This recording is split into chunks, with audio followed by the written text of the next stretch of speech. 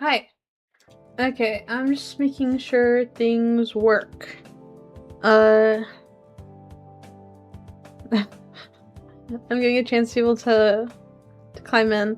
Um, I like pre-ordered myself some cookies.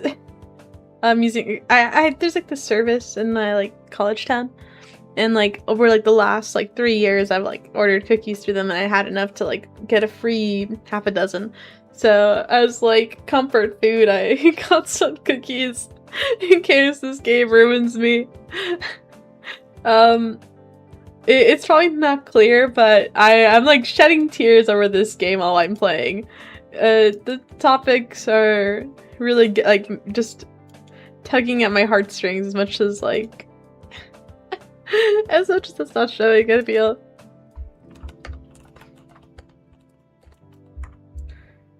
Give me a second. I'm just like I'm just checking things.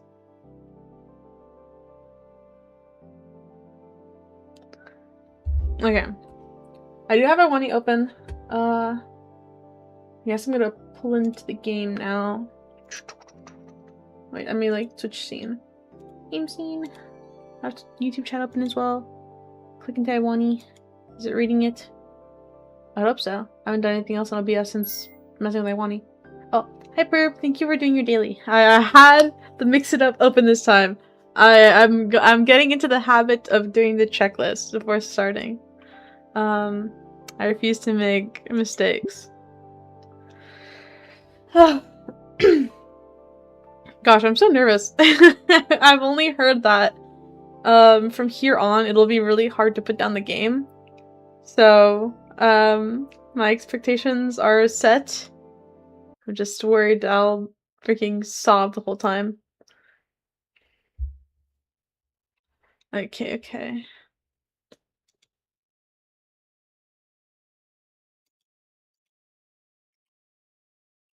Gosh, I don't like how the music cut. The days were... Or... You snooze. Actually, I don't know. Anyways, the days after were surreal with how things... Oh, hi, Yasmi. The days after were surreal with how things just realigned with the old schedule. Oh, a cheese. I left the cheeses from last time, but there you go. Those are shales. The days after were surreal, just how things realigned with the old schedule. Heidekan was serious when he told Olivia to keep off that wrist. He effectively banned her from painting till it got better. Meanwhile, all week I've been doing our work as a group. It was exhausting. Oh, we're in the metro together. Today, I'm pretty excited. Oh, it's animated. She's blinking. For the first time, Olivia's actually joining me on the metro. Like, does it, like, bounce her hair? Yeah, it does. I don't know if you... Like, I'm just noticing the details, sorry. We're headed for the city. It's going to be a bit of a trip. For the last several nights, Olivia's been using my inbox to store sketching ideas while her wrist heals. On Thursday, she even attempted sending a few left-handed sketches, but gave up after the third or fourth malformed rat. No! Then Liz sent a game-changing invitation through our group chat. Her uncle has some business in the city, and he told her she can go do something with the time since it's her car. So she invited the rest of us to join her for lunch at a fancy place. It's got us pretty thrilled. It's got me pretty thrilled. Olivia understood the order to stay off her hand, but that doesn't make her less manic about wanting to get back into painting. Why'd you agree if you don't want to go? Well, the trip to the city one sucks so bad if you're there. Even if I really, really want to start painting. You're almost done healing. It won't be much longer, I know it. But Icon said you should at least wait for Monday. Yeah, that too. Besides, I don't want to be around Damien while he's Poor guy looked positively miserable when I picked Olivia up. He was pale and shaking, and the floor between his feet was left bubbling after particularly powerful sneeze. Has it ever been that bad? It happens like once a year. It's one reason we don't share a room. One moment he's fine, the next he's inebriated. This car is weird. You ride this every day? Yep, this is even my seat. Right next to the folding accessibility seat. What, did you start counting me before we even met? Maybe I did. Man, I took cough drops before this starts. Or before starting. Anyways. She mouths something and rolls her eyes, but there's a clear smile after she goes back to watching the buildings pass. Oh, three stream streaks, burp. Nice. Yippee!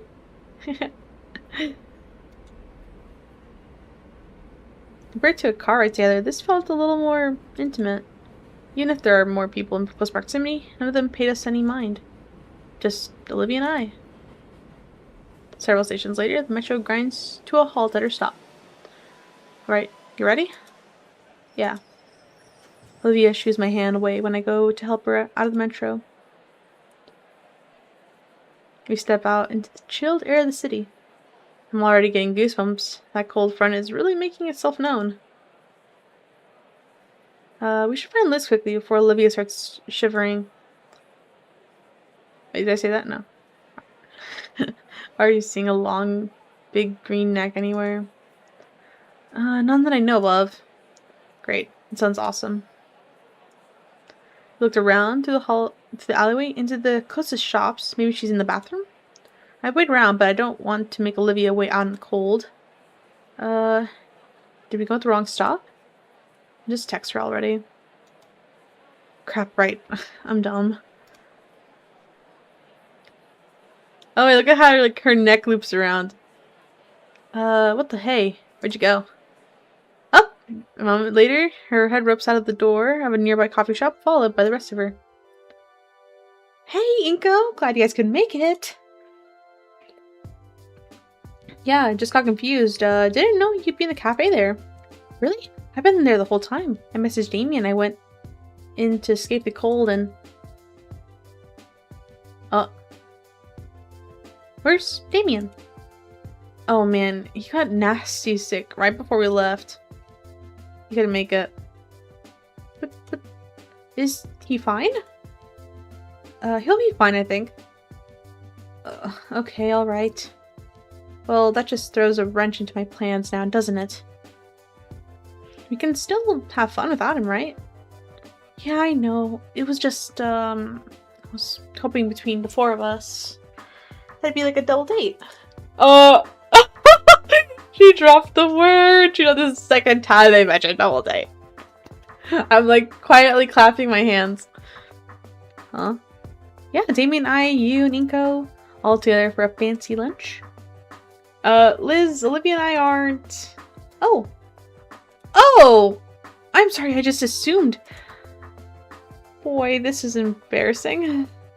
All day seems like everything's going wrong for me. It's fine. Yeah, well, we can still have a good time. Still having a lunch with friends. I'm sure you guys will love it too. Come on. And the rest of her tags along. Liz leads us to the streets, pointing out our destination when it comes into view through the towering skyscrapers. The building is more akin to a narrow spike aimed skyward, with a large disc-like room built near the tip. And you see the space near the top? It's the restaurant. Oh, it's like Seattle. It's Seattle space at the Space Needle in Seattle. At the very top, there is a restaurant. But to go into the Space Needle, you have to like pay some base entry fee, and then like bougie restaurant, expensive shit. Ugh. And you see at the space near the top, it's the restaurant. They built it in a way that the whole thing slowly rotates, so your view changes while you eat. Oh, what the hell? That's actually cool. I can see the whole city, the ocean, even the mountains. Whoa. I've gone here with my parents all the time as a kid, and I always daydreamed about bringing friends and important guests there, and, well, business type stuff. This will be my first time on my own. Well, yeah. You'll see there's even a... Whoop, hold it. We lost Olivia. I turn around to check on our errant Gator friend, who's a bit farther behind and grimacing. She slowly comes rolling in, fighting to hide the slight winces every time she pushes herself. Oh, sorry. It's fine. You sure you don't want help? I can manage on my own, please. Alright, you want to lead the way? Alright, it's the Space Needle looking place, right? I literally just call it the Space Needle. She rolls ahead, Liz and I follow behind and continue our conversation. The restaurant is an impressive spire, but the actual seating area 30 floors or so up. After Liz verifies the reservation, we're let into a special elevator with a glass front. After a minute or so of rising above the city, we stop at the door, and the doors slide open to reveal the restaurant. It's a circular room, with the seating by the windows and an inner ring for bars and kitchen making up the center. Definitely a carefully crafted place. I wonder if I'd be the kind of place my parents would bring me to. Waitress greets us and leads us to the table by the windows. And one of the seats closest to the windows moved so Olivia's wheelchair can fit by the table. And she approaches the space and stops. She looks down at the window. Can we switch seats? Afraid of heights? Shut. Alright. I oblige, shifting the seat over so she sits instead by the aisle. I think that's pretty funny. Quite a view, huh? I can see why it'd make you squeamish, Olivia. Heights also scare the living daylights out of me. Even though, you know, she can hold her head pretty high, technically. What? Are you afraid of heights, Liz? Well, yeah, isn't everyone? But that doesn't make any goddamn sense, Liz. Your head hangs 3 stories above your shoulders and heights scare you? Look, acrophobia is the irrational fear of heights, okay? So of course it doesn't make sense, but still. Whatever. Heights suck. We agree on that at least. So what do you think? It's very nice. I can see why you wanted to come up here. Liz nods. My family usually comes here once a year. Uncle Ferris has to remember to bring along a letter from the owner saying he's fine to let in. He won't bring the whole tower down. Oh, yeah, because he's a whale. What the hell is a biscuit? Olivia looked down the menu. Right, we're here to eat. Lobster biscuit? It's lobster tail in a creamy kind of soup. Then why not call it lobster soup? Biscuit is a weird word. I looked down at the menu myself. There's all your standard options between pastas, sandwiches, cuts of meat, some weird novelty things, but I actually like trying those. I guess I'll have... Oh shit. Am I being asked? The chicken is the double tropical cheeseburger, pine sauce, entire leg of cow. Samies with Olivia, Gator kebab. The wooden steak is being carded like the restaurant. Wait, this sounds so fun though. I would eat that if it was, you know, something that wouldn't give me a freaking stomachache. I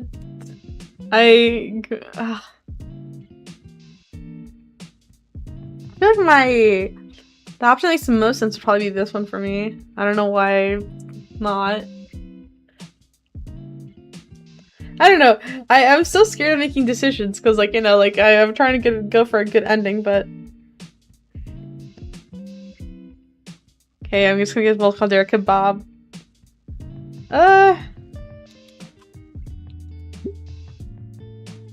You sure? With onion rings? If you want, I'm buying. They serve breakfast all day too. I'm going with the pancake platter. Liz waves the waitress over and we give our orders. Nostalgia pick? You got me. It takes me way back. She stares out the window. I look out the horizon as well. The view has shifted a bit to show the mountains. We all look out for a long while. Maybe a little too long. Ordinarily, this would be around the time Damien would say something that kept the conversation going. Oh right, he's usually the one bringing us all together. Yeah, it's a bit strange to think about but Liz and Olivia aren't really more than acquaintances. But bringing lunch, it's Damien that always makes sure everyone is included in the conversation. Nothing comes to mind. I don't think I'd make a good Damien. One moment, please. Oh. I ring Damien up in the hallway. He's sick, yes, but hopefully he'll have something for me to use. If he picks up, please. Vinny! Hello? Vinny, I want to talk to Damien. Nah, he's out right now. Mom's with him in the backyard. He's puking his guts out into a bucket. Why? Pest control guy is by it. Oh wait, pest control guys buy it from us for $50. Gross. Oh wait, is it because of the spit that they have? So it's like venomous? I thought that was like more of his mom's thing.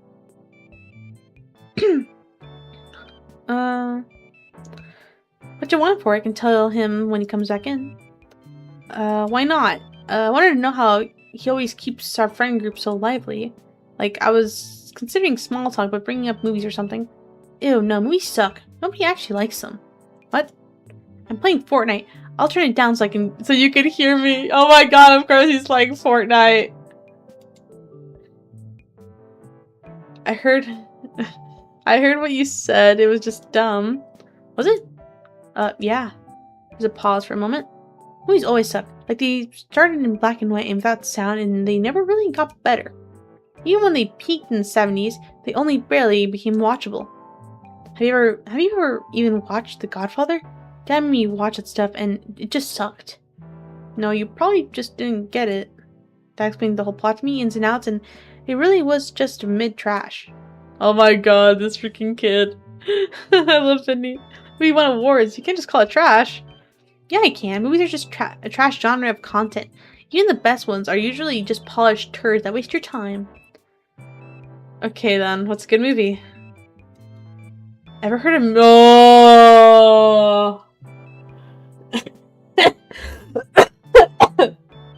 Oh, I'm actually being jump scared by Mr. freaking Teeth. Oh, Mr. Beast. Ever heard of Mr. Beast? How about Storytime Animations? You gotta be kidding me. His fucking expression. This expression of his, like, always fucking kills me, man. I can't. Oh my god, it's so creepy. I'm not. Any popular content on you, Snoop, provides you more value of your time than the classics that you old people fawn over, and it still sucks. Those aren't even movies. They move, and I watch them. Not my point, you troglodyte. As if you could ever even think of comparing that slop to the likes of Star Wars, The Godfather, Blade Runner 2049. Movies are one massive pile of doo-doo fart, but even it can sometimes make something mediocre. These are billion-dollar franchises. Millions of people would disagree with this deranged nonsense. Doo-doo fart. Why is he arguing with a freaking, like, child, a small child at that? Ah, you know what? That shirt of his makes a lot more sense. I remember seeing it the first time and thinking to myself, he looks like Mr. Beast merchandise, and it is. 1000% that's a fucking Mr. Beast shirt. Oh, fuck me, man. Oh my god, you little... Listen, you little chump. Next time I see you going in to ring your... Next time... See, you little chump. Next time I see you, I'm going to wring your little neck like a wash rag. What? Who is this? Oh! Shit! Dude, his mom's gonna actually kill him. Shit. Calm down, kill him later. Nuts. I didn't get the advice. Dude. Oh my god. Why did you have to curse out a little kid? I slipped back to my seat and slipped down, catching my breath. Fuck, man, my face hurts from smiling. Well, you alright? Your eye is twitching. Wait, yeah. I don't think I've ever been more angry in my life. What happened? I don't want to talk about it. I rubbed the tension from my face. Fine, I can be a good Damien all by myself. So, Liz. Yeah? You mentioned, when we first met you wanted to be an art dealer. Getting the right people, the right things right. How's that going? Oh yeah, it's going great. I just got accepted to Marshland U, actually. Oh, snap. Yeah, I finally got everything all worked out for myself, and I'm going to hit the ground running once I graduate. It's pretty cool. I'm still figuring things out. You too, right, Olivia? I only got short-term goals right now. But I'm interested in what Liz was talking about. Right. I'm sure it wouldn't be a problem for Olivia to replace that stolen painting. But what was annoying was having to contact the Treasury and Administration about the broken cabinet. I mean, what even happened? Or did it? I wish they could have dealt with Mrs. Scalar's neurotic tantrum the way I did. We're still finding glass shards all over the floor, and I got screamed at as if I'm the one responsible for it. Scalar needs to put that coffee mug down sometimes. Jeez. It's not a problem anymore. We've already ordered a new display. It would be installed next month. Oh, I got off track. What were we talking about again? The art dealing thing? I'm actually interested. Oh, well, the plan is to be able to open my own business. I'll start online and work my way up to having a physical location. Uncle Ferris told me he's willing to help me figure the legal part out. I've already gotten a few connections, some people that might be interested in getting involved that run some pretty decent prices for me. And I'll be selling my own works too. I've gotten even better at painting since the start of the year. Have you noticed? I think you have, at least. Yeah. Although since I'm no artist, I'll admit some of the details are probably lost on me. Liz nods. Maybe I'll buy one sometime. You'll give me a discount, right? Ha! Maybe. Oh, Olivia, have you painted anything good recently? No. Oh, sorry. It's fine. Well, I got one I really want to be doing. Why don't you? Because I got dragged here instead. Dang it, Olivia. I mean, not that I'm mad. Liz looks like she wanted to say something. The thought dies on her tongue. Yeah. The conversation and tension thankfully gets interrupted as our food arrives. Social media influencer and me itches to take a photo of each plate, especially the one with the good presentation. Especially with how good the presentation is. Dang, I should have brought my camera along with me. Wait, I have my phone. Say, Olivia. I turned just in time to see her clamp her jaw on the hunk of meat, tearing it right off the bone. Never mind. How's it taste? Takes a moment to chew her food before sending it down the hatch, then smiling as she gives me a greasy thumbs up. Liz chuckles from Olivia's good review as she lowers her head to get the first bite of her pancakes. Given that her neck is making movements equivalent to doing the happy dance, I'm guessing that the pancakes are good here too. My view had changed again, and now having noticed it, I could almost feel the slow rotation of the room. I savor my onion rings while watching Volcadera bluffs pan right by us, taking in the amazing view. My thoughts reach out of my camera, already calculating the restaurant's rotation at the proper setting to capture the full 260 panorama I could achieve. And a separate section of my mind recalls the other panoramic of the city I saw. The one that is now nothing more than shredded debris. Say Liz. The brachiosaurus takes a moment to respond as she attempts to cram her snout out of her glass of water. Stupid glass to straw. Huh? Oh, yeah? So you mentioned all about wanting to be an art dealer and be a part of the system. I guess it could be cool if we work together. Or I guess it could be cool if we work together. Come again? I don't know, it just seems like a decent idea. No, I get you. Now it's Liz's turn to pause from her food, sit upright and carefully tap the napkin on her closed lips. Maybe. But I don't think that you'd want that, honestly. No, that'd be cool. I'd like that. Oh? Yeah, maybe. I'm not sure. Yeah, I'm just trying to get this whole thing off the ground on my own. Without others' help, right? Like, how you feel about your art stuff. That's different. The point is, it's important to me that my start is as self-sustaining as possible. But you just said you had connections in your uncle. Yeah, family and such, not a... Olivia raises that iconic eyebrow. Friends, or is it just me? Olivia, don't even start to make... Olivia, don't even start to make a scene. I have to do something. Olivia, Liz, come on guys, can we finish lunch first? How am I making a scene, Liz? I'm just curious about your life for once. Well, not like this then. I'd rather you go back to giving me the silent treatment. Oh no. Oh no, what have I done? Oh hi Amara, thank you for reading me out your package. Let me drink water.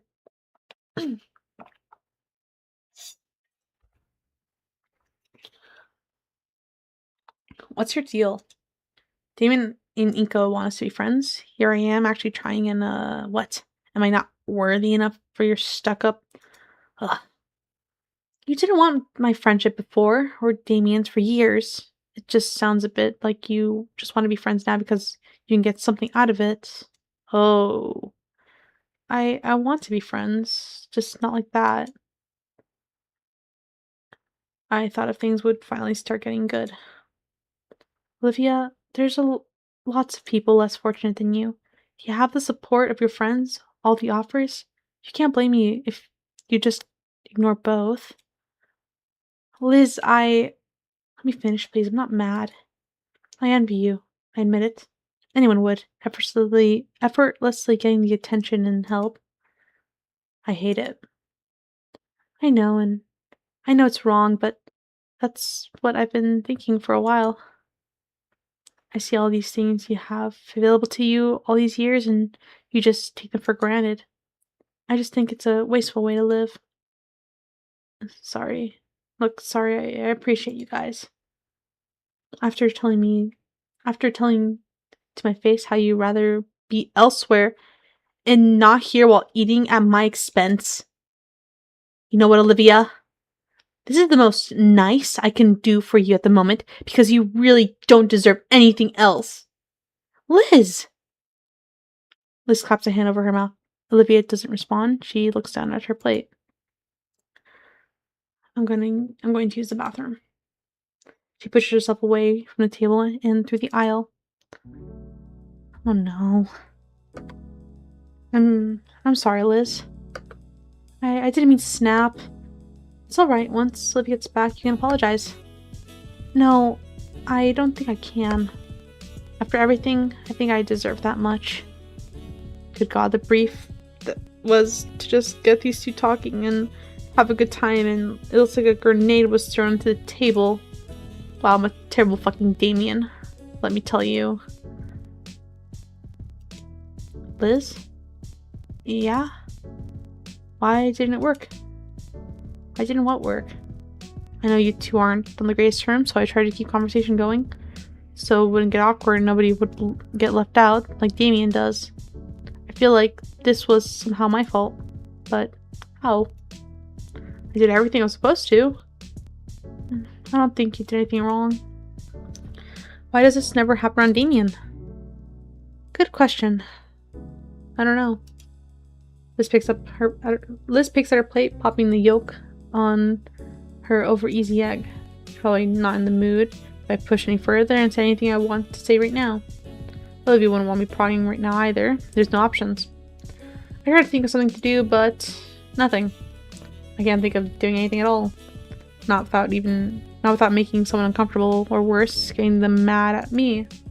And I've never even anticipated something like this happening. It's frustrating. I can't do anything, but I can't do nothing, obviously. Not if I want to smooth things over. Right now, Olivia's in the bathroom. She's actually just fooling around in the hallway. But the point is, two are separated. I can work something out. Should I keep trying then? I don't want to make anyone uncomfortable. I think I'd rather you didn't.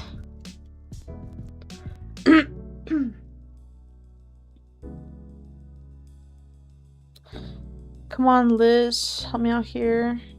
Ask Liz for help. How does she know how to deal with avoiding upsetting others? Go find Olivia. I mean, yeah, I can go well, she isn't Inko's girl, bro. They're friends, remember? But yeah, I probably should go ask her. Honestly, like, I shouldn't prob Liz anymore. Probably wants a moment to think anyways. Olivia probably didn't need to use the bathroom. Probably just wants to take a moment to breathe. That was hard. Like, to see. Damn. I'll go find Olivia, I guess. Heavy breath escapes me as I stand for my chair. You'll excuse me, Liz. Her head tilts comfy further than needed in question. Interview. What do you mean? I love Olivia, and I think she's adorable, but like, that's not the point, bro. It's not about wanting, like, Olivia.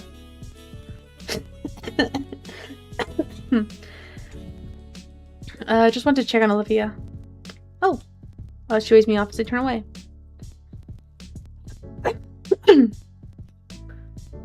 Oh yeah, how was Deadlock yesterday, Amaranth? I didn't get around to watching the stream yesterday because I was kind of busy dealing with this. Oh, this game's intensive. Or did you stream yesterday? I don't remember. I don't know. I don't always check when people do. I'm getting more into the habit of, like, opening Twitch just to see who's on. Anyways. Making my way through the restaurant, a part of me marvels at how I don't even feel the room spin. It kind of makes me dizzy, honestly. But it's just mental busy work to distract myself. After all, I have no idea what I'm gonna say to Olivia. Hey. Should I ask how she is? Inko? Well, I'm on the spot now. Hey, just can you see what you were doing? I thought I had more time to think about things, but instead of being by the restrooms, Olivia was... Why are you here by the bar? Or why are you here by the bar? I just wanted to see if they'd give me a mimosa. What? That one bad match when I was carrying the dynamo, but the Wi-Fi broke. Oh yeah, actually no, I think I remember that. I think I was there for that actually. And like I wrote you after because I was like, what happened? Also, why is she trying to get a mimosa? Like, that's what, champagne and orange juice? What? Mimosa. You know, like OJ and champagne. Olivia, you can't drink. Says you. She's a long sip of a glass flute filled with orange liquid. What? Why I make to slap it out of her hand, but her tail stops me. I'm joking, jeez. It's like you, Inko, a virgin. It's a virgin mimosa. Oh my god. Mimosas are very yummy. Oh my god. Sorry. She grins at my scowl and continues sipping on her drink. Want some? She holds up the glass to me with that smug smile of hers. Taking the flute, I can clearly see where her lips had touched it. Olivia looks to be leaning forward as I stare at the glass. Ah! Indirect kiss! Indirect kiss! Wait up. Ignoring the heat of my cheeks, I tip the glass above me, carefully pouring some of the liquid in my mouth. Oh, this is just juice and ginger ale, Olivia. Actually, that sounds kind of nice. I might try doing that now that I think about it. Anyways, handing her back the glass, for a split second I saw some disappointment in her eyes. Aw. Actually, let me save it real quick. Yes. Maybe I'm just seeing things now. With a shake of my head, I refocus. I came to check on Olivia, fixing between her and Liz. You okay, Olivia? Yeah, totally. Why wouldn't I be? Her eyes are wide open and yet not looking my way. Well, because of what Liz said. Oh. She sighs in her chair. Olivia? No, yeah, that was... Her bingle circles the tip of her glass as she thinks. I'm not hurt, just frustrated. She looks at her glass one final time and then downs the last quarter of it in a single swallow. Afterwards, Olivia sets it on the bar, on top of a couple crumpled dollar bills. Liz doesn't get it, Inko. Maybe if she walked a mile in my shoes, she would, but... I hate to see you guys go at it like that. Yeah, it's just been a long time coming for me, but who cares? A long time coming? I know she's been a bit frustrated for a while. Probably been holding that in. Doesn't mean I want to hear it though. All the time I've known her, she's just been so far ahead of me. You heard her about how her art's getting better, how many connections she has, and how it'll get her $1 billion or whatever. I'm the better artist, but I don't even know how to start getting my crap together like that. I look at the chasm between us and it fills me with dread. It's just jealousy, I know. It's just been getting worse every time she mentions getting further in life while I can't even convince myself to try. It's different actually getting her upset at me, or this specifically. I just mentioned being someone she's considered a real acquaintance and she blows up like that. You want to talk about it? No. You sure? Is that what you wanted to see me about? Partially. The part is I was a bit confused. I wasn't expecting things to go the way they did. So I came to see you to ask for help to make this right. Uh-huh. Oh, I'm not apologizing if that's what you mean. How does she know how to deal with avoiding upsetting others? I mean, Olivia, when it comes to avoiding upsetting others, just stays quiet. That's the thing. So, like, she doesn't have to apologize, but neither of these options really tell me. I don't know. One just seems pushier than the other, and this one seems pushier than the other. I don't know, like, I don't know, Olivia just stays quiet is the thing, usually, and just kind of agrees to things. At least as she has in the past, at least when she, like, with Mia, so. No, it's not that. No, it's not that. It's not it. Bringing my scalp to help my flows flow. I just let my words come out unfiltered. I'm serious here, Olivia. I need some help. I have her full attention now, and my words just keep coming. I feel like I did everything right, but it went wrong, and you got into an argument. And though it wasn't heated, you got hurt. That scares me. For a brief moment, Olivia's great eyes widened in surprise. I have a few ideas on what to do, but nothing that won't make someone upset. Or worse, get them mad at me. Why do you care about your opinions, or why do you care about our opinions so much? Because you're my friends? I want us all to get along and enjoy the lunch we got invited to, but I don't know how to fix it. The only thing is OJ and Bar Ice. What? Bar Ice is laced with sugar. Oh, it is? Okay, I was gonna say, like, I don't know what you're talking about, bro. I've seen so many, like, bartending videos that, like, I've never heard of that. You're low-key, like, dumb. Oh, you asking me? The only thing I can think of will just probably make you guys upset with me. That's why I'm asking you. Me? You're, self-reliant. You're strong in your stance to never accept help on account of your condition. For the longest time, that confused me. Well, it still does, but you do it. It confuses you. Well, like others are willing to give, and giving feels good. When you deny it, it's like telling them those thoughts don't matter. One way to put it. That's part I don't get. Even though everyone stands to gain something for the sake of your goals, you don't accept it. You take the hard road. Saying out loud, I like it.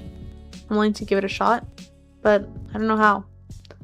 What do you do when there's no good option? Wow. Well, thanks, I guess. I'll put it this way. It'd make an alcoholic happy to give him alcohol, even though it hurts him. But sending him to rehab, that's painful. It's not a happy journey to make. But it's good for him. Absolutely. That's my point. Don't worry about making others comfortable and happy if something needs to be getting done. In my case, that means ignoring the help because my own goals need to be done. If it makes someone comfortable, then it's their problem, not mine.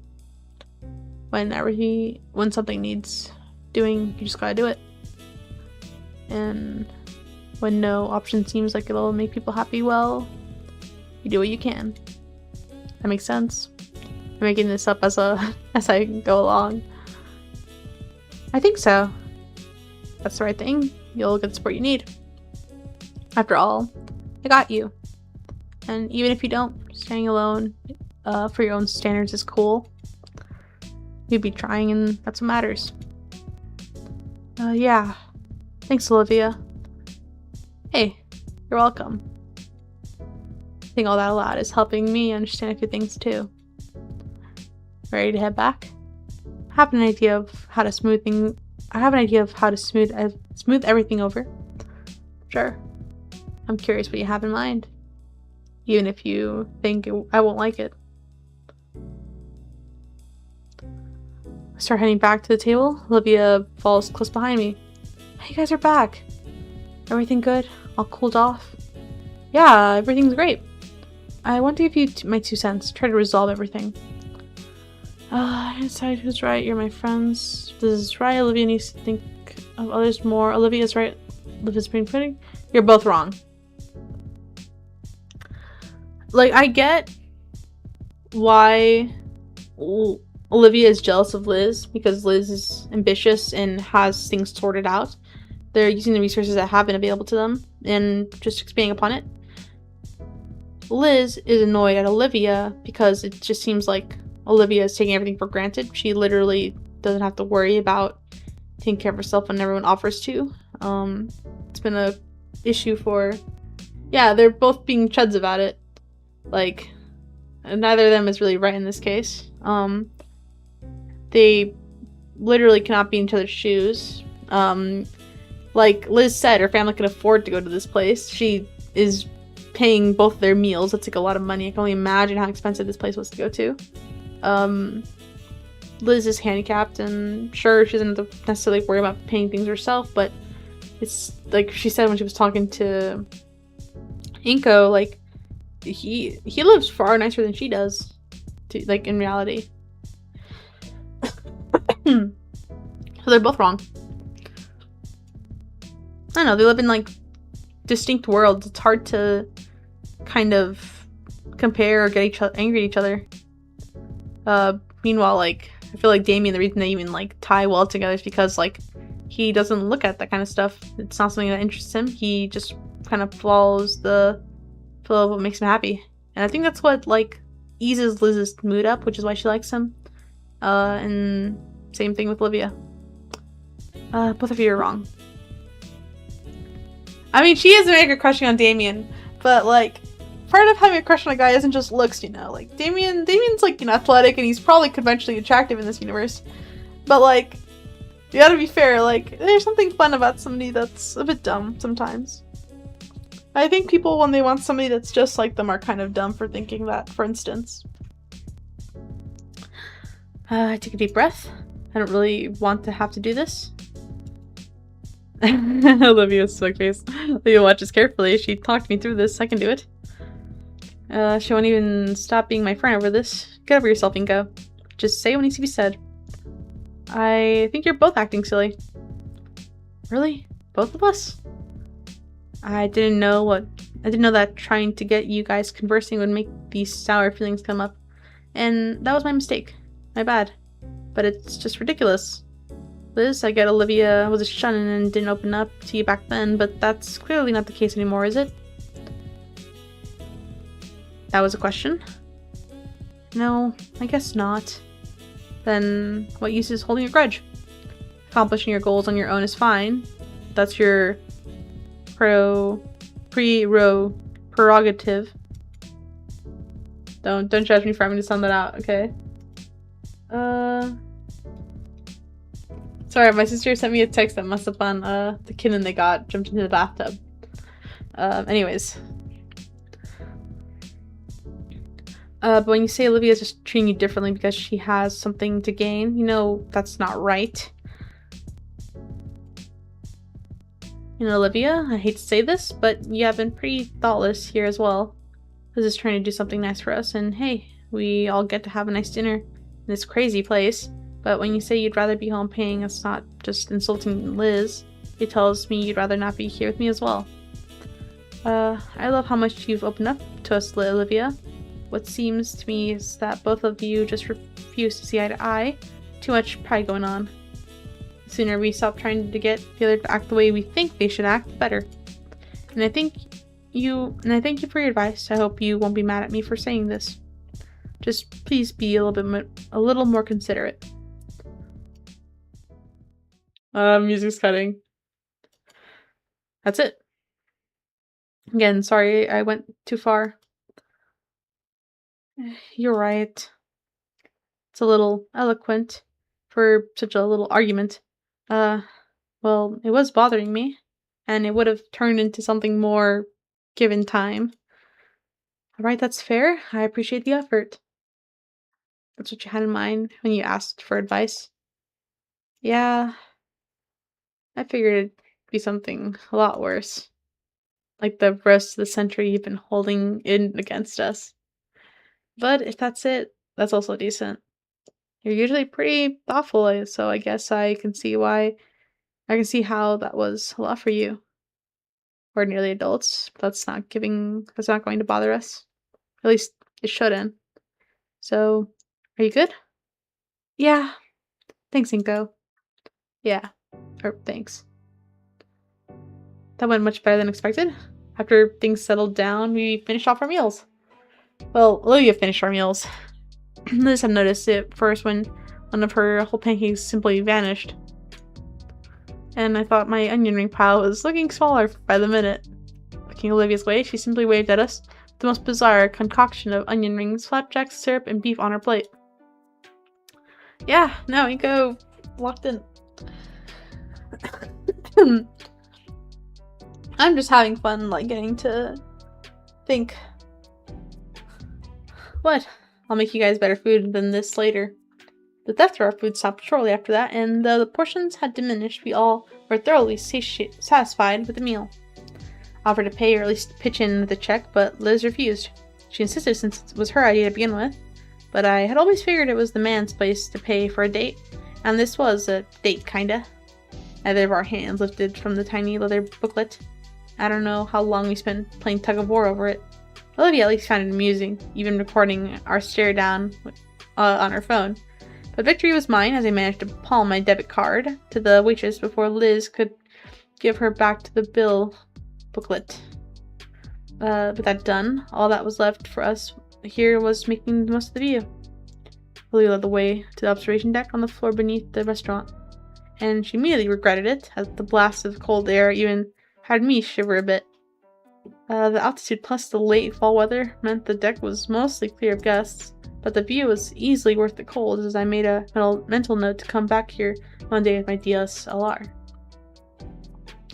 We slowly moved to the railing so we can fully take in the skyline from the bluffs and out toward the ocean, along with the city skyscrapers that were dwarfed by the spire. As I scanned it over, I doubled down on the mental note, because seeing Olivia silhouetted by this beautiful view is... Brr, I don't get how you two can stand this temperature. Liz doesn't look that cold. All she's doing is rubbing her arms in a theatrical manner. I'm gonna be by the elevator, guys, okay? She heads over. Oh, her head moves next to Olivia, and there's a hush. Wait, no, her head moves next to Olivia, and there's a hush whisper shared between them. Oh my god! Oh my god, I'm so excited. Liz's body turns and leaves, her head falling shortly after with a beaming smile. Olivia? Don't ask. Her eyes remain on the horizon. Maybe it's a little colder though, as Olivia's face is slowly turning red. Something up? Well, her eyes trail down, her hands raise up until she's carefully examining her wrists. I watch as she carefully tests her hands, wincing occasionally as she slowly flexes and rotates her hands. About the painting. Not until you're better. I know. I've been thinking about it. I'm going to be way out of practice when I'm all better. So you're going to practice? She smiles as she turns to me, really excited about the prospect of starting work on that soon. Yeah, I have this mental image for it in my mind and everything. Her smile lessens though, and her tone becomes uneasy. I just want to make it perfect. I have the mental image, but I won't have the skill. Plus, between the carpal tunnel and rushing out of all those pieces for Mia, I think I understand what she's getting at, but her smile is back again. Once I can paint it again, I need time for practice. I want to show Mr. Idacon the greatest piece I can create. Do you need anything? My words cut my thoughts off. No, I have the paint and... No, I mean, do you need any help with your practice? Her face goes red again. Maybe. Well, I don't know how much I can help, but... what with my complete lack of painting talent. But otherwise, yeah, I'll do whatever I can do for you, Olivia. Oh, that's so cute. I promise. I submit it with a smile and thumbs up. Thanks. I think we only stood out there... Oh no, I think we only stood out on the viewing deck for a few more minutes. After a particularly cold draft had swept over us, Olivia figured she'd had enough of the chilly air here. We made her way back inside the elevator station where Liz was standing idly. No! They didn't ask each other out! Ugh! Dang it. I was so excited. Anyways, she and Olivia looked at each other for a moment. The two held their stare locked in on each other for about half a minute before Olivia looked to the side. So what else is there to do here? A lot, evidently. Once we had gone back to terra firma, Liz had taken it upon herself to walk us around the entire block. The area was a miniature theme park with a lot of street vendors selling tourist trap gifts. We spent the rest of the day just wandering around the city park here. During the late fall day, did the best we could. Eventually, as the sun sank below the horizon, Mr. Ferris found us. I had forgotten that we had come here in the first place because of his business meeting of his. Liz and him waved us goodbye as they broke away and headed to the parking lot, while I pushed a very tired Gator girl to the metro station.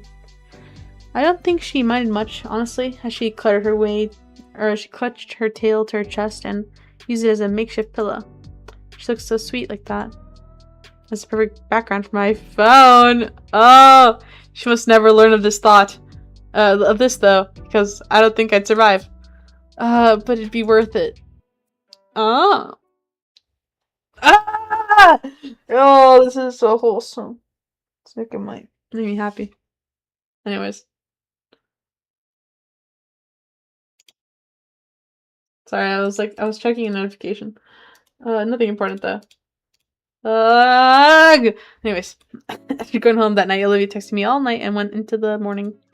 Ended up talking about all sorts of things. Mia, our art, various shows, just about everything. Never seen her that excited before. For someone with sore hands, she sure types fast. And for someone that doesn't much like talking at all, she sure types a lot. Certainly can't keep up. And when she didn't want to talk, she sent more doodles and sketches. Sleep wasn't really an option on my end either, and Vet's doodle ventures were quite entertaining to read. Since then, we've been texting more every night, as much since I do need my sleep.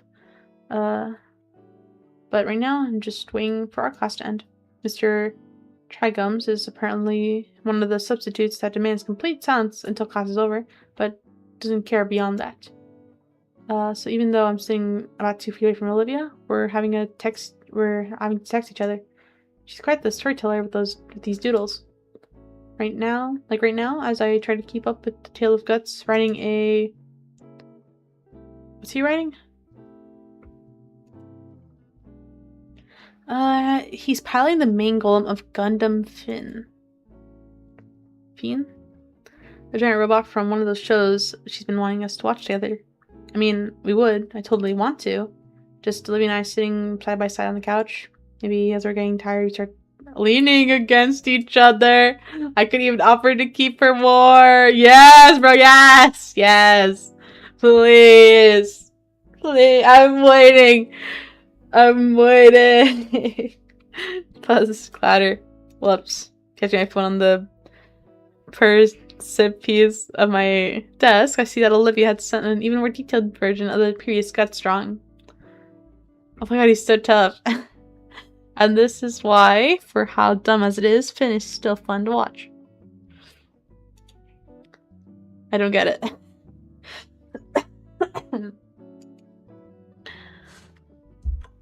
You almost didn't get your phone just now. If you'd watch it, you would. Angry guts. Wait, I can click on it, right? You said tab. Anyways. One day, maybe. Though, only if it was with her. Oh my god! His internal thoughts are getting me so excited. One day, yes. Aw, crap. Teacher. Don't want to lose my phone. Okay. After a couple of minutes without any alerts, except that the Gator girl really is done for now. With a quick look at the clock on the wall, I figured I've got a few more minutes before I absolutely must hide my own phone. Icon's been out for about a week and a half, so we've been stuck with Mr. Trigums. Apparently, he doesn't like electives. I swept back, looking through the pieces she'd sent me over the last couple of hours. A lot of the references go over my head, but the few that don't earn a hearty chuckle from me. Then there's the more detailed ones, the drawings that have been good enough to actually render. I smile as I save those. I've been meaning to ask if she's done one, back when she started doing this. But I never got around to it, simply saving it in a folder. Folder that's grown to a couple dozen now. Whee! Could Jerome Clarkson please come to the office? What? Could Jerome Clarkson please come to the office? Thank you. Who the frick is Jerome Clarkson? That's what makes me nearly drop my phone again. They've been going on all morning about calling some random students to the office. The buzz on my phone has me check it again to see another message from the Gator girl. Never mind. Teacher is acting weird today. Weird? I look at our substitute. Mr. Trigum isn't paying attention to us. In fact, he's just kinda looking through the desk he sat at. Weird. Same here. Think it has to do with the office thing? I don't know. Was thinking it was the short day, maybe. Are they trying to, like... I think they caught on to Idacon being the one that destroyed the display case, and now they're calling up students to figure out who was there and, you know, punish them for being an accomplice in it and all. That's annoying. That was another thing. I think the entire class realized something was up, how fast class periods were going today. And this time I actually dropped his phone. Aw, man. I look at my phone on the floor, the corner of the screen chipped away. Picking it back up before one of my anime classmates can step on it on their way to lunch. I also just noticed that Ben wasn't here in class either. Aw, man! My phone! I don't know, I was thinking, what was short day? Hurry up, short day means lunch is earlier. Heading to lunch, I realized I'm actually not that hungry.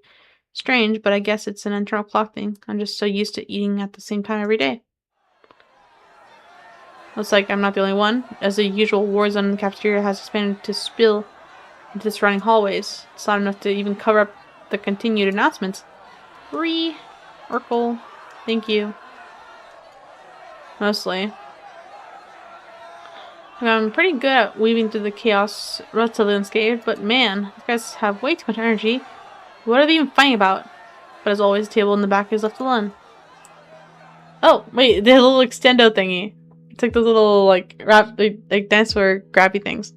Damien is chattering loudly about his day so far to Olivia, who's occasionally poking Liz across the table with a toy claw hand.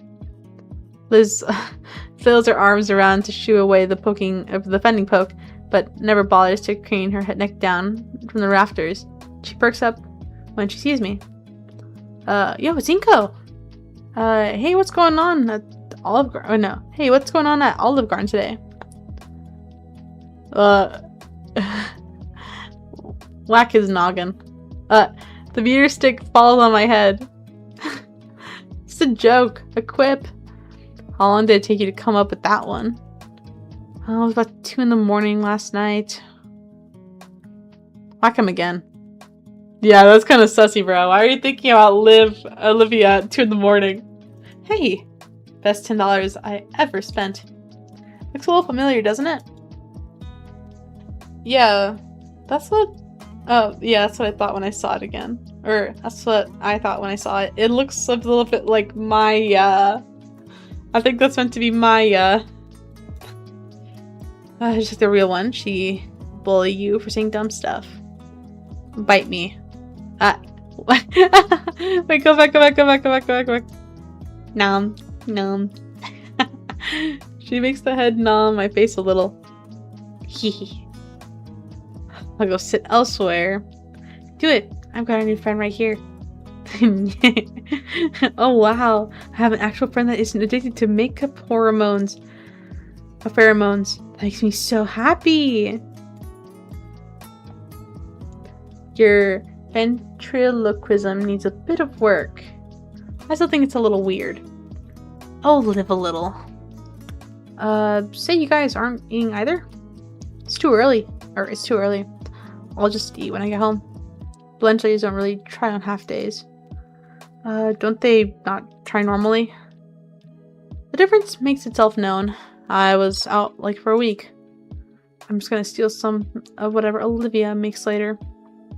Get your own. I've changed my mind. She has too much power. This is great. Ah, he took it away. That's so mean. I mean, they're probably giving him a lecture. That's just my thought. Or making him pay a portion of it. That's even if they get like caught on to him being related. They might also just assume it was just flat out a student instead of a teacher. Olivia reaches over to gnaw at Damien again, and I snatch it out of the air. No!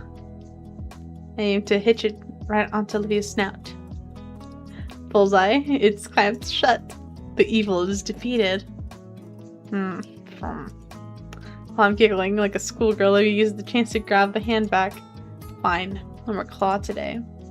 She hastily stuffs the plastic toy in her backpack. After some more small talk, Damien's attention wanders towards Liz, who seems to be lost in thought. Hey Liz, what's in your head? Oh, I was just thinking about earlier today. I was talking to Principal Scaler this morning while running some errands for Stuco, and she was really out of it. Out of it? Yeah, like she didn't want to be here today. I tried to pry, but she clammed up. Never seen her like that before. So it isn't just the drinking substitute, but also Scaler. She must have drank bad coffee or something. I don't think that makes people sad. I can tell you from experience, it just makes you really have to... Oh, looks like I got a text. Liz pulls out her phone, craning her head down to get a better look at the screen. It's from Ben. Come having a student council meeting. It's a bit more formal than that, I guess, since it's a half day and all. Oh well. Duty calls. Sorry for having to leave you guys early. No worries, Liz. We can meet up after school.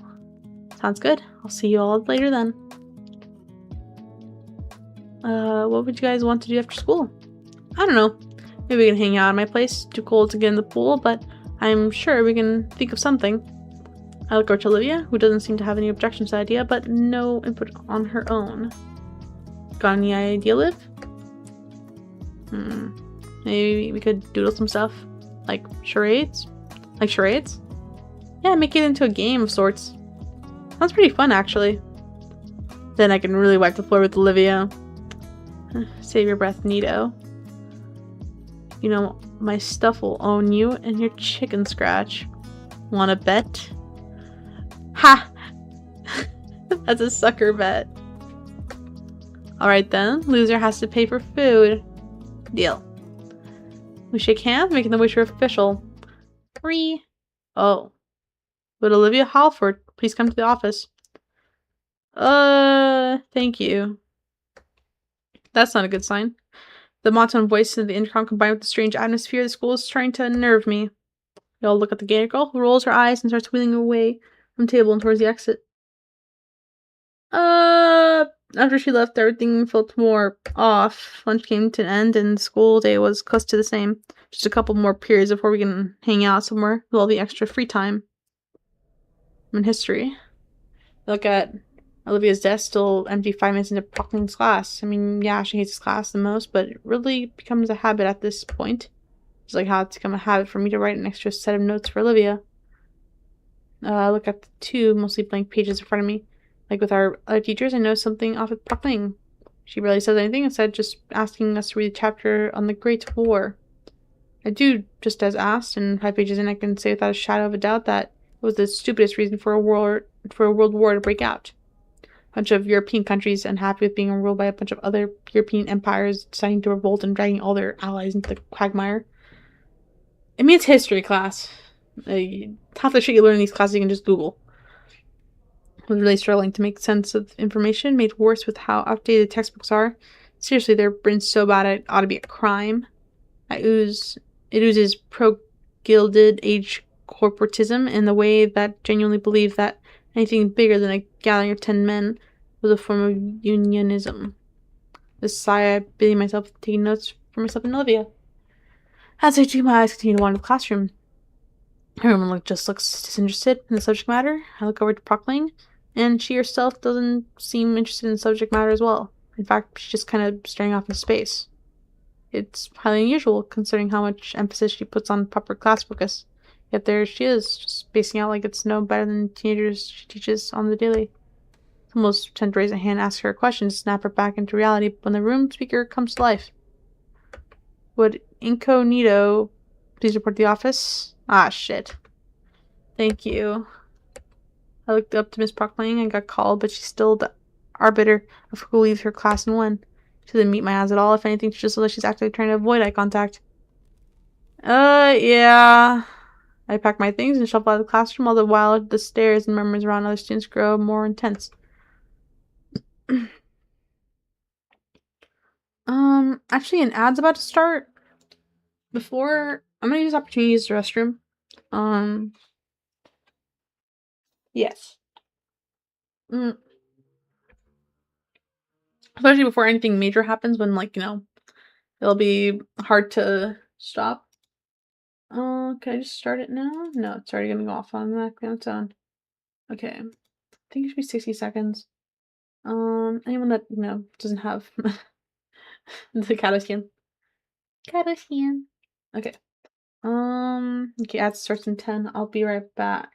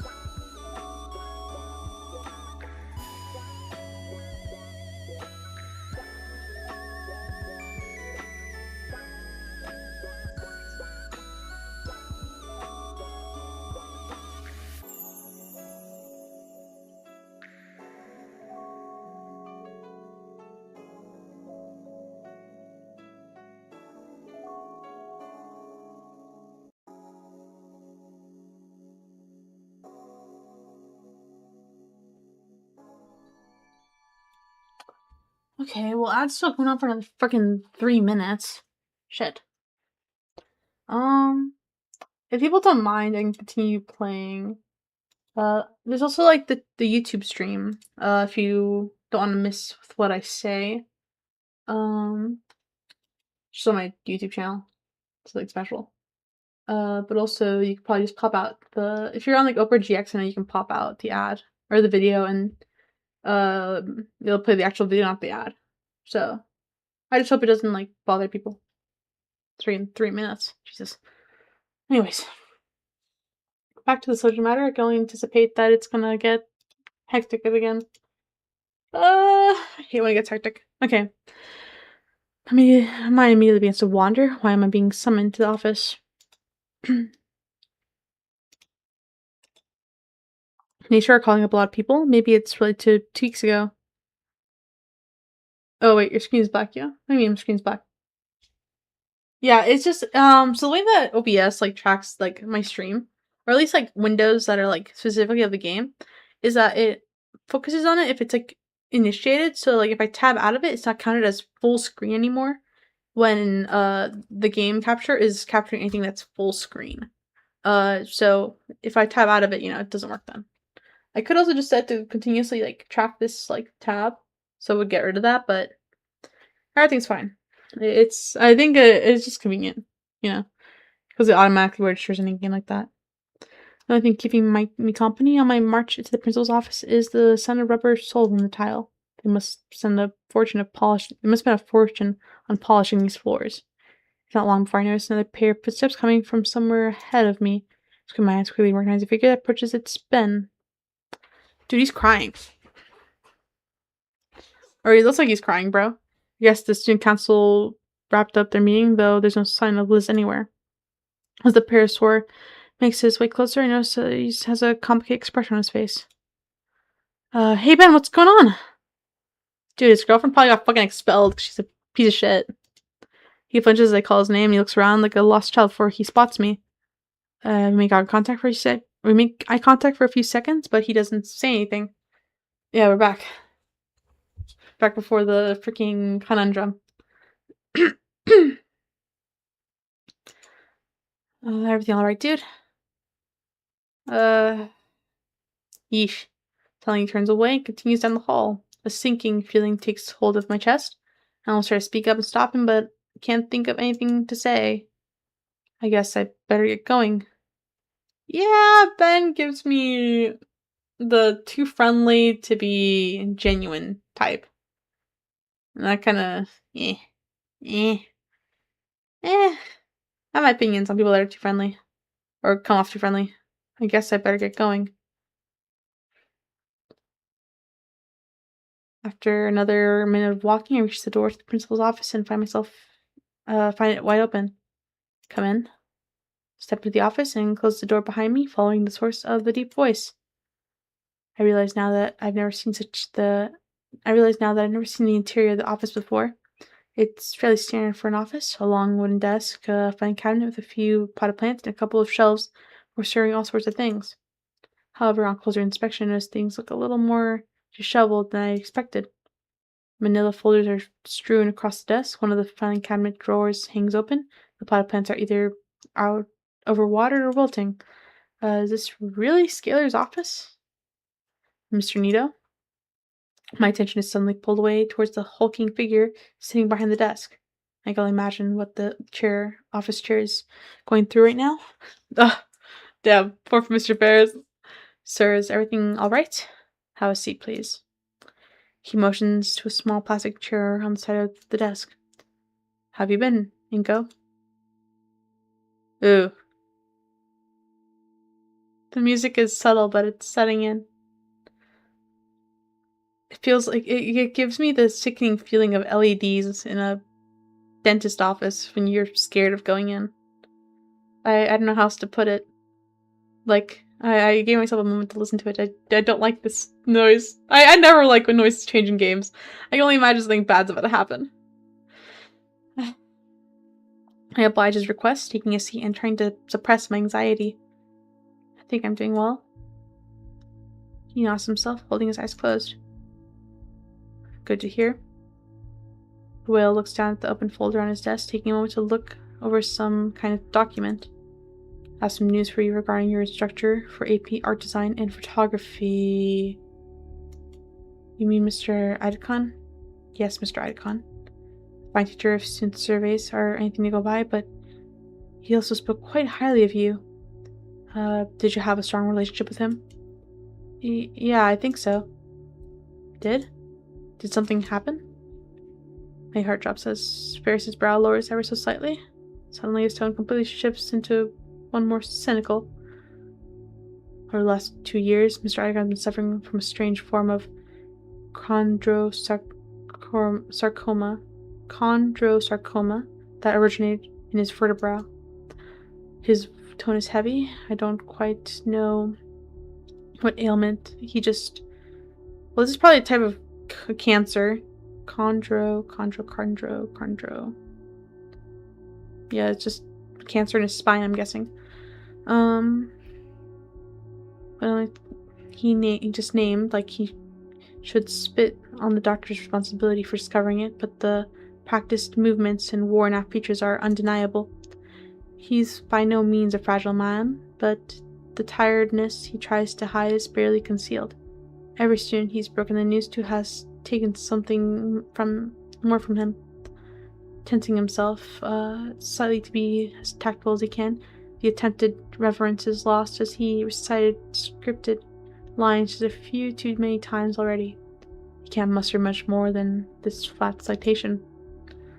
This analysis means nothing. I'm just distracting myself from the reality of the situation, as though prolonging a confirmation will keep it from happening. Mr. Ferris misses my self-confusion, clarifies, like he must have done a few dozen times already. Bone cancer. Chondrocyte? Chondrocyte is the... There's like way too many fucking cells that work on the bone. Chondrocyte.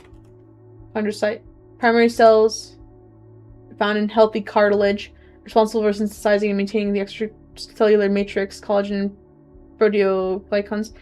The collagen is always there in your body, but as bones mature, the collagen becomes the base for calcification of bone structures. The still relevant in parts of the bone that are usually areas of high impact. But it's fucking sounds miserable if it's in his spine. I can only imagine. Probably can't fucking sit up. He's gonna be bound to a wheelchair probably after the procedure if it goes poorly. Or if he survives. I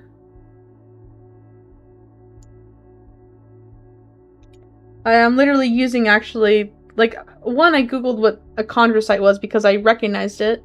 Secondly, I literally actually understand partly what they're talking about.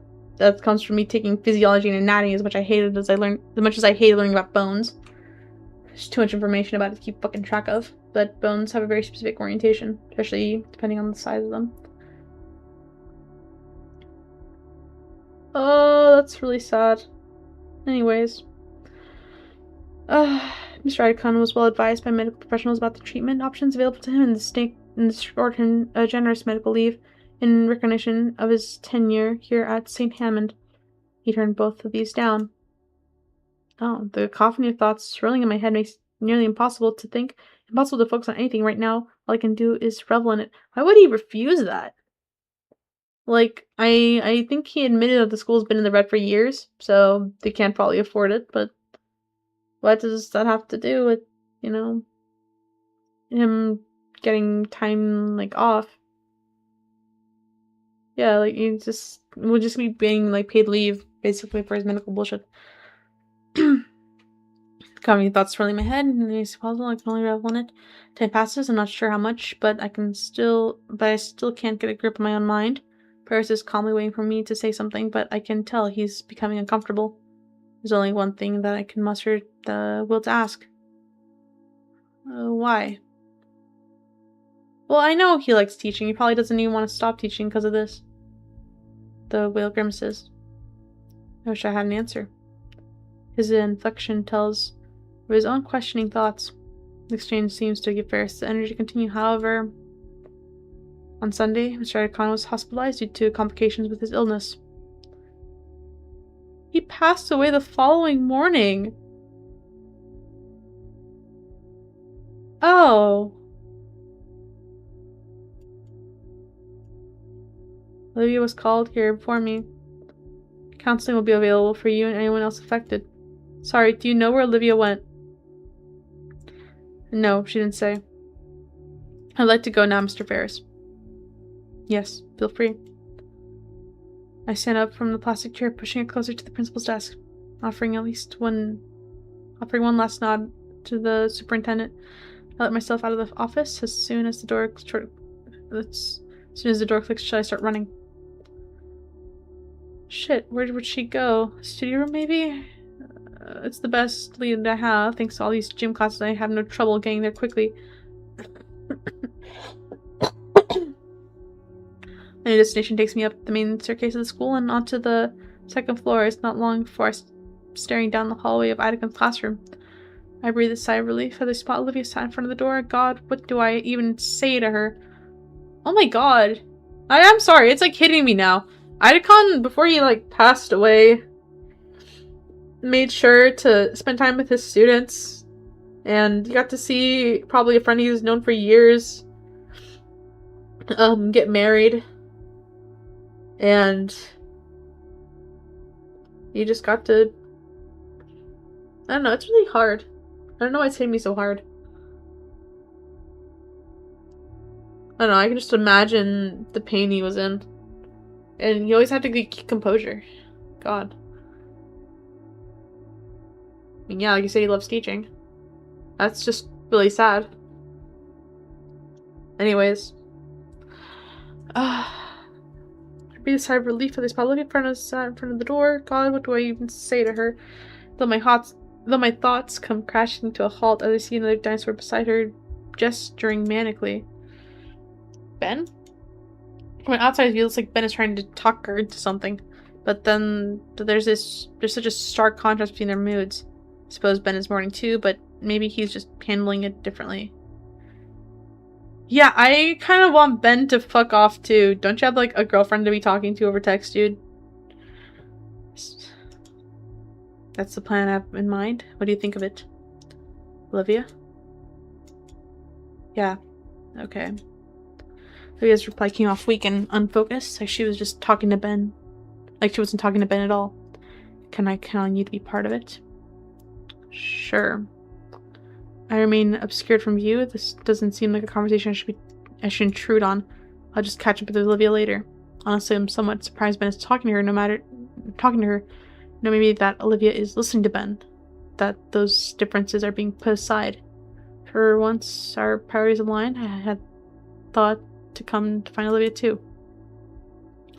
I wonder if Icon was a mentor of each of us. He'd always be around to help us, but now all the little things that make you anxious or aggravated are gone in an instant, and all that's left in reality is reality. Why bother with this dramatic garbage? If now is not the time to be brought together, then when? I'm thinking too much. My hands are shivering. Something in my heart threatens to fall apart, but not now.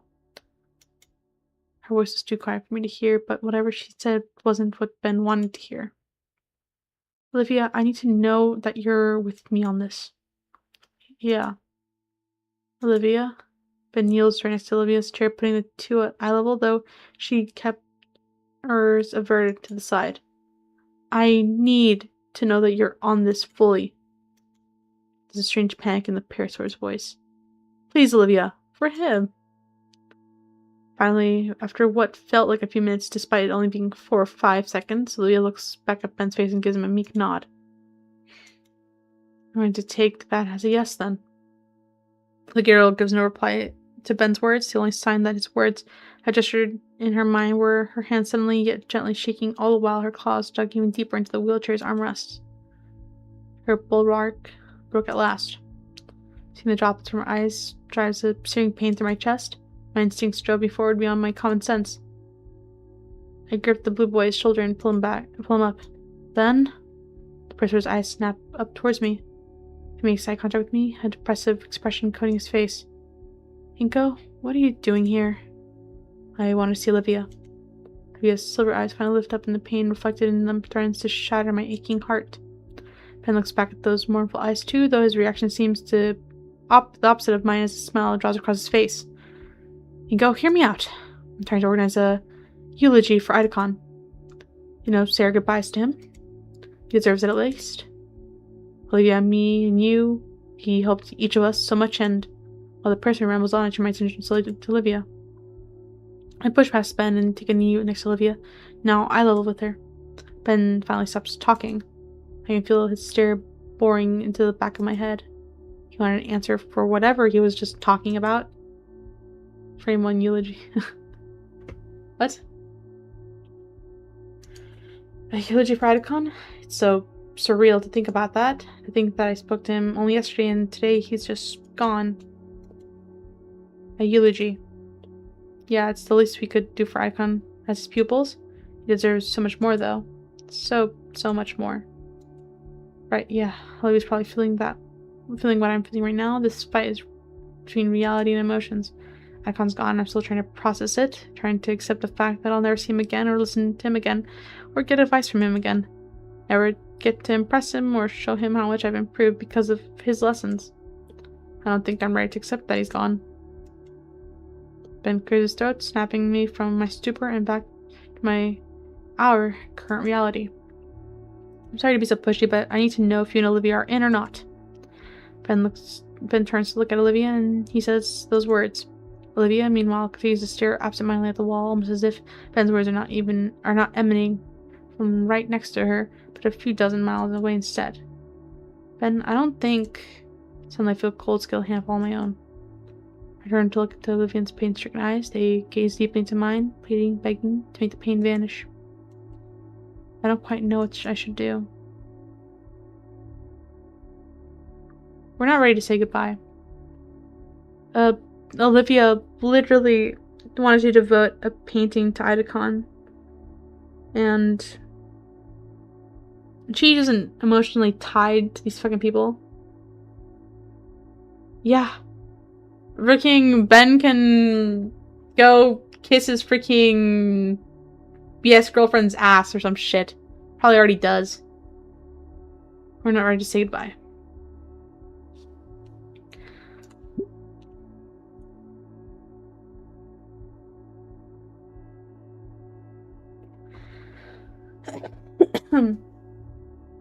Yo, why is everyone in the fucking world pinging all of a sudden? Jesus. Anyways, you give us some time, Ben? Student Council President, taken aback by my words. But Olivia... His frustration with us seems to grow with each second. Ben, look, No. I turn fully to Ben with my hands raised defensively. Ben, listen. We need to do this. For Idacon. For everyone that cared about him. For us. So why won't you help me? We want to, Ben, really. But can't you see that you're asking for this way too soon? Damn it, we just found out. His breathing is haggard, his composure completely blown, and his own pain is painted across his face as he allows his glasses to slide away from his puffy red eyes.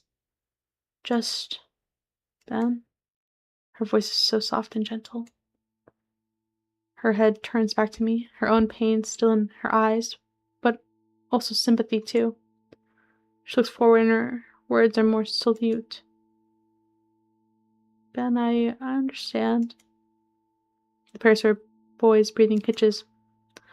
You're right. We should all do this, and I will.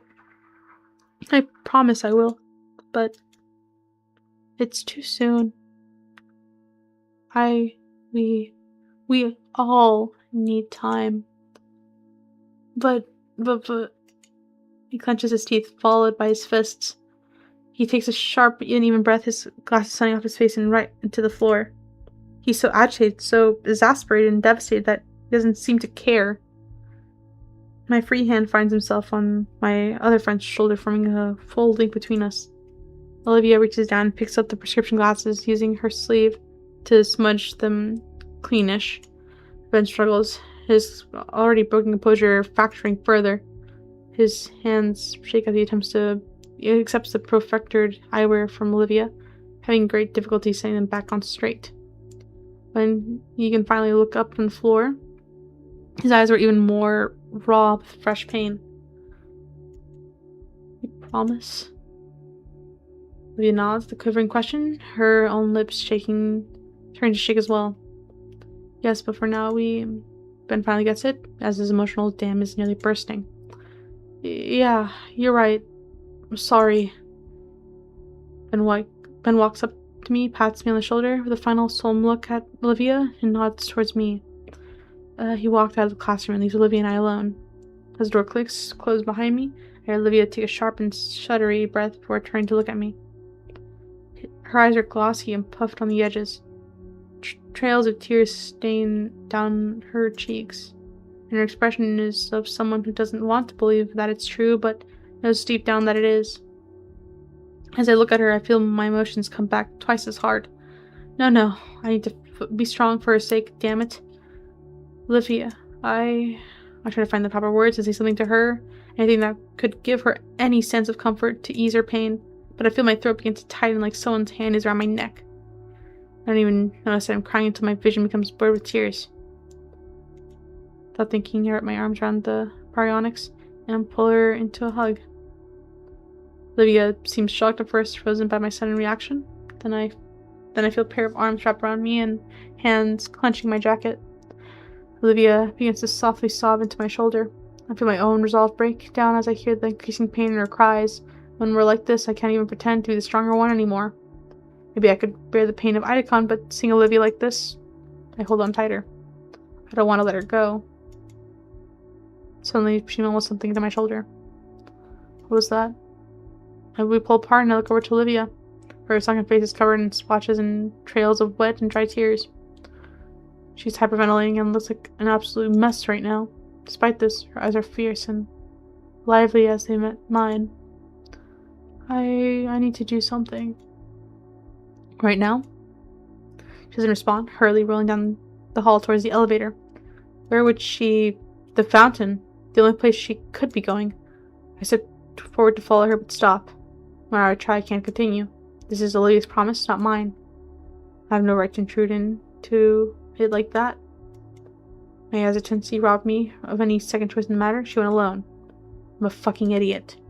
Alone in this freezing weather while she's going through this? What the hell was I thinking? I start my silent march through the halls, out the building, into the frozen wilderness. It's cold out, freshly starting to snow.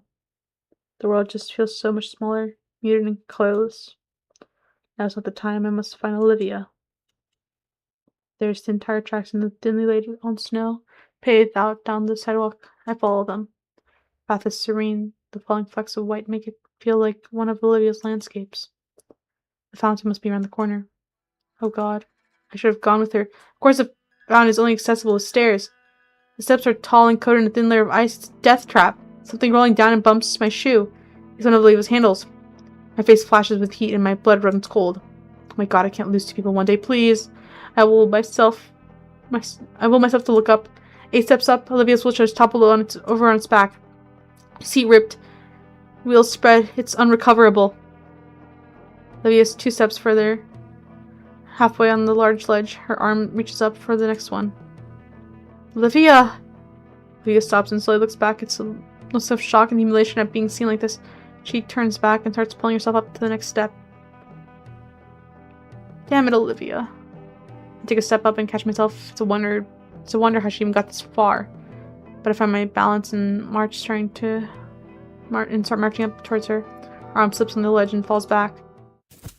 I catch her in my arms from behind. I didn't make it.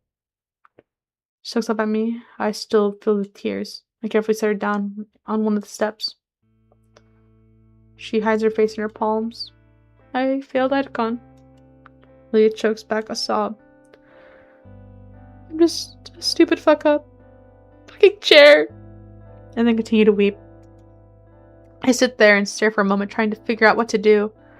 I really haven't ever been in a situation like this. This poor girl's shaking, rather it's from the cold or her situation, I don't know. Instinctively, I wrap my arms around her and pull her close to me. Olivia shifts her body coordinately and we end up in an embrace. Her sobbing calms down and just occasional hiccups, and her body is no longer sapping the heat from me either. I'm sorry, Inko. Sorry for what? Everything. Being an asshole. Being a failure. Making you waste your time on me. I'm just awful. Don't say that. I love you. That's what I wanted to say. Now isn't the time. I'm your friend. You know that. I'm here for you in the same way that you're here for me. Leah breaks away from our hug. Her face is tear-stained, but she isn't crying anymore. She's looking down at her wheelchair. Do you have a spare one at home? No. I stand up, look at the stairs towards the fountain, then back to Olivia. I can call Liz if you want. She can come pick us up after we're done. We can worry about the chair then. Not a failure, Olivia. We're getting you to that fountain. I reach my hand down towards her. Its confusion rose into a soft smile as she stares at my hand and then back at me. Come lower. Let me grab you from your shoulder. I've done this a few times before. I lean in closer and Olivia pivots as best as she can. Once more, she uses her tail as an anchor in place of her legs. It's holding her up pretty well. Never considered it, but that tail must be pretty muscular. Let's go. I want to make Idacon proud. I climb up to the next step, planting my foot on solid ground. Olivia waits for me to stop before quickly moving her tail up to the next step as well. It's sort of like we're on one leg. Simply enough. It's only now occurs to me how close we are right now. By close, I mean I'm practically cradling Olivia against my side. Up another step. Eventually, we finally make it to the top. I manage to shuffle up to the fountain. You can just put me down here. Alright. Oh my god, this is like the freaking title screen of the game. This is that fountain, I just realized. I don't know how I didn't realize that sooner. I gently lower Olivia down and place her on the lip of the fountain. There's just enough space for her to sit along the edge with one leg resting on top and the other hanging off. She looks into the still water in contemplation. My eyes follow hers, focusing on the coins that have settled at the bottom of the fountain, though hard to see through the opaque ice. I've stuffed my hands in my pocket for warmth, feeling the skin of my knuckles start to split already. My finger traces over the quarters I usually use on our lunchtime drinks. Achoo! As he sneezed, Chelsea away from my meandering thoughts, see the gator girl quivered up on the cold concrete seat. Damn it. Her jaws clenched tight, burying her sharp teeth into the world. Her nostrils flare with each of her breaths, the hot air creating a puff of visible mist. And her eyes are filled with the brim but fiery rage and salty tears. I want to break the silence between us. As for her thoughts, she's deep within them though, raging within her own mind. Finally having the moment to process everything that's happened. In the end, it's Olivia that breaks silence with a single quiet, disdain-filled curse. Damn it. Her eyes shut, keeping her tears from falling. Damn it. A hiss seeps through her lips. I made it. I finally made it, but the thought goes unfinished. She lets her shoulders down and turns her gaze away from the spouting water, listlessly gazing towards the obscure afternoon sun that just manages to peek through the clouds and snow-covered trees. Maybe she's imagining that it's where he is now. But what now? I withdraw my hand from my pocket, holding it open for her to see the pocket change in my palm. Scanning over the wide features before us, think back to times I wanted to just do this with someone else. How about we make a wish? Olivia's brow furrows as she glances off to the side. Her fingers grip her hoodie, and I watch as she considers my suggestion thoroughly. Sure. A wish sounds nice right now. I motion her forward. The gator girl holds her hand out to me, and I drop a quarter into her palm. 1, 3? I nod in reply. 1, 2, 3. I wish for our twin coins slip into the air together. I watch as the coins spin skyward, crashing through the falling snow. At their apex, the coins seem to pause, just to briefly touch one another. And with a synchronized plop, both of course hit the water together. Leaning forward, I see that the coins have landed on the same side heads. I wonder if that'll double our chances of making your wishes come true or something. I let out a huff in amusement from Olivia's comment, though the more I think about it, the more I hope it does. We stay there, against the fountain together in silence. For a moment, I feel as though time had stopped around us. Just me and Olivia experiencing the moment together. It almost makes me forget what we had just what had just transpired. We were dealing with what kind of future the two of us were looking at. For this moment, though, none of those dreadful thoughts mattered.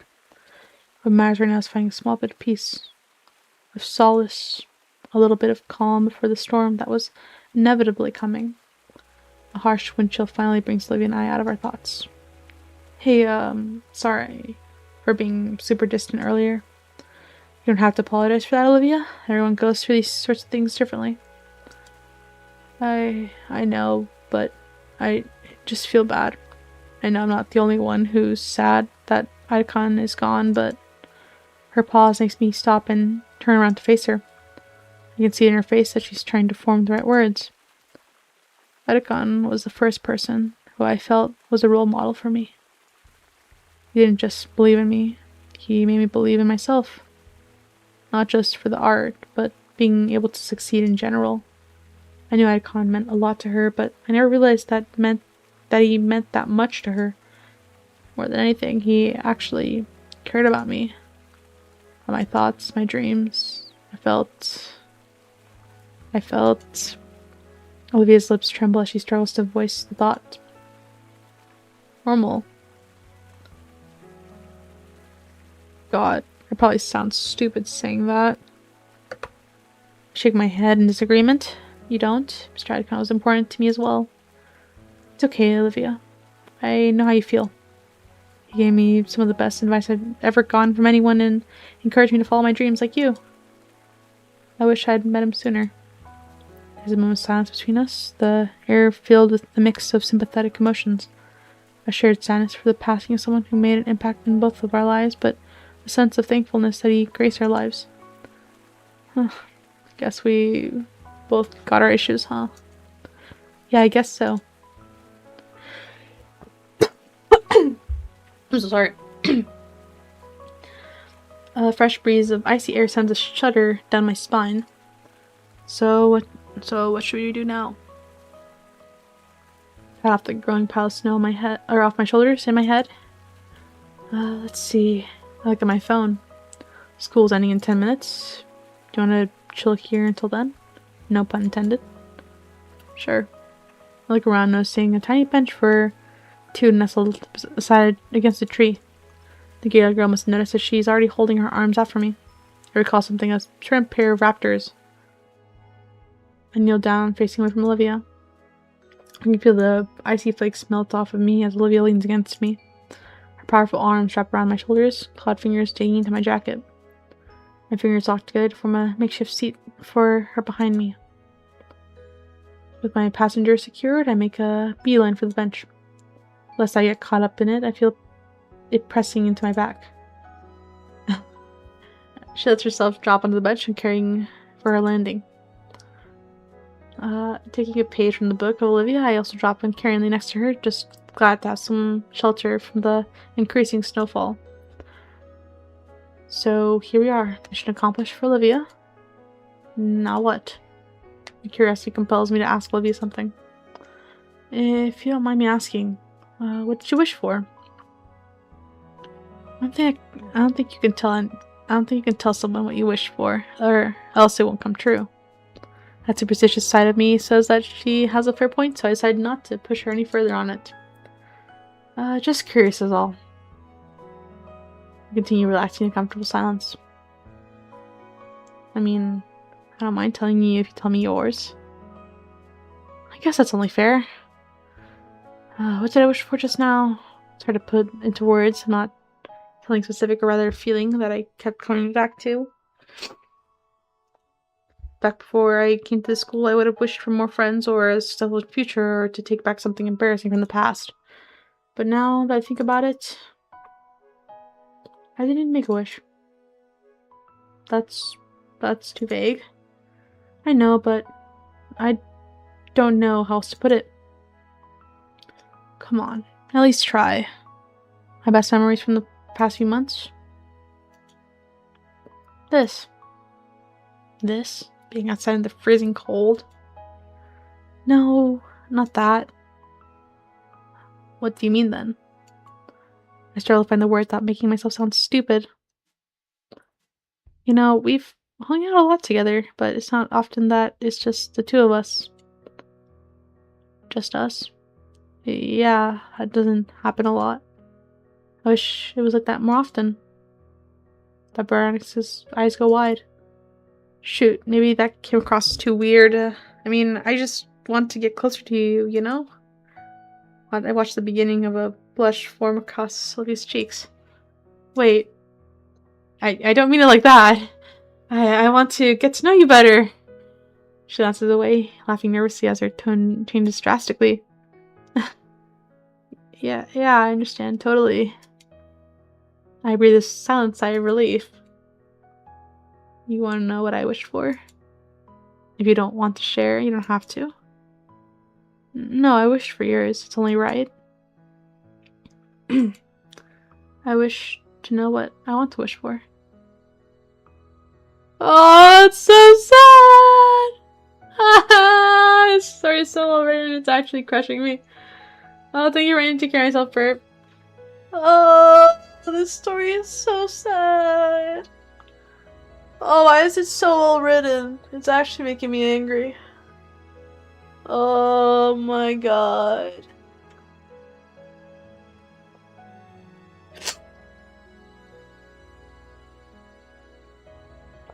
How can I stop in the middle of this?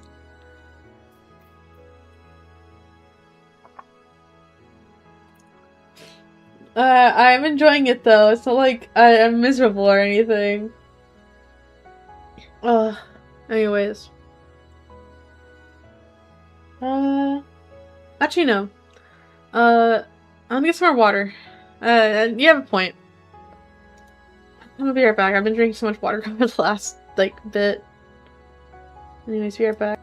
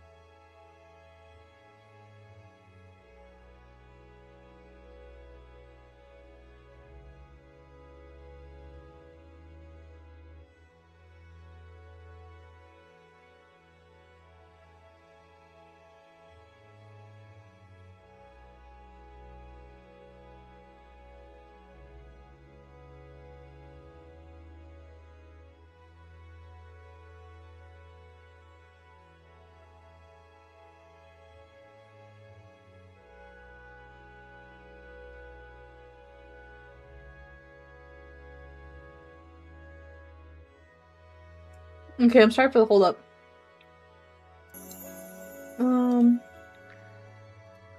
I needed it, man. I just needed it, sorry.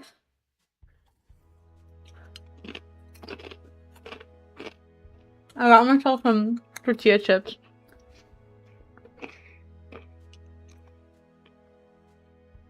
Anyways. Oh wait, I'm not tied into the game. There you go.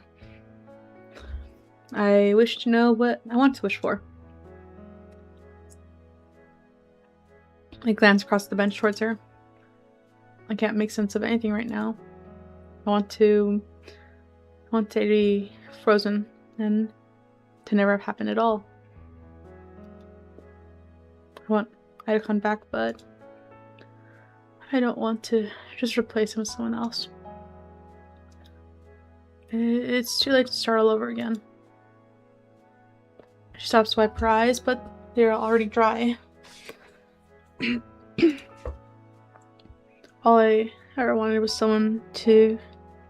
All I ever wanted to be was someone who would be proud of, but it just feels impossible. She looks away. I ended up picking up something lame, sorry.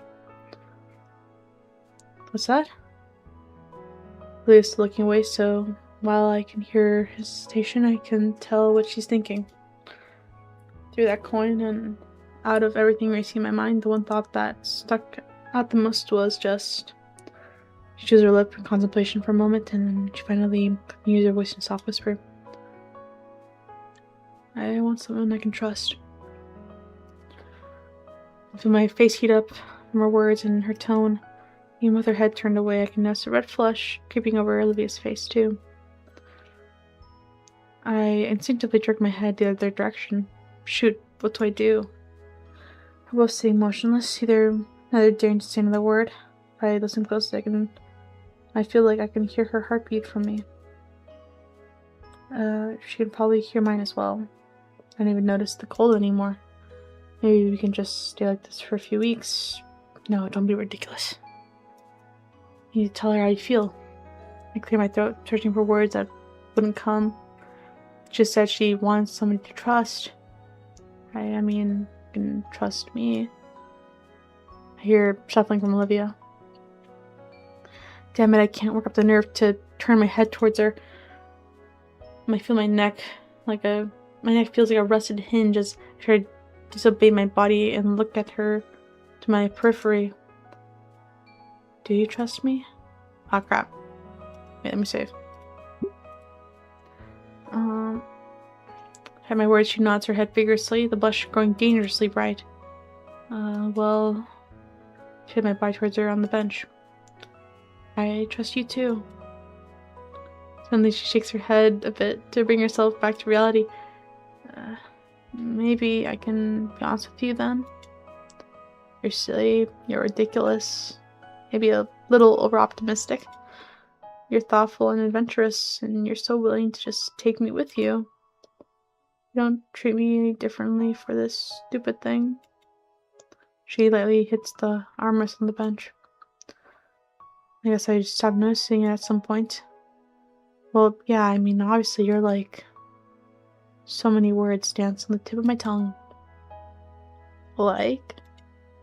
My mouth and my brain are at a standstill, not wanting to just blurt out whatever while the other keeps it all in and disseminates it all in a thoughtful manner. Comes out as... What? Bro, you cannot fumble this badly. Lock in, Inko.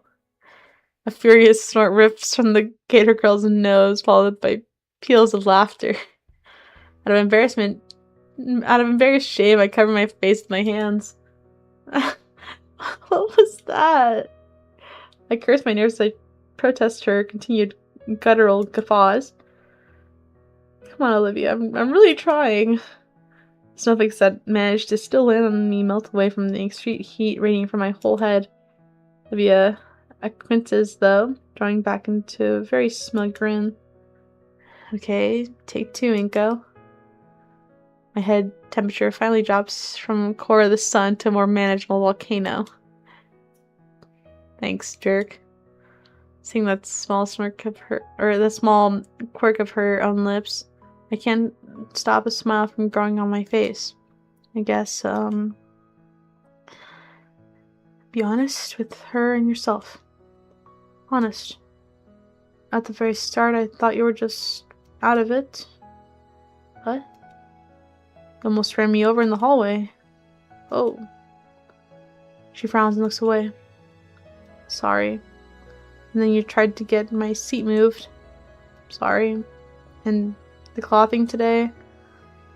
Not sorry about that. I figured. And you used to be hard to talk to. I felt awkward every time I'd even try. Like, thank Raptor Jesus for Damien and Liz, because otherwise I wouldn't have gotten to know you, the real you. Olivia rings her clawed fingers together. And what do you think of the real me?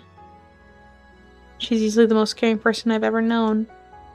I mean, yeah, she can be a little selfish and doesn't think ahead sometimes, but when she cares for something, she just has to do everything she possibly can for whatever it is.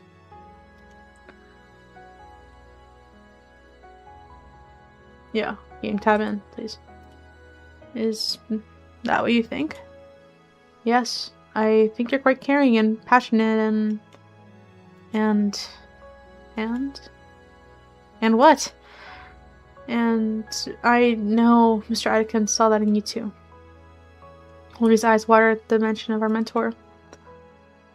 Thank you, Inko. Now's the time, Inko. Say it. Hey, Inko. Say it. Say it. Say it. Say it. Say. Do you like me?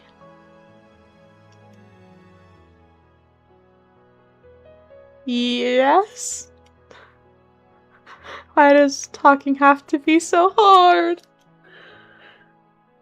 I prepared for Olivia's smug one-liner to crush my weak confession.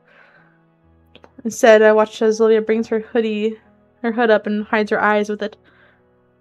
Really? Yes!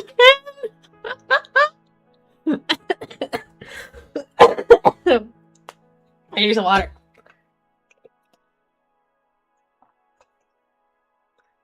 What does your even mean, bro? What does it even mean? I gotta text my brother.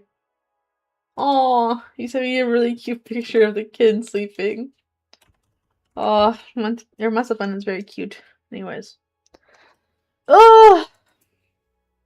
Really? For some reason, seeing her like this fills me with a well of confidence. Yeah. Can I hear you say it? I like you, Olivia. I don't get how. Her hood peels away just enough so I can see her shimmering silver eyes. Why would you like someone like me? Well, I like you too.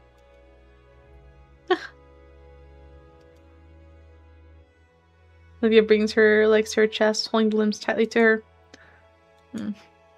She brings her hoodie's hem over her legs, transforming herself into a crocodile-shaped igloo.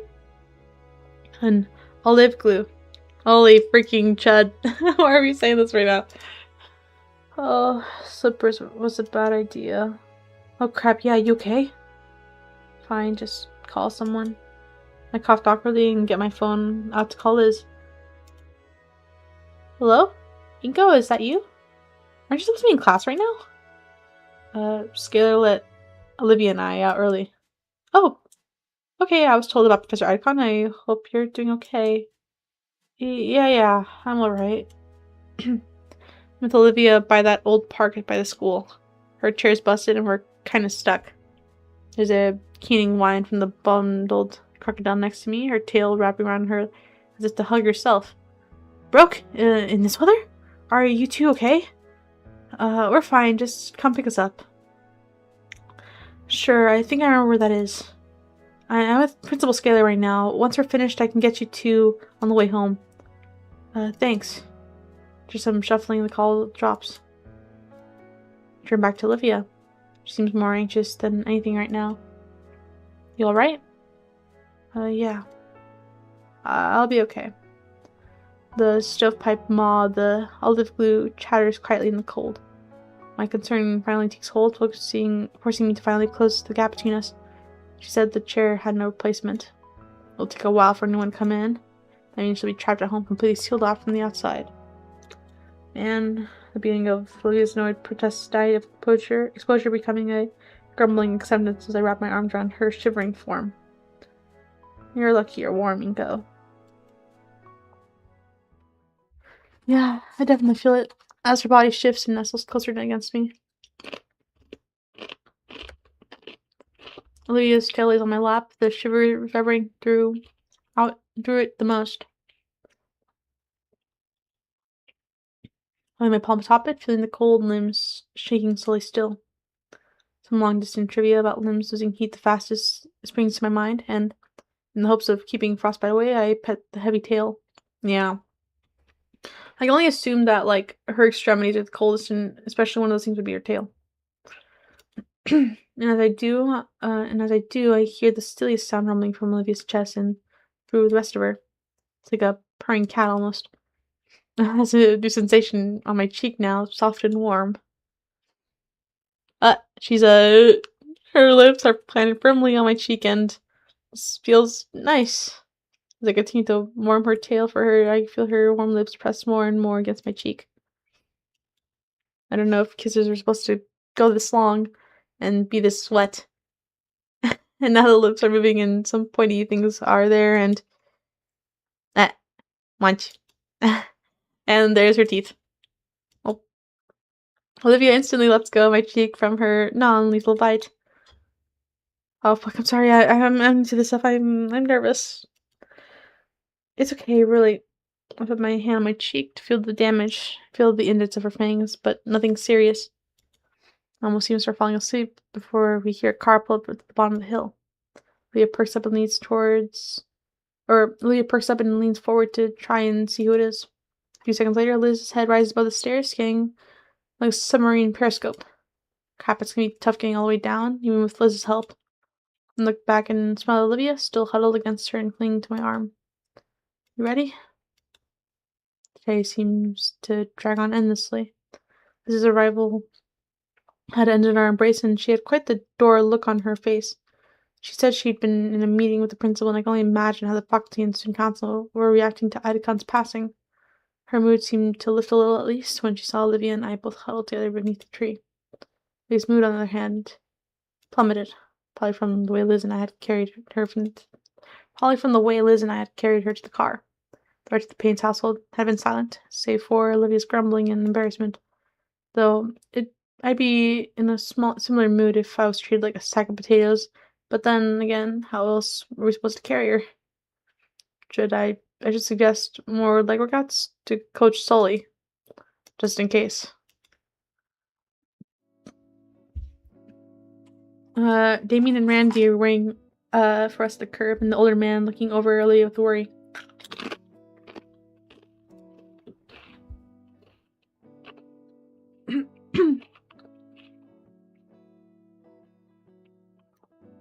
Your friend told us, Soph and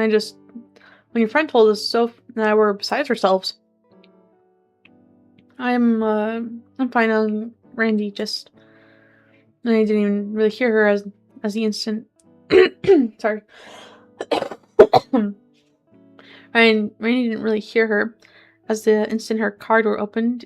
Her legal guardian pulled up into one hell of a bear hug. Oh, come on, I'll get you kids some hot cocoa.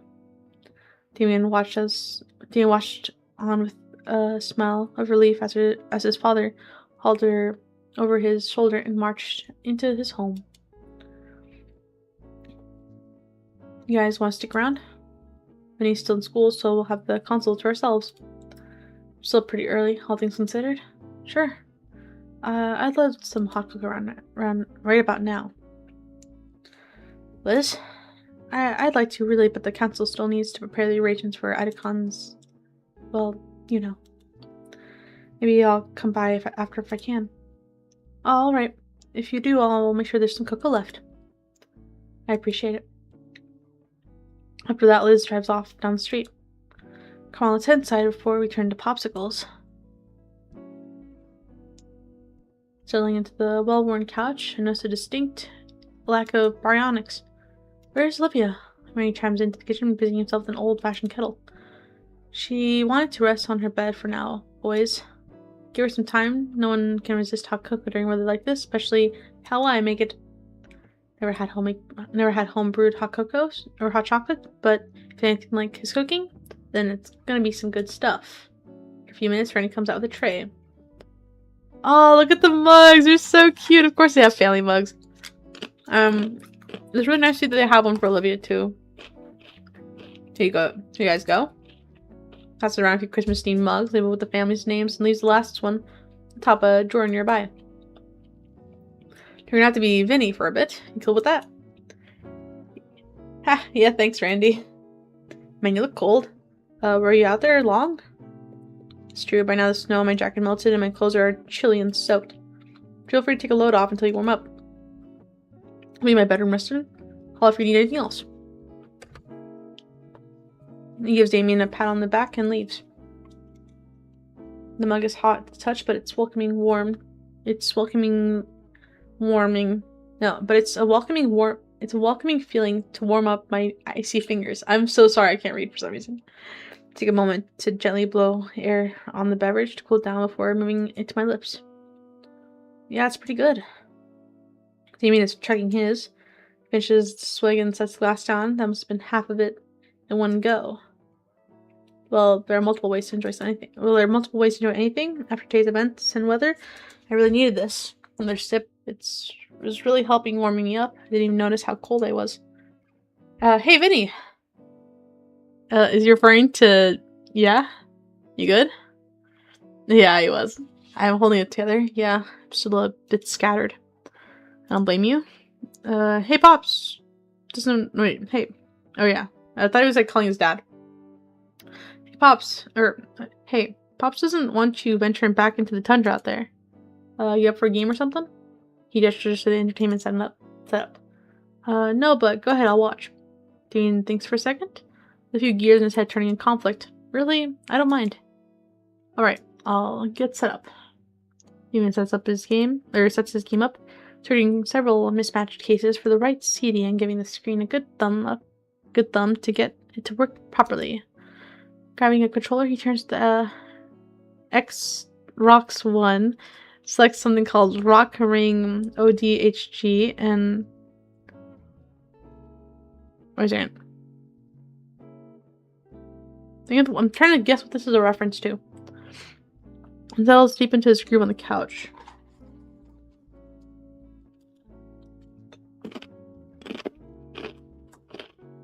One of my favorites in the series. After married to gathering a full lobby, the Dilafo Spino Dino picks his class and begins his virtual rampage. Only a minute in, he manages to get the first kill. I'm just a bit burnt out of the day, getting pretty tired actually. Hey, Inko. Yeah? Lily didn't come back with a wheelchair. Did something happen? Yeah, she isn't taking icon passing well. Man. Well, I'm glad you were there for her. My eyes remain on the screen, lost in the vibrant violence of... my eyes remain on the screen, lost in the vibrant violence as some in-game announcer proclaims Damien's digital massacre. On his part, Damien's frills waver like crazy, and it looks like his arms also wanted to wave in victory. Want to talk about it? I don't want to take up your time, Damien. Come on, man. We've known each other for a while. You can be honest with me. I'm not sure where to begin, really. Icon was really cool. I don't really have the right words for it. Somehow, I think I'm unqualified to speak on it compared to Olivia. She knew him better than I ever did. He was important to her, yeah. We talked about it for a bit before Liz picked us up, but I'm worried I'm not much help. Well, that's what we're here for, right? To help her out that's what we're here for, right? To help her out in any way we can. Best thing to do is to be ourselves for her, and she'll eventually go through the motions her own way. Yeah, that makes a surprising amount of sense. I slowly look up from my mug over to Damien, and you make it sound so easy too. He briefly meets my gaze before returning his attention to the screen. I know I'm not the smartest guy around, but I do know Olivia. We don't share parents, but she's still my older sister. Older sister? Her birthday is first, And knowing Olivia, she'll be able to manage. But how are you managing? Me, trying to sort the maelstrom of emotions running rampant in my head, is overwhelmed, I guess. I wish I'd gone to learn more from him. Olivia could probably recite some of his lessons by heart. She probably could. I remember the first time she got to work with some special paints in his class. She was just ecstatic. She came home a mess, covered all over with blues, greens, and leaving tracks behind wherever she went. When Mom saw her carpet vandalized, she threw her right in the backyard and hosed her off. I ended up joining in because it looked fun. I'm in the hallway leading to her room. A part of me wants to see if she's alright. That part simply wants to be closer again. Damien looks back again, the unspoken question clearly written across his arched brows. What about Olivia and you? Speaking of, I may have told Olivia that I liked her. About time. Huh? What? You two stuck together like glue ever since the summer barbecue. I mean, come on now. Anyone with half a brain could see that you were becoming more than friends. All the signs were there. Although, it does worry me a little. Why is that? Well, think about it. You just passed away. You're both wrecks right now. What if it's just that suspension bridge thing? I don't know, man. It only just happened. You're right. Sorry. I do like Olivia. I know that. I guess I'm a little scared of the future. How so? There's just a bunch of things I don't get about Olivia. Or maybe friendship in general. When I first read St. Hammond, I never really had any friends like you guys. So to suddenly be involved in all this, I don't know. I think I get it. Yeah. Things can be a little dramatic around here. Well, one way to put it. What's so different about your old friends? Never really had any. Well, that's not true. I had friends, but they were like the day friends, you know? Classmate friends. Yeah, I got a bunch. You folks constantly moving means they only ever lasted like a year tops. Yeah. Am I a day friend? No way. You come to our parties and everything. In fact, look. He points to the subtle disclosure patch on my jeans where Vinny's acid punch had failed to completely wash off. Got you marked. Thanks. I mean, more than you know. It means more than you know. Hi, Munty. She's gonna go explore the window. I cracked it open for her a little bit today. It does make my room colder, but I think she's really enjoying the stream of fresh air. I mean, thanks. I mean, it means more than you know. To be honest, I always had a good feeling about you. Though, I thought you'd be a decent addition to the group, but to see Olivia actually start opening up around you 2 months ago? That was unthinkable. All those years I was trying alone, you know? Made it all worthwhile, not to take credit or anything. I'm just really glad to see her happy after so long. Once Olivia and I flash into my head, good, bad, and everything between. It all culminates to a single image of her staring up at me with that smile of hers. Me too. Hard to believe that she's been dealing with so much inside when I first met her. Well, Minko, some people just have a lot of problems they hide from the world. Auntie. Hi. Oh, such a pretty cat. I know. For example, he puts the controller down and shifts to look at me in the eyes. His character is instantly sniped. That chocolate gave me a tummy ache. I'm being serious. That was serious.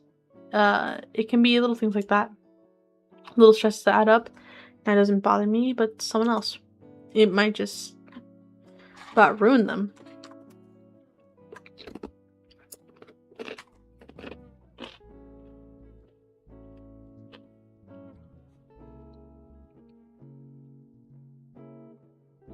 Sorry, like I chosen to eat another chip, and now it's like in my mouth.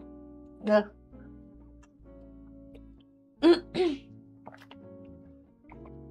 Sorry. If you're thinking about getting Olivia, I'll give you a nickel worth of advice my dad told me. If a girl you like asks you to wear a shirt at 2 a.m. and to bake cookies, she's an absolute keeper. If a girl you like asks to wear your shirt at 2 a.m. and to bake cookies, then she's an absolute keeper. That's pretty good advice. Just don't break her heart, yeah?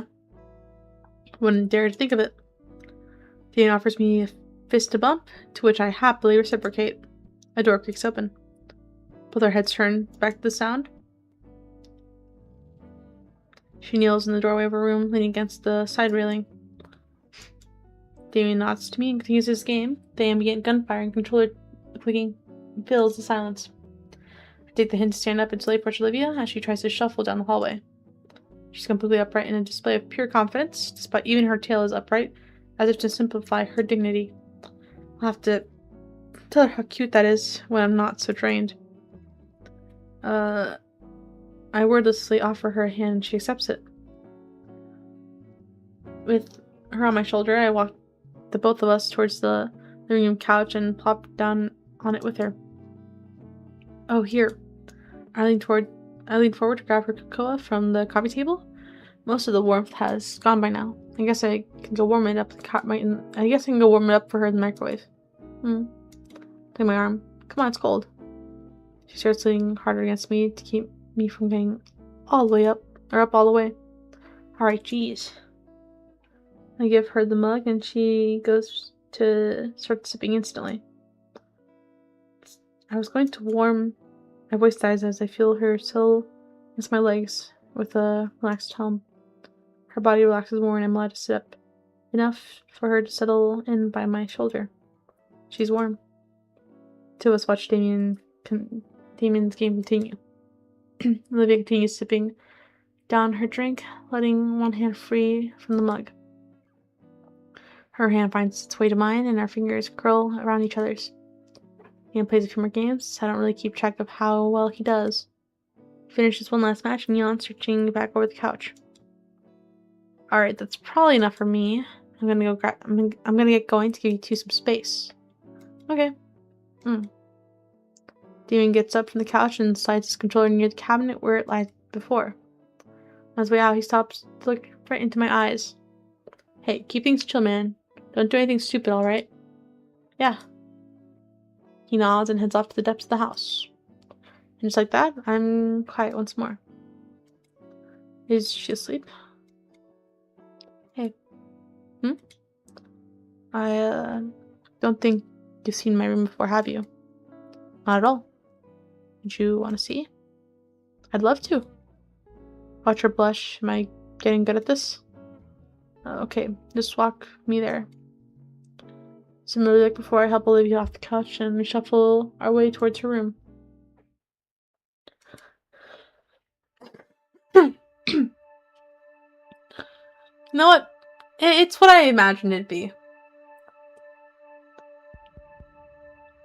Wow. I'm not sure what I was expecting I'm not sure what I was expecting Olivia's room to look like, but I'm surprised. Oh wait! I see a silhouette right there. This might be where Guts is. Oh, hello. Sorry, the meow. Hi. Hi, meow. Hi. No, come here. Hello. Hello, sweet thing. And she was licking my hand. She's biting my hand. Hi. Oh, you're. Oh, let's see, I got it. Wanna look at the fire? You can't. I want to play with it though. You'll catch on fire. I don't want a cat running around on fire in my house. There you go. How was your nap? Oh, that's good.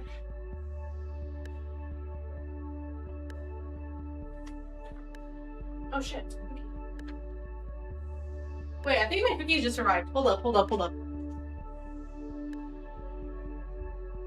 My cookie's here. I'm gonna be right back, sorry.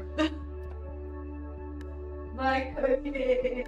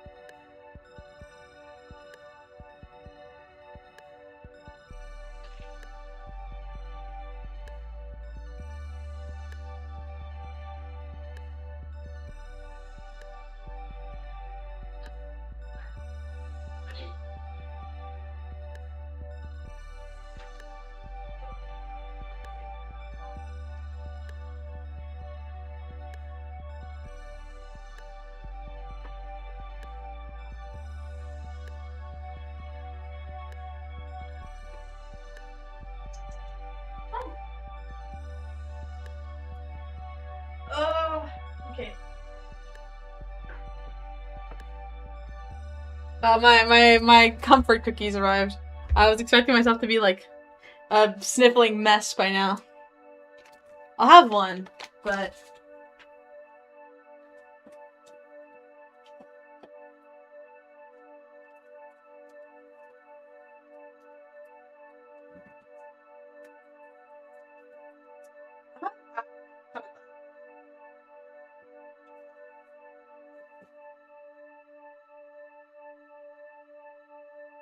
they're still warm, so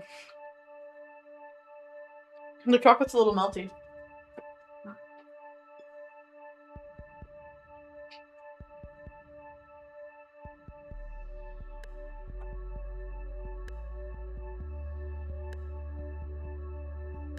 I'm pretty sure the lore behind the company that runs this like cookie chain was like two guys in college were like high, and they're like, yo, I got like the munchies. So they were like, let's open a cookie store that's only open in the evenings till 3 a.m. And then Insomnia Cookies was born. Anyways, enough cookies. It's the air that hits me first. A strange mix of heavy fake floral candles, trying its best to cover the almost nostalgic sense of art supplies. Band posters and paintings of dinosaurs cover a lot of her wall space, like the room is her own personal canvas. Her desk sat beneath the window, again, with space. Her desk sat beneath the window, again, with space that wasn't covered by the faded-looking paper. It was instead covered in dried-up paints.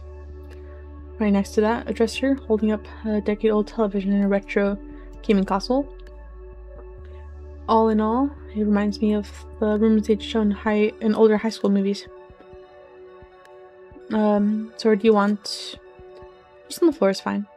I gently lower Olivia before letting myself sit across a leg next to her in the process. So, what do you think? I think it suits you. I figured you wouldn't have any chairs. I have this really soft rug on the beanbag chair over there. She gestures to the beat-up lamp in the corner near a large lamp. Olivia pulls something off her bed. It's a laptop and opens a music program. I don't recognize all of these songs or bands or albums. It's a pretty big track list. What music do you listen to? I'm sort of a closet metalhead. Whenever I'm alone, I put some on full blast while I do chores or art. Generator Head, Super Death, Iron Tomb, you name it. Freaking Generator Head. Was it bad that I think it's Radiohead, but that's not fucking metal? Actually, no. Generator Head. Because of the freaking umlaut. What do you listen to? Please let us get in. Don't lock us away. Mumble rap. I listen to mumble rap. Bro, what? If that scratches your brain, then. Anyways, my dad was super into heavy metal when I was a kid, and he got me into it. When Damien and I would be playing out in the yard, and his mom would be making lunch, our dads would be in the garage blasting heavy metal music while they worked on the car. Working on the cars? Yep. My dad and Uncle Randy would fix it up. Randy would fix up some cars. She clears your throat. Well, I think that's the first time I've heard you call him Uncle Randy. Yeah, I call him that sometimes, along with Auntie Sophia. Auntie! She wants me to go downstairs, but I'm playing right now. I'm sorry, Kitty. Auntie!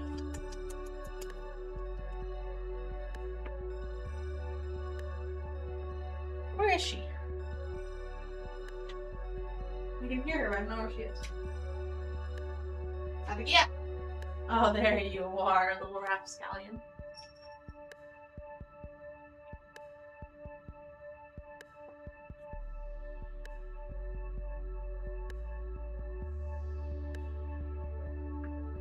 You're being such a bum.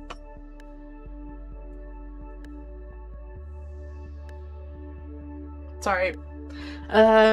You call him Auntie Sophia. You're right. Hand comes off. What do you... Olivia lunges over to chomp my hand, and I have to take a moment to check my finger just in case. Hey, I was joking! So was I. But yeah, I listened to a lot of this. You wanna hear any? She offers me the trackpad. Anything I see, huh? Say what kind of music is B flat? Music is a bit lame, actually. Wait here. There's actually something else.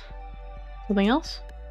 Something nobody else wants, or something nobody else gets to see. I'm gonna show you my chest. Bro! It's gonna be like an actual chest. Why does he have to like lose his shit? Here it is, look. He holds out a small wooden box. There are 2 rusted metal latches that have long since aged past their use. I can't see it quite well, but in the dim lighting, but I think if I were told, if I were to hold it up in the sunlight, I get a thin layer of glittery glue coating the whole thing. It's also been painted carefully, with every thoughtful attention to tones. What could even be inside? Honestly, no guesses come to mind. Could be anything. What are you waiting for? Open it. I carefully open the lid. I look inside Olivia's chest. There is Olivia's chest, but, you know. Marbles, baby teeth. I have no clue what this is. A lighter. A brush. Wait up. Auntie! What's wrong, kitty kitty? You just want more food. Look at you. Gluttonous beef. What time is it? You have to wait 30 minutes, Mantequilla. 30 minutes. Look at you. You're so fluffy.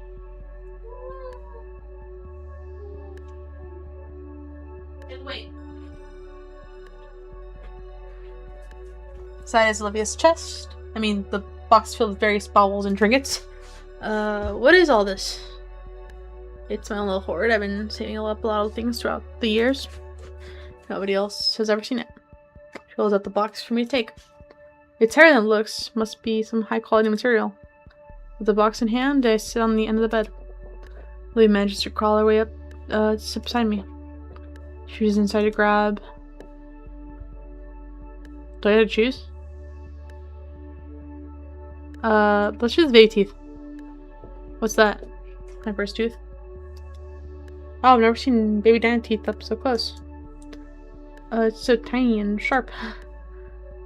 What's that one? It's my 58th tooth. Your teeth grow back? Yours don't. Humans.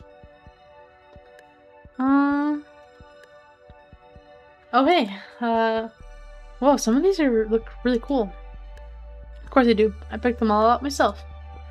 Where'd you get these? I pick them up whenever I see one. They're a dime a dozen.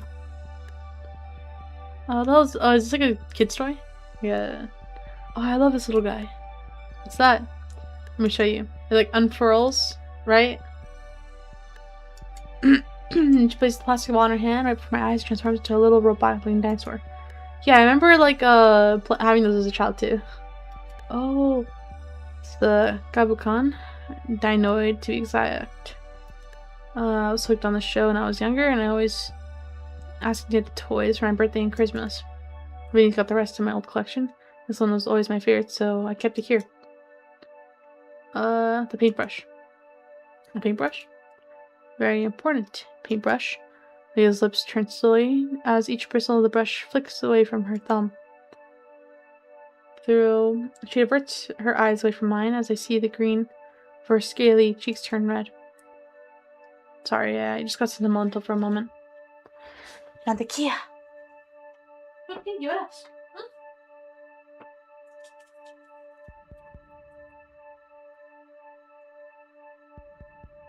Sorry, I have a new little kitty that is full of energy after having her afternoon nap.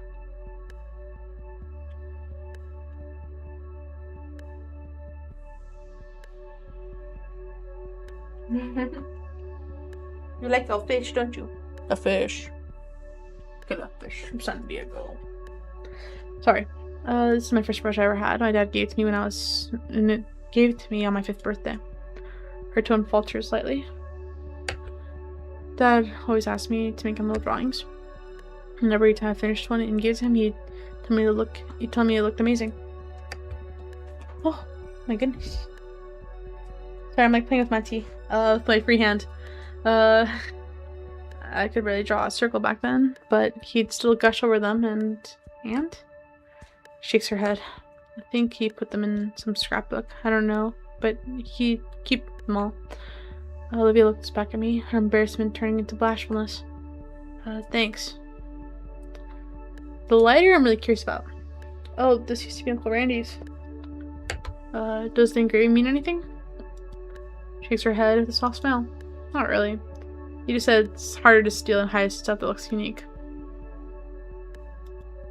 Really, I think he thought it looked cool and not tacky. Well, I think it looks cool. You would. Okay, what's this thing? What are these? Just a couple of cool rocks I found around. I liked how they looked, so I kept them. I grabbed one of the rocks to give it a closer look. It's gray with the thin brown lines all around it and smooth to the touch. Maybe a perfect skipping stone. That one's my favorite. Tastes like salt. How'd you know that? I tasted it. Alright. The beach photo. The picture of Olivia's chest, I mean Olivia at the shore. Good job, Inka. That's from last summer. Dad had a weekend off and we all went swimming together at the beach. The sun was just setting inside to take a picture since it was a nice view.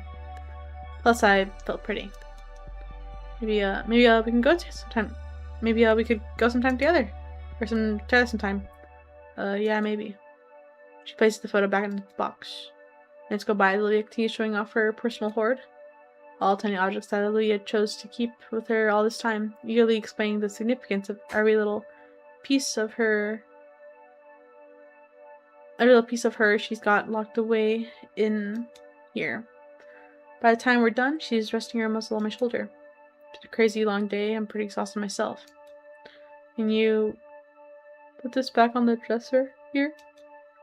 Sure. I gently move her off my shoulder and place her much to her muffled groans of protest. And I carefully place the box back up on the dresser. Small friend pokes his nose curiously through the bars of his cage. Oh, hey look, I can see. Are you napping? The black and white myriad replies with a series of squeaks. I like to think he's saying that he's glad to see me. Hey, Olivia! Oh. I'm pretty exhausted too, but it's definitely off limits. It leaves either the floor or the couch outside. Or the beanbag chair looks pretty inviting right now. I slipped into it, the beads inside just crunching under my weight as they settle in. It's soft. This was a bit like pain in Olivia's hair. Does Olivia lay in the scene while she works? Oh, I start to drift off sleep. The last thing my weary eyes take notice of is Olivia sleeping soundly on her bed. With how emotionally draining this whole day has been for us, it's nice to see her looking so peacefully. I'm in a stir from my deep, cushiony slumber.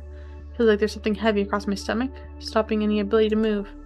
Did someone throw away a blanket on me? Actually, it feels like whatever's on me is vibrating. What is it? Olivia? Oh, she's on me. My entire head grows hot as my brain tries to process the situation. As she's her chest pressing close to mine, I can feel her rhythmic breathing against my body. It's deep, slow, with a subtle but noticeable rumble with each exhale. I focus hard enough I could probably feel her heartbeat. Maybe she sleep crawled onto the beanbag and I just didn't realize that I was on it. I probably should wake her up so she can get back to her bed. Anytime I try to move, her limbs cling tighter on my body like a boa constrictor. With all but Olivia's tail wrapped around me, any attempt of escaping her hold is fruitless. Olivia looks even more peaceful than she did on bed.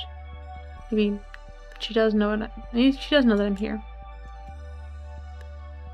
I'll leave her be. Last thing I want to do is make her a cranky Gator. With my free hand, I managed to grab my phone. Checking the time, the digital clock says that it's only 5 minutes past 4:30. Plenty of time to continue my nap. I nestle my head back into the beanbag and let the feeling of Olivia's rumbling lull me back to sleep. This feels nice. My morning alarm lulls me from my sleep into the world of the living. I ended up spending the night at Olivia's place. I and Sophia thought my parents would actually be worried, but I stayed with strangers for the night.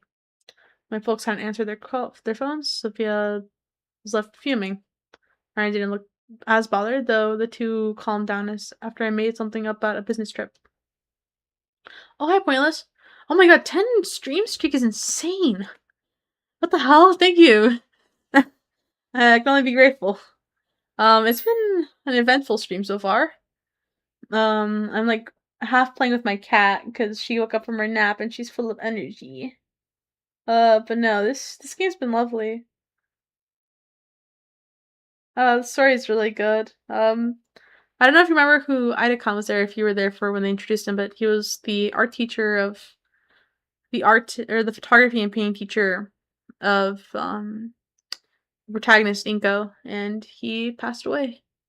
He passed away from cancer. It was a whole debacle. But it's been nice seeing like the dialogue is done really well. Essentially, like it's a really well written story so far.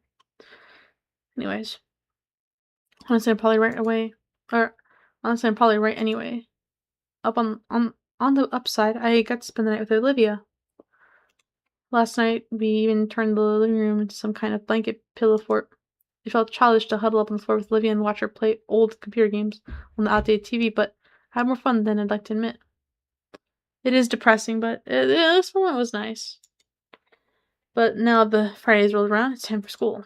Leah's wheelchair out of commission until Rennie can go get a replacement, meaning she had to miss out today. Given the state of both her emotions in the wheelchair, it's paining me to have to go without her and leave her all alone. Honestly, I don't want to be alone in my cold and empty house either. Miss Sophia is one hell of a cook. Last night she made a delicious meatloaf. Guess I know now who Olivia got her culinary skills from. Oh, he doesn't have his glasses on. I rest on the couch, pulling the spare blankets off of me. The pains let me sleep on the couch, but at some point Olivia must have dragged herself from her room to join me. As I try my best to get up without waking her, I pull out my phone to check the time. At the same time I normally wake up, I'm kind of impressed with my own internal clock. You awake, son? I had to see his eyes regardless. I jump up as Randy makes his presence known behind me. His hands idly button up a floral shirt as he motions ahead towards the unconscious Gator lying on the couch, guessing he has the early shift. She wasn't here when I went to sleep. Don't worry, not accusing you. Damien's already up and the kitchen's got cereal. Don't be late for school. And in response, taking a few moments to put my jacket and glasses on before heading to the kitchen. Even if I didn't remember where it was, it wouldn't be hard to find Damien's busy slurping honeyed oats like a jet engine. Oh, Inko, you're hungry? Before I even replied, the answer, the Dilophosaurus jumps out from his chair and makes for a nearby cabinet, procuring another bowl and spoon, which he slides across the table. Thanks. Most important meal of the day, man. Eat up. He gestures the half-gallon of milk and box of cereal on the table. I take a seat across from Damien and pour myself a bowl. Normally, I'd skip breakfast on account of getting an upset stomach during PE. Then again, that could be my PTSD if the burritos talking. With a spoon in hand, I get a scoop of cereal and begin eating. You know, as far as cereal goes, this is a little bland. I had to guess they'd probably avoid any of the colorful sugar-filled cereals to prevent Vinny from bouncing off the walls. More than he usually does, at least. I continue to enjoy my boiled cereal, with less ferocious haste than Damien. It's not long before we're both done, and Damien stands up without any intent of cleaning up after himself. Liz should be getting here any minute now, so we can wait outside. Sounds good. I take the time to rinse off our dishware in the sink before anything else. Damien looks a little guilty as he realizes what I'm doing. Finally, breakfast dealt, we can get ready to head outside into the cold, harsh world. Reminds you just like watching, oh, so vicious. so vicious as she plays with her fish. No, she won the fish. Oh. Ooh. Oh my goodness. Such a ferocious little meow. Sometimes when Monty was younger, I sometimes would call her Bunny because of how she runs. I feel like she doesn't like run, she more hops. So I would call her a little bunny because of how much she would just hop around my bedroom. Bunny.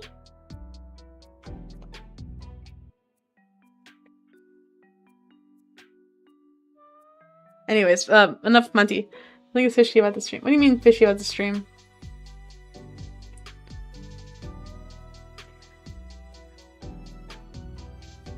Wait a minute. Anyways, I grabbed my backpack by the couch. I take one more glance at my slumbering girlfriend. Oh, by the way, they're dating now officially. They asked each other out in the previous day. Not enough cheese. You know, that's fair. But then you hide the visual novel. She's taking up the entirety of the couch by now. The blanket we shared falling away as she spreads out into the spot I was at. Should I give her a kiss goodbye? Or maybe fix the blanket for her? I think I'd tuck her in properly. It's like the more polite thing to do, I feel.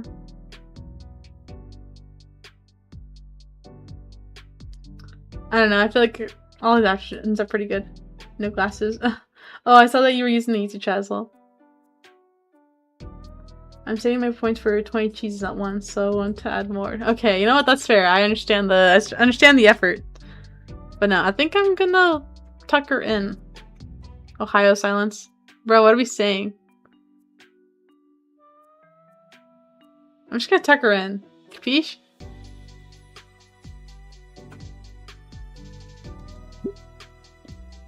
Actually, I didn't get to save yet. Nice, bra scrunches up and I can see the goosebumps spraying on her arms. Kneeling down, I take the edge of the blanket and bring it up over her. As I turn away from her, something catches my wrist. It's Olivia's hand. With bleary eyes and full of sleep, she looks at me, silently asking me to stay. Oh, Liz is here? His words make Olivia tighten her grip. Painfully tight. Hey, I'll be back tonight, okay? She's fighting to stay awake with her eyes fluttering and hand grip waning. Olivia? Promise? My hand adjusts the blanket again. Promise. I think she accepts that as she lets herself slump back into the couch. You can go. Sorry, I had to do something. Damien huddles himself and charges into the cold right to his car. She slings the passenger door open, just in time for him to leap in and close it again. Just one last look at Olivia before I shut the door and hurry down as well.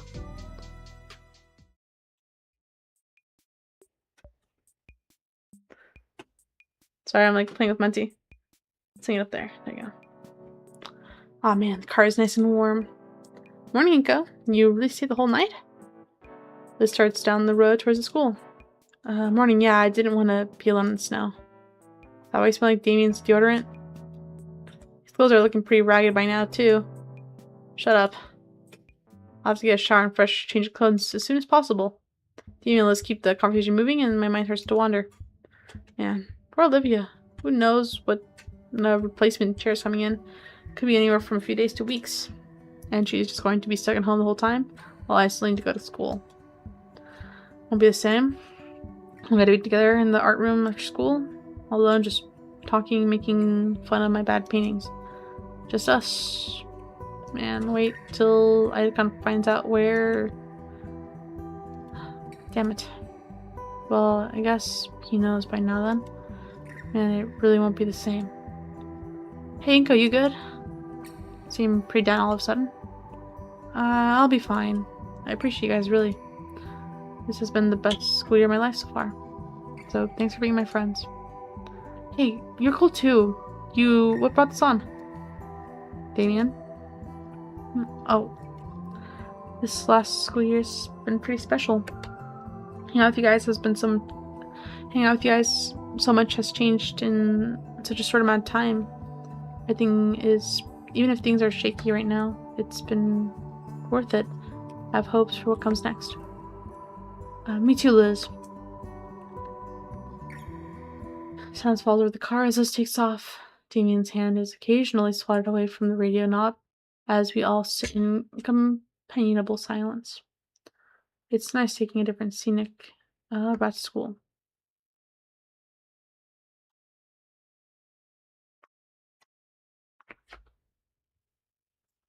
Oh, it's like a snowman out there. At school, the atmosphere is undeniably different. It's as talkative and naughty as ever, but well, there's less of it. I don't know, maybe it's my mind playing with me. It's less colorful as well, like it's been drained just a bit. A layer of snow blanketing everything outside is partially to blame.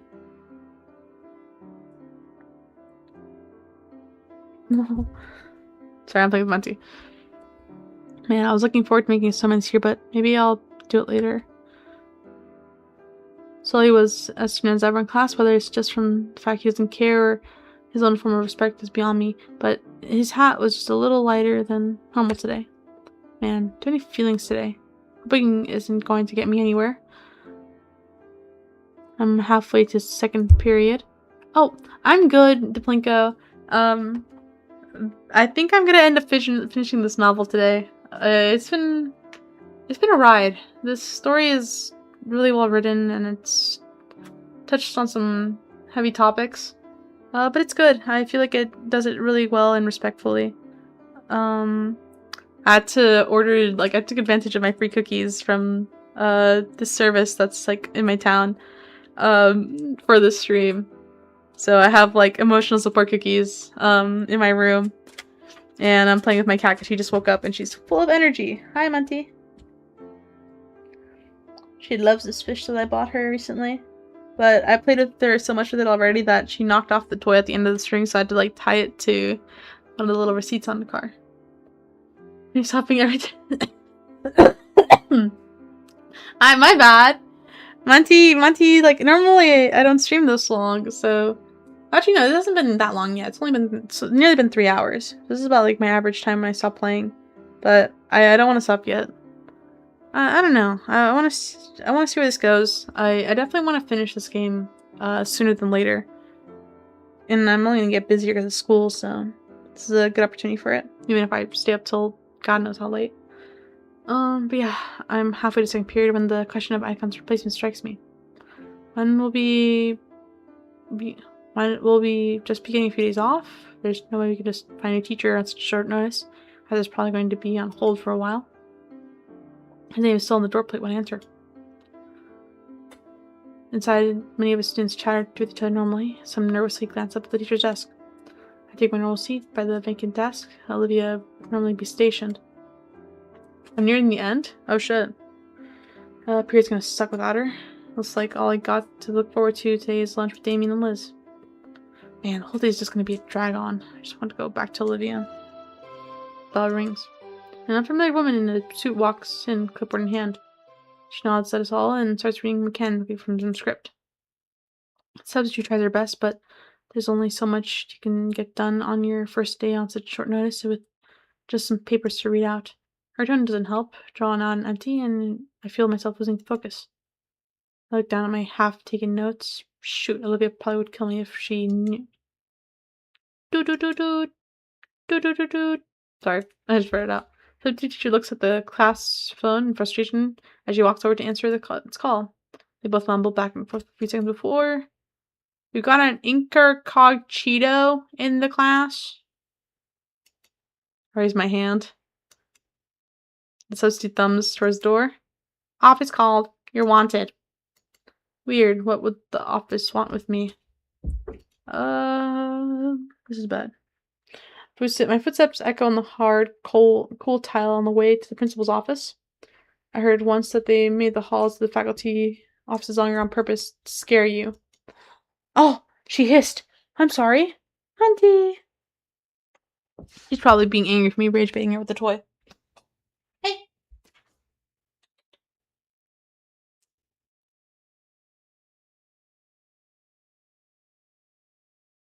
You know, animals feel frustration too.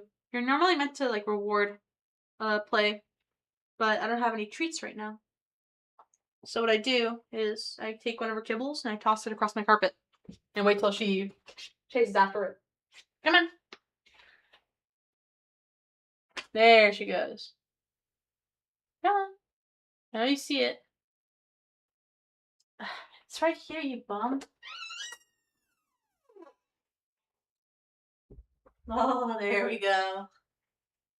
But no, you're meant to reward play. My bad. Because we get frustrated too. Off she goes to downstairs. Oh, no, she just wants me to come down with her. I'm sorry, but I'm playing a game, Auntie.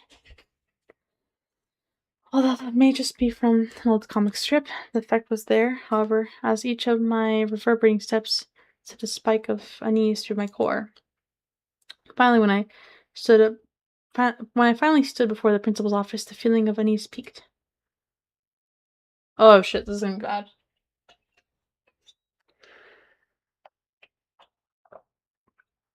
Also, I don't get how this chick isn't freaking expelled. I slowly opened the door and inched myself inside. The principal was sitting behind her disorganized desk, blanketed with numerous sheets. And between me and her, Mia and Ben looking back at me from their own chairs. You wanted to see me, Principal Scalar? Yes, Mr. Nito. There's some matters we need to discuss. She motions to the third chair in front of her. I take a seat as instructed next to Ben, who's more or less acting as a personal barrier between me and Mia. Mr. McKnight has informed me that there was an incident between you and Mrs. Moretti earlier this month, one of which school property was severely damaged. Yeah, I was near the start of the month, so why now? Like that, Ben and Mia? I'm sorry, there were more persistent issues at the time, Ingo. I had to keep pushing this back and handle things with the audit paperwork, and an excessively heavy breath leaves Miss Scalar's mouth. You should have given me the reports of this as soon as it happened. Miss Scalar looked at Ben as he frowns. It seems to be resolved by the end of today, Benjamin. Her tired eyes turned my way. Please, so that we can finish this as soon as possible. While she spoke, my focus was on Mia, and the smile that crept across her face.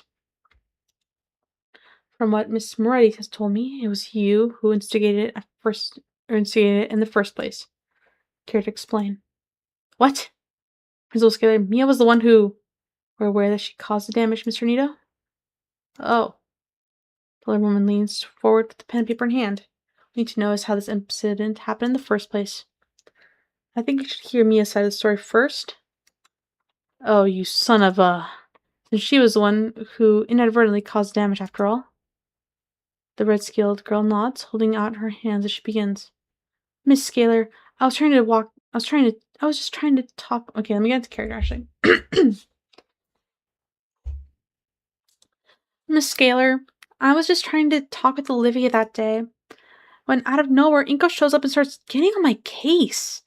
I was trying to tell him that me and Olivia were just working on a project when... Bam! He just whips out his camera and blinds me with it. What? What?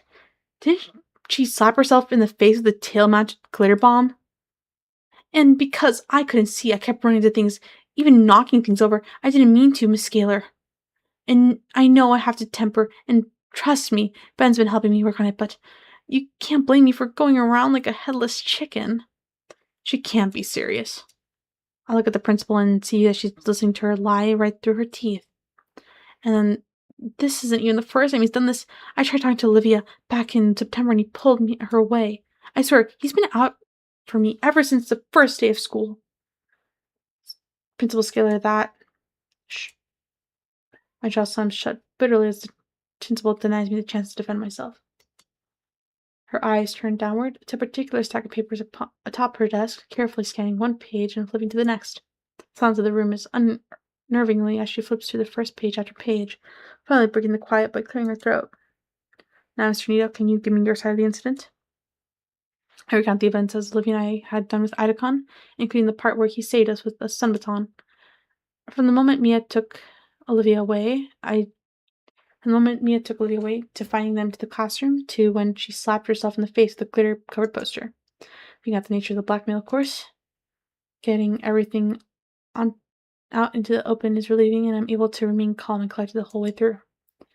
While I spoke, Miss Mia leered at me, with eyes promising a vicious death. Ben, on the other hand, is looking increasingly uneasy that I'm not playing along. He's not glancing my way, but his eyebrows furrow in a way that's clear he's suddenly begging me to help him out here. Mia focuses her vengeful stare at him, as if to say, "What are you doing?" Inko, I'd like to remind you, it's your word against hers. There's no proof anything you're saying is true. Did she ask for evidence? Or did she ask for my side of the story? True, but Mia's never hurt Ben. I'm not interested in these mind games. She's been targeting Olivia and I all year. I want to defend Mia. You want to defend Mia? I get that. Why does that involve throwing Olivia and I under the bus? Still here, dickwad. Mia. Skelly manages to shut her down with an authoritative glare. I don't even care why you're trying to screw me over, but is there even a reason? What the hell are you doing, Glasses? You're letting this schmuck walk all over you? I'm waiting. It's complicated, okay? Is it? If you haven't figured it out, can you leave Olivia and I out of it then? No? Okay, fine. You want to find something to blame? Someone to take responsibility away from Mia? I know your guy. The guy responsible for everything. Ben raises an eyebrow. Well, yes, that would be ideal. You. None of this would have happened if you hadn't hurt Olivia in the first place. What's... He knows what I'm talking about. And here you are, 4 years later, still up to the same tricks. Olivia's stuck at home, her wheelchair's busted, and she's heartbroken. Oh, I didn't know. Is she alright? And you're just bringing up this interpersonal drama. Please have some self-awareness. I have more important things to worry about, clearly. I don't care to be part of whatever house of cards you have set up here. Damn it, Ben sucks in a sharp breath through his teeth, sagging heavily as he lets the air escape in a long sigh. Sorry, Mia. The plan's a bust. The fuck? How? I can't do it. Not like this. There's other things I can do for you, just not at anyone's expense. The plan? Mr. McKnight, you mean to tell me Mr. Nito's right? Yo, String Bean, you know the stakes here. She has lots more than me to lose. All I gotta do is just tell Teach here what Olivia did. Shit, she wouldn't, would she? No, wait. Shit, she wouldn't. She would. Just one thing after another, we're talking about damaged property. I'm telling you, it's at the bottom of all this. I'm not taking the hit. I'm innocent. If I got the squeal to prove it, oh well. No! Squeal throws her hands up in frustration. She's resigned to being along for the ride, reaching for her lunch bag. Ben, I have to. I said no, there's other ways. Not good enough? This needs to come out. Mia, you do that and I dig out some of the skeletons in your closet. Ben covers his mouth. The fuck you just say to me? You heard me. Mia stares Ben down like she's about to slash his guts open. He's trembling, but he doesn't retaliate, or he doesn't relent. Oh, you'll regret that. You'll fucking regret that, McKnight. I ain't doing this shit. Have fun trying to bang Inko's girl or whatever. She turns around and stomps out of the room, completely ignoring all three of us. Another bout of silence overtakes the room. Scalar, Ben, and I look at each other. Well, that was eventful. Between Idakan's report, Inko's account, and whatever that was, I have enough to work with. But we didn't finish. Come on, Benjamin. Don't you have some soul-searching to do? He stares at her, bewildered. Seriously, Ben. Please try to figure this out. Go back to class, the both of you. So, Idakan did talk with Scalar. So she probably already knows about the cheating. He still doesn't move. I have to take his first steps toward the door, glancing back and motioning him to do the same. Eventually, he follows me out of the office.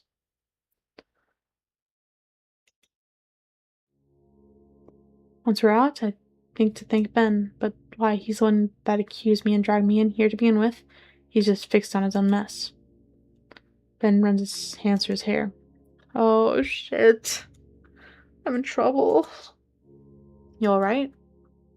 I don't know. Look, I'm sorry about all that.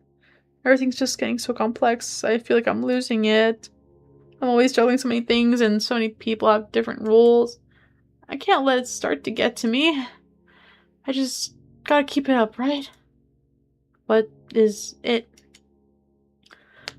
Good question. I can't say. Sorry.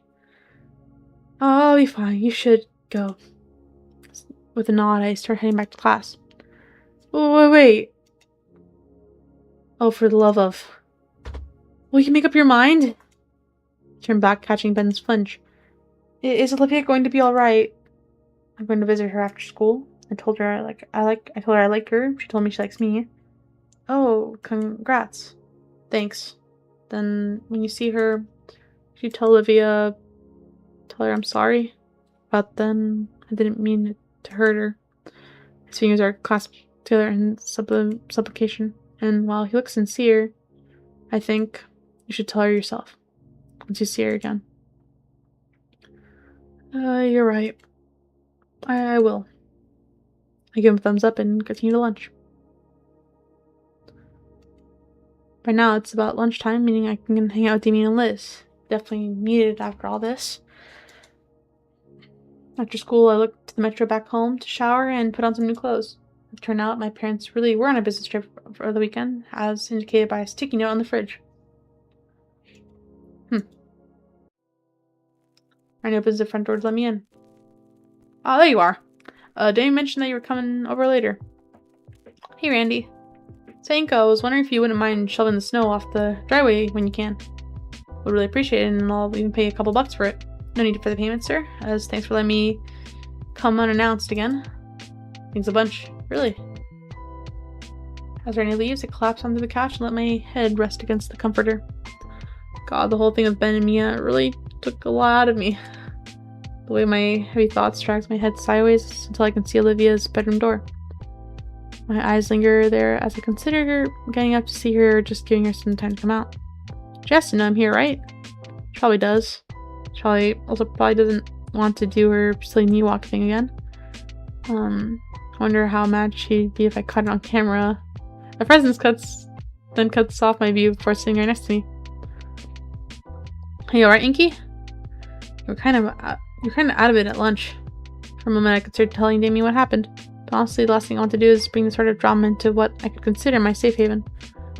Yeah, I'm alright, Damien. I just had a rough time at school and I was hoping to take my mind off of it. It's pretty understandable. I mean, with everything that's been going on lately, or with everything that's been going on and all, if you only knew. An attempt to comfort me, Damien passed my shoulder. Tell you what, I'll finish up my homework, then we can chill over a game of Rock and Ring or something. Sound good? Yeah, sounds good. Sweet. All alone again. My stomach is aflutter with butterflies as I get up to the couch.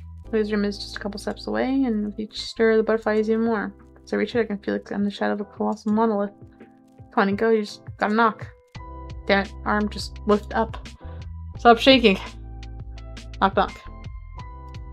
Awake, Uncle Randy. It's me, Olivia. I hear quiet shuffling before Olivia speaks up, more loudly this time. Inko? Yeah, are you okay? Decent? Damn you, brain. Can I come in? Yeah, just watch your step. Watch my step. And it is still shaking as it makes contact with the knob. The deep, calming breath, the butterflies finally start slowing down, and I'm able to push the door open. I see blackness. Olivia? It was extremely dark unless there was light coming from the entryway. I had to take my sunglasses off in an attempt to see through the darkness better. Olivia, the heck happened in here? Why is it so dark? Olivia? No response. Gotcha. Oh, my leg. Hi. Her clawed fingers grip onto my ankle tightly, and it takes all my coordination to stay standing. Olivia, what are you doing? Let go!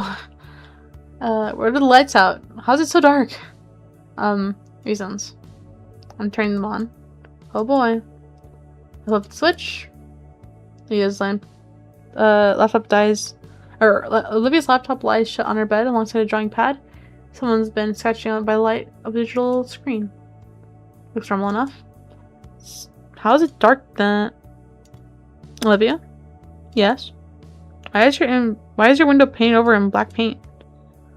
Light coming in offended my blackened heart, and the window became the canvas into the dude. Oh my god, this is the most edgiest shit ever. The light coming in offended my blackened heart, and my window became a canvas into the new darkness in my life. I was trying to read that like some angsty teen would freaking. I tried, okay? Oh, it's so edgy. Yeah, it's dumb, I know. Olivia, are you alright? That. She looks funny. Olivia crawls back to her bed and thumps on it, continuing her deep sigh the whole way through. Hey. Yeah, this morning after you left, I got the idea for it. Whole speech and everything, something stupid about my old sketches. It was a moment of passion. A while later, I realized how silly it was, but the paint had already dried. At least the atmosphere is good, right? She sighs again onto her mattress. Shit, this is embarrassing. Look at the covered window. I don't see why you'd be embarrassed. Heading over to her bed, I take the blanket spot right next to her. Shut up. Even as she says that Olivia rolls herself closer to me in very in character for you. Quit it. Her hands bat at me, though with no strength or animosity behind her blows. I'm able to simply slap back at her hands until I catch one. Hey. Her fingers curl around my hand. It's very you. Her cheeks puff out in an adorable pout that I can't help but smile at. I like that, alright? You're lucky that I like you, or else I'd chop off your leg. She growls at my smile, simply annoyed by her own lack of intimidation. I guess I got used to it, built up a tolerance for it, so now I can see how Olivia really is. You like me and you'd still do that? Her bluff called. Olivia buries her face against my thigh and growls louder, but her fingers still cling tightly to my hand. Her head tilts just enough that she can peer at me with a solitary silver eye. And while her maw is muffled against my leg, I can clearly hear her say, missed you. My hand free comes around and gently combs through her hair. One of the things I've really marveled over is how soft her hair looks, and genuinely peeled as I come to find as my fingers run over her glossy green locks. You've just been in here all day? She nods her head, nudging her scalp more against my hand. I see you're set up here. Yeah. She hefts herself upright again. I've been drafting the painting all day. I'm starting to come along. I thought it was just for light music. She passes over the oversized pad. True to her words, sketches. Oh crap. Sorry. Just true to her words, sketches are looking more and more refined. Each one gets closer to the one that she's going for. Once it's done, I was thinking, I could ask for it to be shown at the eulogy. Oh, yeah. Think they'll let me? They better with all the effort you're putting in. Oh yeah. Wanna hear something weird? I've had a long day hit me. It's painting, I think it's special. I woke up this morning, I felt lost enough to block out the light of my room. Then I just remembered my promise and I got to work. It still hurts, but when I'm working on it, it's like it hurts less. Like it's what I should be doing, like I'm doing it right. It's not weird at all. Really? Come on now. Alright, super weird. I think less of you now. But really? She bites her lower lip, thinking about something. It is missing something. She gestures on the page. I'm on the most recent sketch. I don't see anything wrong with it. It's vague. There's no detail. I found I really did. But I can only remember so much and think alone. Hey. Absolutely. I'll do the best dang pictures you'll ever see. Thank you. First, though, how about I let the sunlight back in here, alright? Yeah. It's probably for the best. How would I go about doing that? Move the washcloths across the window pane, slowly but surely scrubbing away the dried up paint in chunks. Good thing Olivia keeps her bottles of paint thinner on hand. Or at least Miss Payne has. Olivia keeps her bottles ever since an accident involving a much younger and more rebellious Bryonics spraying paint all over the walls. As I continue scratching some of the errant flakes of paint off with my fingernail, my ears pick up the sound of a digital camera going off. In my peripheral, I see Olivia holding her phone towards me, taking a picture when I'm not looking for my best. For shame, Olivia. Ah, hush, you look fine. What's so special you need to take pictures for? Nothing, just using you to mess with unstable human women by posting my catch on their forums. Oh, that's neat. What? Most of the pain has gone away. I tossed her eyesight and scrambled to take a seat beside Olivia. She cackled to herself as a new post with the photo shows up. I never heard of this place before. It does look like a forum specifically for women. This is to say, non-dinosaur. Isn't that the lizard lounge site Liz doesn't like? Oh no, this is a rival site only for human women.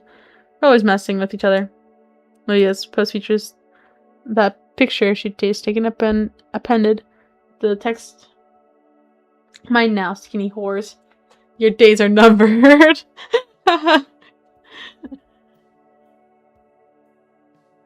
Oh my god. There's a reply calling her a dirty trigger. What? What? So skinny whores and that one is pretty bad. I think I should repeat that. Anyways. Olivia, I don't really appreciate being used for this sort of thing. No, don't worry about it. It's cool. See, they just IP banned me. You got banned just for that? Nah, I can get around that super easy. And then I get to do it all over again. Their tears sustain me. Okay, that's enough internet. That's it. I'm taking you outside. Yes. I shake Olivia's leg to get her moving. Come on, you've been stuck in here all day. Come to the world of the living. Though I insist to Olivia that I didn't mind carrying her, she opted to shamble her way towards the couch on her own. When she reaches the couch, she pulls herself upright onto the cushion's long ways. She sprawls out and exhales. Well, we're out here. Now what? You drag me out here, you tell me. I didn't think that far ahead. You were insufferable. There's some Damien and Vinny's games by TV. There's some classic co-op games in there, if you want to try one of them out. You sure? I don't really play games much. Yeah, but it'll still be fun. Sort of like repayment. You carry me to the couch, now I carry you to victory. Har. See, I'm for Damien's chosen collection of entertainment. There's definitely some plain DVDs mixed in there. I pick one of the more worn-out looking cases and show it over my shoulder to Olivia. She gives me an approving grunt, so it seems I picked well. They slide into the console and I start setting up the TV. Huh? Is it not working? Oh, smack the left side. Vinny left some magnetic toy near the screen once. Smack. TV comes to life. It's flickering screen display at the console menu. I pick up two of the controllers from the floor and... What are you doing? What? Oh, I'm used to playing games like this. Shoves her head on the cushion next to her, inviting me to sit normally. So, what's cool about this game is... Aw. Hey. What's cool is the co-op campaign has its own story. You can just play through that, because there's no way I'm letting you near the all-night scene yet. And with a few quick button prompts, the game starts. She contemplates skipping the cheesy introduction cutscene, so she's seen dozens of times by now, but it lets play out for my sake. When the game starts proper, I'm faced with a very specific problem. I'm not good at video games. I'm good at watching them and listening to other people dissect them, but I do not play them. Okay, just follow my lead and shoot anything that looks like it's moving. How Olivia's already getting ahead in the game. I try to follow, but now my screen is pointing at the floor. Huh? Did I do something wrong? Maybe the other stick? And now I'm moving still, but looking at the floor. Hey, start shooting already. Okay, I try the trigger looking thingies on the back of the controller. Some arm manifests on my side of the screen and throws something on the floor looking like, there's a splash of bright orange. He just killed himself with a grenade. I died. I look down to Olivia and she's looking at me with utmost horror. What? There's no way you are this bad. I told you I never play video games. Fine, I'll do the tutorial then start. With a few presses of a controller, we're back to the menu, and then into some blank space area on screen. From there, box on the screen along with some AI voice read out the instructions for everything.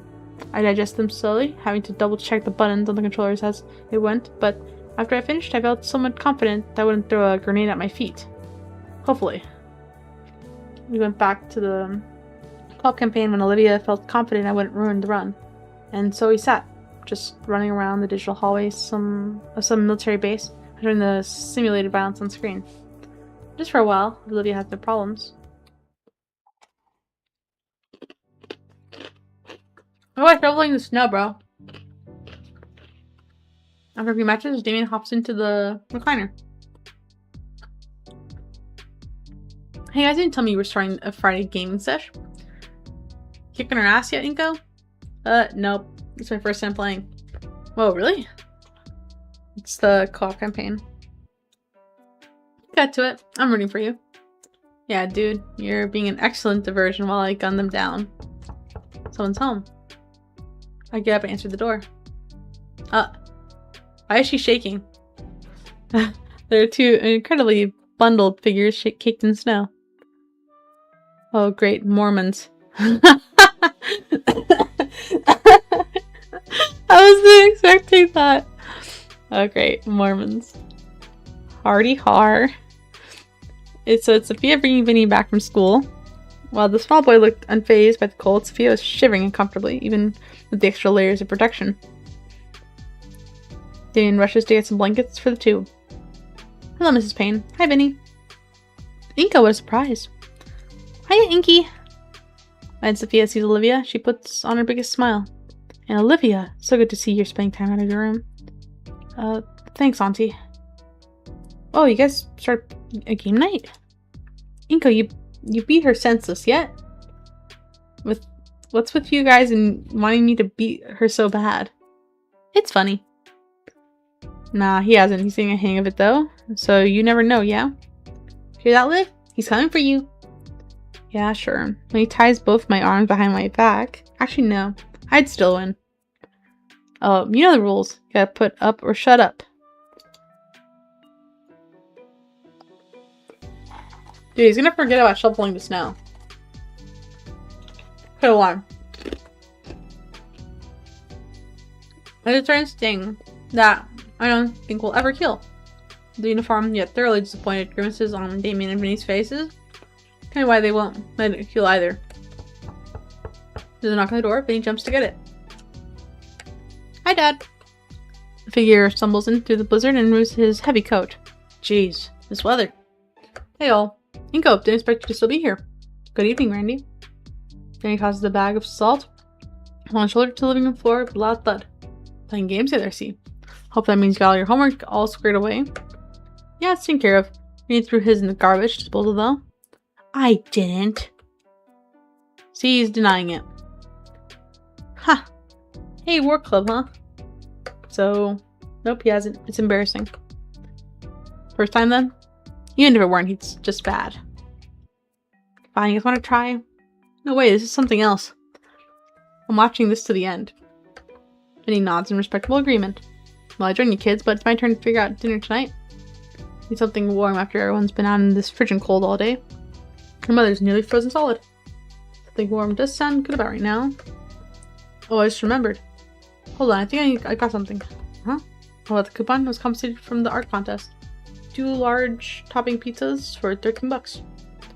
I'm not sure if Damien and Vinny's faces light up more at the mention of pizza, but Randy's outshines both by the insane price drop. Even Olivia's heart beats slightly intensifies. Holy moly, that real? pass it over to him. Been saving it for a while. Seems like a pretty good time. Huh. Alright, make it a pizza party then. Then he takes a moment to dial the number and make the order. We got chicken on Olivia, who looks as aesthetic as the Payne brothers. It's just pizza, no need to hyperventilate. I so need this right now. I'll still be about half an hour. What's your favorite? Anchovies. Really? Yeah, they don't sell them much these days, though. You need to keep in mind. Randy finishes his call and gives a celebratory fist bump. You're a lifesaver, Inko. I was planning on getting some sashimi or something. Sophia said she really wanted to try my specialty. Phew. We got 2 large meat lovers coming in, and this place is pretty fancy. They got that stuff you like, Olivia. So I asked for an extra pie. I piled this as much as they could put on it. Olivia's face beams with joy, the end of her tail wagging with like an excited puppy's. I like when her eyes get super anime like that. It's so funny. Maybe the distraction to snipe her from across the map. Oh my god, wait, the hit sound. It's the freaking MLG hit sound. It's fair, he got you. When he shoos Jamie off the spot to the grinder, he joins us on the couch. We play a few more games and I keep losing. But every time I get close, she would come in clutch and completely annihilate me. Somehow, a betting pool has started. Olivia's getting a few bucks from the rest if I can beat her even once. The pains encourage me as I get even closer to actually scoring against Olivia. If anything, I want to get at least that tonight. At some point, all the same feeling occurs to me. Being in the comfort of a warm, inviting home, surrounded by such caring people, having fun with my friends, it's like having a real family. She doesn't cover while she reloads. I see it. Hey, that's cheating! Nope, it's insider information. He's gonna get you. Nope, if that's how he's gonna be, I just got one last trick up my sleeve. She bit him. I think he's just scared, eh? Oh! I don't know how many of you are keeping up with all this. Oh, that would be your dinner. And he heads to the door with a hand ready reaching for his wallet. Pizza. What special occasion? We're gonna treat ourselves good and gonna treat ourselves good and eat good tonight, hon. That's the special occasion. Not that I'm complaining about pizza, but isn't delivery pricey these days? I turn to the box section and I'm flashing the used coupon in his other hand to Sophia. Her face dons an expression similar to the others earlier. See? Okay, everyone get a plate and get some. Feel free to make a mess if you want cleanup duty. Dean and Vinny leap from their positions and to their plates in a blink of an eye. The air is filled with delicious scent of sauce and cheese as Randy opens up all the boxes. Dean and Vinny immediately dive into the meat lovers pizza with ravenous sharks. Oh my god, look at them. The pepperoni and sausage pizza on the table looks appealing, but Randy passes a plate of slice of anchovy pizza over to Olivia. Thanks, Uncle Randy. Dang, the anchovy one actually looks pretty good. I don't think I might have if I sampled from hers. And slowly inches towards Olivia's plate. Mine. Taking a moment to assess my hand's integrity, I press my lips at her. Aw, come on, Liv. I just want to try it. Nope, anchovies are Gator girl only. You wouldn't take something from your girlfriend, would you, Inko? Her eyes, she flutters her eyelashes at me while presenting a prominent pout. I just want to try it though. More eyelash fluttering, and I can see moistness in her eyes. Oh wow, she's giving me a new meaning to crocodile tears. But a devilishly clever idea spawns into my mind. After all, if she wants to play the girlfriend card, how about a trade or something? Pout fades in her confusion. Trade for a bite? Her confusion morphs into curiosity. Maybe. What are you offering?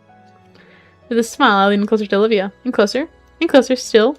Olivia's face is aflame with blush glowing hotter and hotter by the second. I feel a puff of hot air from her nose against my chin. Her eyes are as wide as saucers now. This. My lips tap lightly on the edge of her maw. What? The gator successfully stunned. Now's my chance! I go for the kill and chopped down on the slice that she was holding onto. I pull away from her while chewing on my hard-won prize. The pieces suck. The pizza is very salty but rich with flavor, and it tastes why she likes anchovies on her pizza. Olivia's eyes are still wide and her mouth is cycling open and closed. Ew, Mom! Inko gave Olivia a cootie. Wait, am I covering? No, I'm not. Okay, thank you. Oh my god, his expression is funny as shit.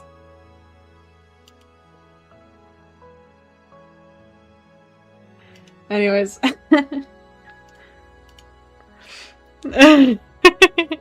Wait up, I got messaged by somebody. I need to get a picture of Denise's face.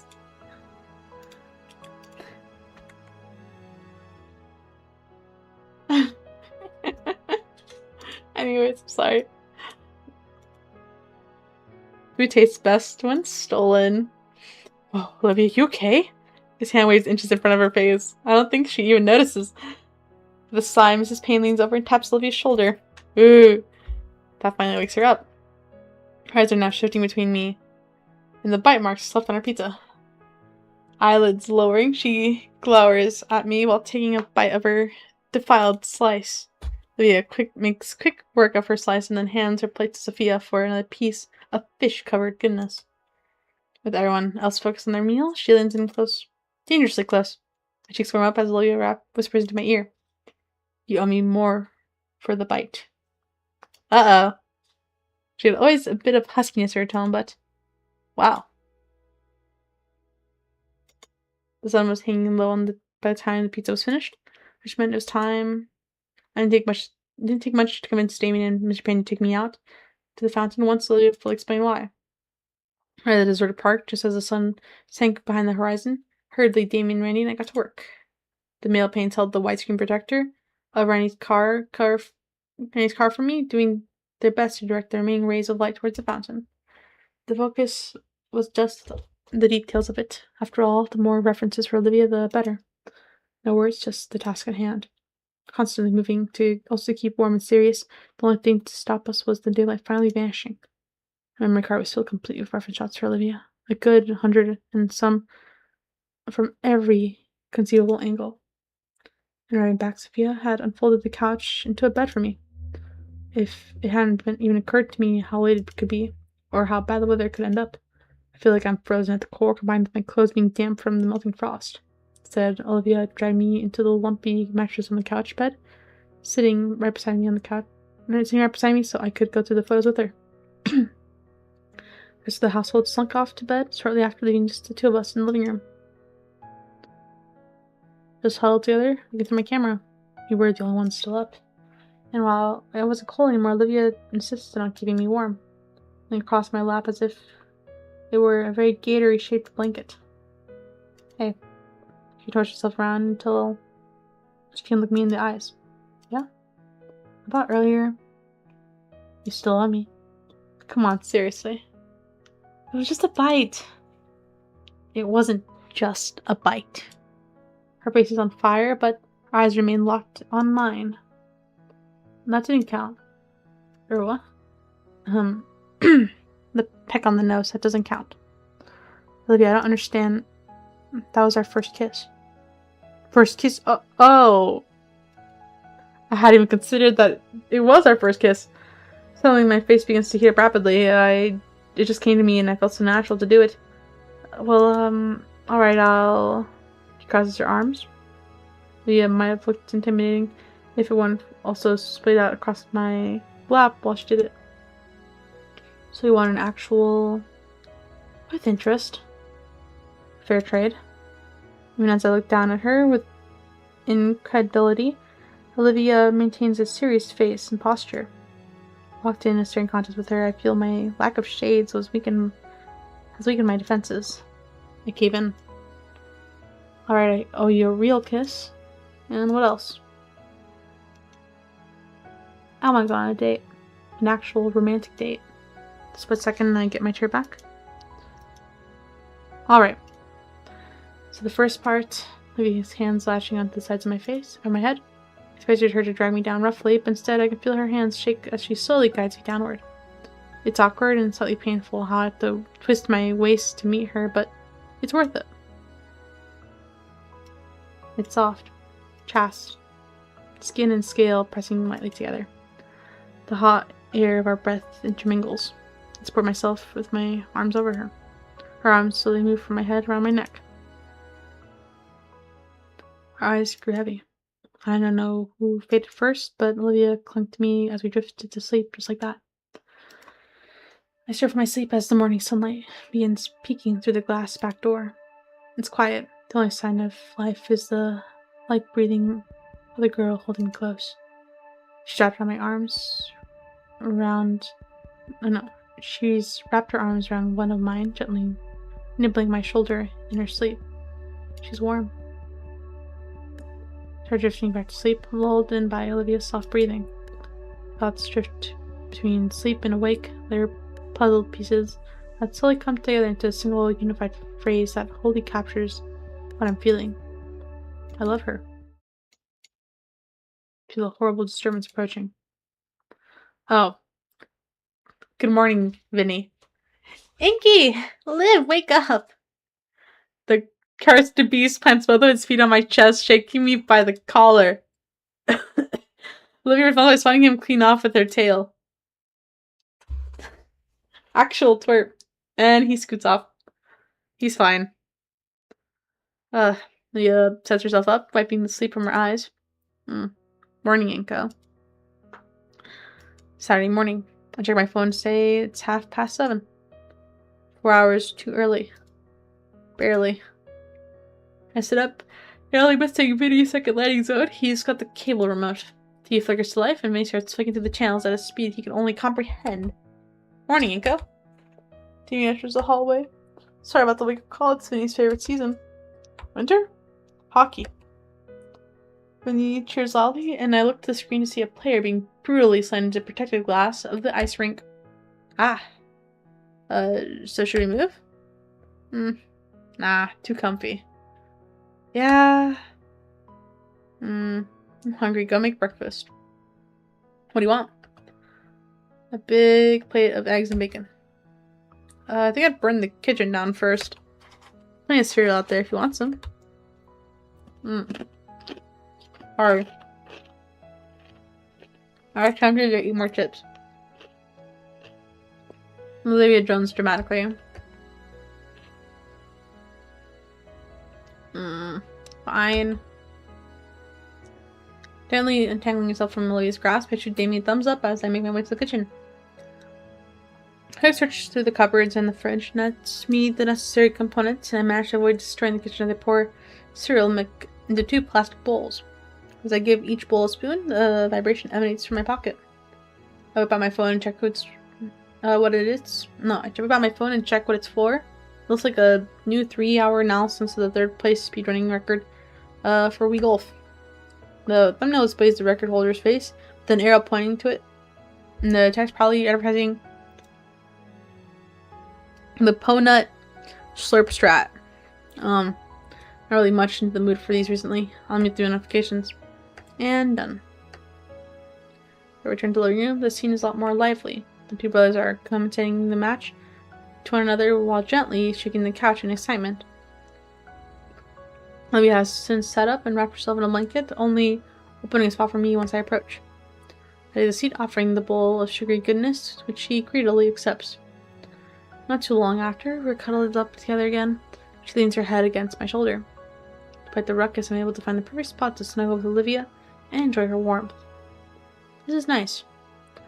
We are best to withstand Vinny's ramblings about hockey teams, though it seems like he's more interested in which team gets in the most fights rather than which wins the most. I look towards Olivia ever so often, worried that she might be losing interest in just sitting there, but he's always reassured me with a gentle smile, one that says she wouldn't have it any other way. Sharing in her contentment, we continue to snuggle on the couch together, occasionally cheering with the brothers as they celebrate the success of the hockey team. Dean and Vinny start shouting in victory as the home team gets the final score. What a slap shot! Heard the excitement in the room, watching hockey again. Sophia settles herself on the recliner, opening up her laptop. Oh, the school's weekly newsletter just came in. Turn down the volume, Damien. Sure thing.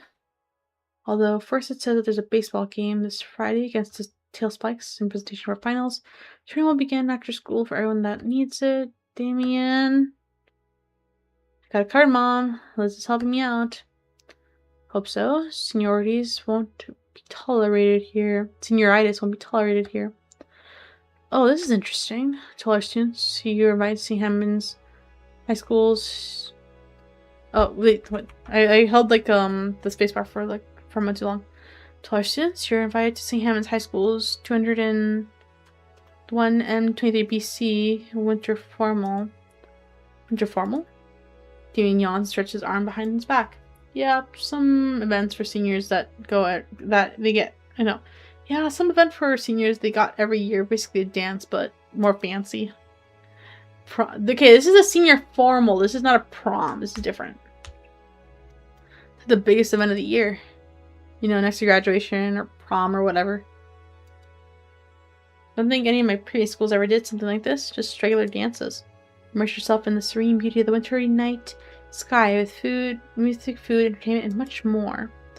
We'll also be hosting a special memorial for one of St. Hammond's finest teachers who was recently passed away, Mr. Trent Idacon. Shoot, that's going to be tough to see. This event will take place at the Caldera Convention Center on Friday, December 15th from 7 p.m. to 10 p.m. Tickets for the winter formal are now on sale online in Mr. Prockling's class in room 211, $15 for one and $30 for couples. Please read our event dress code to know what you will and will not be allowed for the formal. Have a great weekend. Go for the tails. Well, it seems like you three have something to look forward to next month. Mrs. Payne closes her laptop with a smile and sets it aside. Mom, it's about that time. She gasps and checks the clock on the wall. I nearly forgot. Vinny, get your kimono on. I'll start the car. What? Sugoi desu. It's called the gi, Mom. Ugh. I'll probably be running some errands while he's at karate practice. I'll get... Okay, that makes a bit more sense now. I was gonna be like, what does she call your kimono?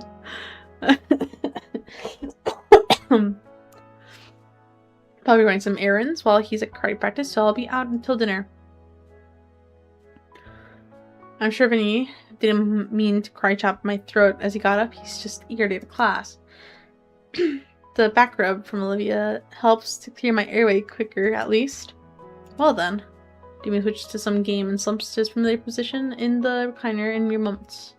I don't even know how he keeps track of the blur of colors on screen. I feel like it's going to give me a seizure if I look at it too hard. It tugs at my arm. Hey. Am I back to my room and watch something? What do you have in mind? Nothing particular. I'm sure we'll find something good. Alright. Olivia's proud march into her room. Scent of pain is still a bit strong. The one isn't not in here. I'm impressed how she manages to actually hop onto kneeling. I'm actually impressed how she manages to actually hop from kneeling on the floor to kneeling onto her bed. Her tail pats the open spot next to her as an invitation. But not for me, as Guts seems to scurry out of whatever he was hiding to curl up right next to Olivia's thigh. Oh, we don't get to see Guts here, what the heck. So I take the spot opposite of him, settling right next to Olivia, as she opens up her laptop. On screen I see a plethora of folders with incomprehensible names, with multiple brackets alternating from kanji and English. Olivia's cursor flies between each folder, her eyes scrunched in concentration as she tries to find the perfect show. Trying to make her choice, though what it is, I don't know. The name is all Japanese, written in English. And there's like 6 different things in brackets denoting the language aspect ratio and more obscure details. Media player pops open, and the first thing to pop up is a silhouette of a Pachyosaurus in old Japanese attire, and the pop music started in English. First, I was apprehensive for their pick, but it's a really good show. I'm fully enraptured by the Paki samurai story, along with his budding romance with a young human girl who maintains her family's dojo. Okay. I fully settled in. Olivia's spilling out across her bed and giving me just enough space to sit with my back against the wall beside her. While I'm fully enjoying the story, split equally between intense sword fights and bouts of lighthearted comedy, my thoughts go back to something else. The formal. And how to actually ask her for it. She's already going since it's also Mr. Idacon's memorial. Olivia already asked me out on a date, kinda. I'd argue strong-armed into it, but then again, I want to go out with her, so it was very Olivia of her, so what would be Inko's way of doing it? Look around for inspiration. I noticed the way my girlfriend has left out a lot of her sketch material. All the papers, her sketch pad right by my knee, guts laying on top of her colored pencil case, and a mechanical pencil's digging in my palm. Heh. Olivia is focused on her laptop screen, and oddly not so bloody swordfight on it. I began my grace pen to date. Where to sketch out what's meant to be a full body portrait of Olivia. What? That's his actual drawing. The wheelchair ends up looking like a normal chair with rocks for wheels. Her hands just claws, and her tail's shrunken down to a quarter of its actual size. It still resembles her. I clip on the mechanical pencil and slowly reach over to the pad, nudging the back to Olivia's head. She swats at it and eventually grabs it, yanking it from me. And then her tail sways a bit. Bingo! She searches for my arm and wraps around it while Olivia furiously jots something down the page. I lean forward to lay on my stomach beside her, and she passes it back. She's drawn an equally rough portrait of me, with my shades missing, and my jacket looking like a button-up. For a while, the two of us resume our drawing game from the start of the school year. Oh, what the hell? Wait a second. Can I, like, hide? Oh, I wish I could hide this. So what are we looking here? This is Inko with a bunch of freaking actually, let me see it real quick. Yeah, save, please. So we have freaking Mia eating something. Some shitty doodle by Inko. Guts. Inko with a bunch of glasses. Is that meant to be Mia smacking Inko with her tail, setting him flying? A drawing of Mia, Inko. I think this is Mia with a gun, and it's like bouncing off, like a bullet is bouncing off his head. Racism. And shitty doodle. Another thing with like racism in parentheses. Guts. Gun. I think this is meant to be the samurai. Fat chunker. Wait, they drew freaking Guts like with a block of cheese in his guts. What the hell?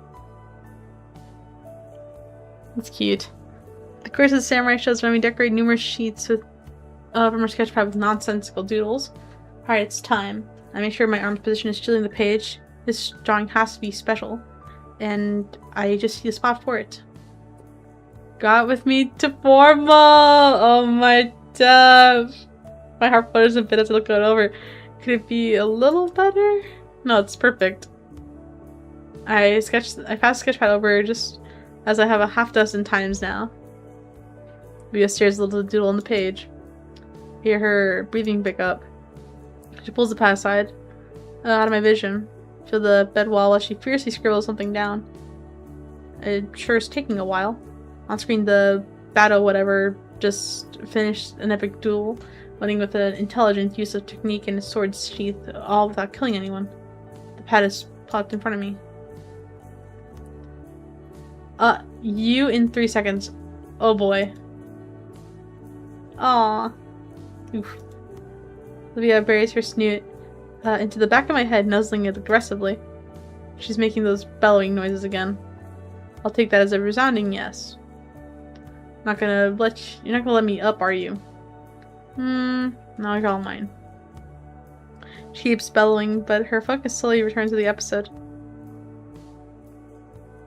The rest of it, you remain like this. I got big plans. Just you wait. 1 week later. My shoes crunch with the layers of snow beneath me. Behind me, the trail is quickly swept over by fresh snowfall. The cold bites at any flesh it can reach, my ears, my nose, my exposed hand, as it carries my precious cargo. Somewhere in the distance, a dog barks. I'm all alone in this frigid wasteland, and I think this started simply just 4 days ago. I've gotten into a new routine at the start of the school year. Wake up, high school, do my thing until the bell rings, head over to the painting residence, check out on Olivia. Text me that she's drafting for the painting was finished. Now it's time for the real task of filling the canvas with color. Every time I come over, I could find her sitting at the edge of her bed with a brush in hand, analyzing the canvas with the kind of fire in her eyes that only a visionary like her would have. Back on Tuesday, I got a real craving for root beer. Olivia told me that there was a gas station up the street and around the corner, and asked if I could get her a normal cola with a strange side eye. The trip was frigid, and I probably should have seen this. The trip was frigid, and I probably should have seen where this was going, but the soda was well worth it. Once Olivia found it, I could survive the journey. She started requesting I go more for resupply missions. Then I got caught up in a return trip by Vinny and Randy. Short version of the story, I'm now the resupply man of the household. I go out to get precious rations for my poor, freezing, shivering girlfriend and the other survivors of this inhumane climate of 31 degrees. It's been tough work, but it's been a blast.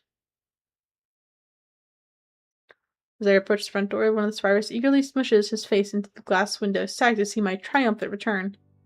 The door opens for me and slams shut as I'm yanked in before the chilly air can creep in with me. I stumble toward it and finally collapse on the couch into Olivia waiting arms. The moment my butt hits the comforter, she spreads out the blanket and has open and shrouds me in its warm, scaly embrace. Killing my personal heating rock with its warmth. Oh. That's actually kind of cute. Oh, that's actually, oh, this is really cute. Yeah, oh my gosh. Appreciate it. Leah nuzzles in the crook of my neck and wraps her tail around my waist, trying her best to warm me up. One would assume that this is a literal cold-blooded saurian would be a terrible way to warm me up. Well, whoever they are, they're dead wrong. Setting the plastic bag on the floor, I begin getting passed around, and everyone removes their various goodies. In second, he chugged his battery acid energy drink. Oh, yummy. Ah, that's what I needed. So you up for another trip and go? Olivia signals to Vinny. He takes the empty bottle and bops him in the back of the head with it. Oh, Inko. While you were out, I finally thought of something. For our date? Yeah, you'll love it. It's, oh, knocking. Olivia breath catches, and the two of us wait in anticipation as Randy gets to the door. But we both know who it is already. Olivia, package for you. My head jostles to and fro, Olivia's time translating physically to her arms, quaking wildly around my collar. Settle down. Randy hefts the box containing her new wheelchair parts in the living room and sets in front of the TV. Let me set it up for you. Actually, Olivia lifts herself on the couch and starts pushing against the box, sending it towards her room. Inko and I can do it. Alright. Olivia waves me over. Oh, it's like in a freaking, what's it called? Tub. Or tote, to the tote. She pops the door from the door open and pushes the heavy looking box into her room. Come on, what are you waiting for? Let's go do it. Sit on the edge of the bed with the box before us. Yeah, let me drink some water. Wait, I'm getting like a million messages. What the hell?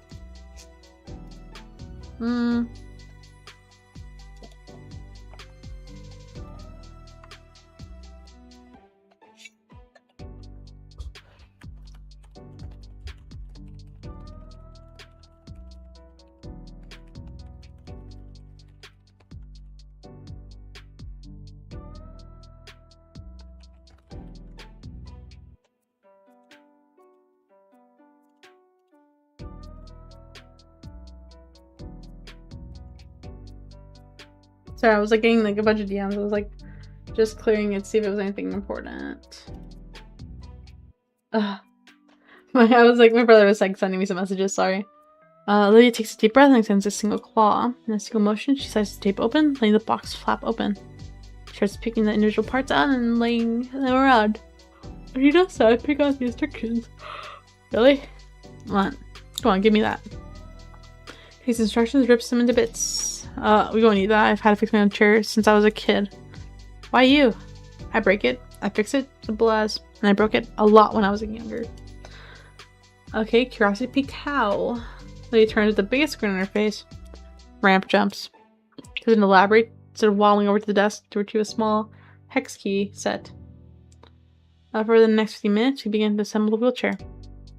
As it turns out, building this thing isn't as complex as I thought it'd be.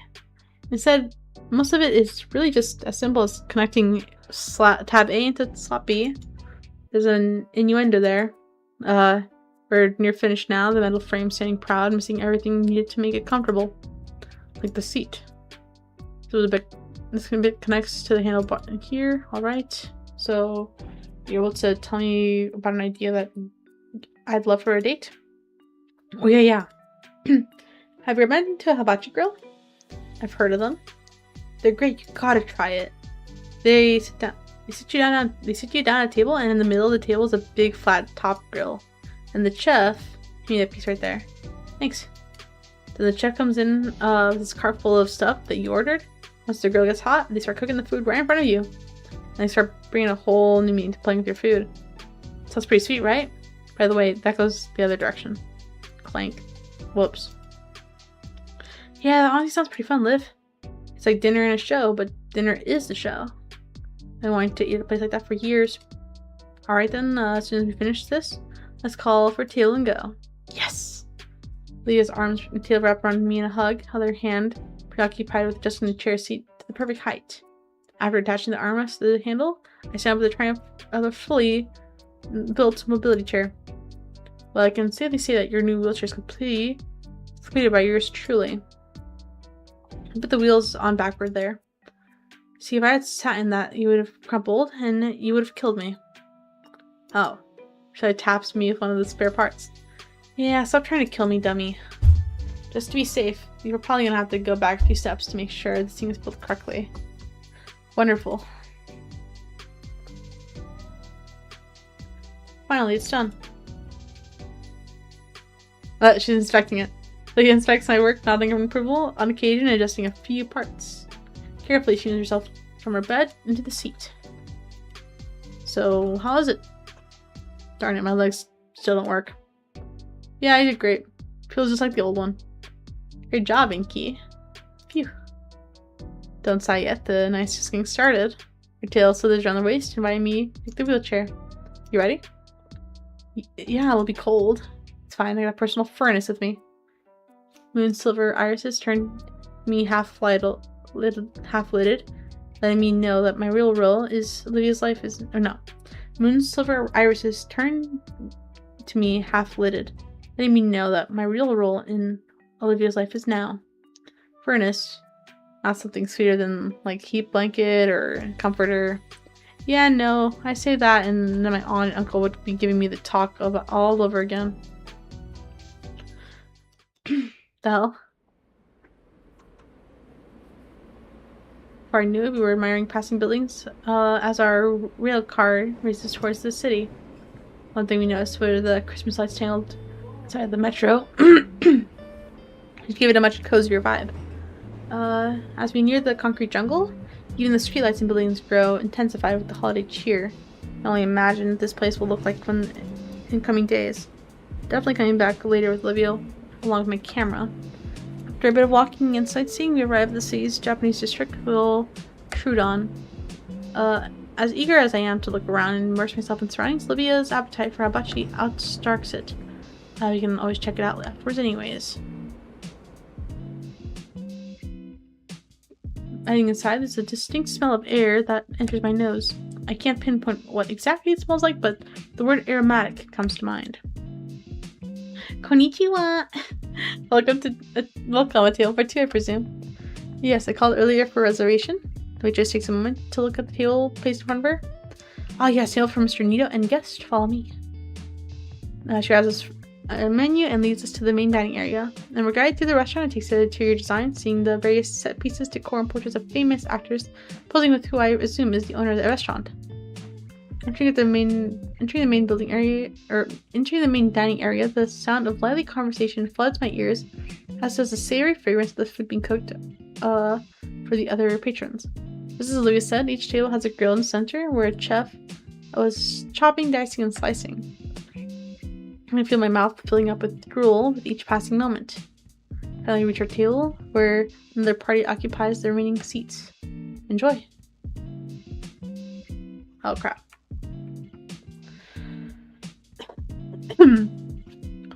So how would you?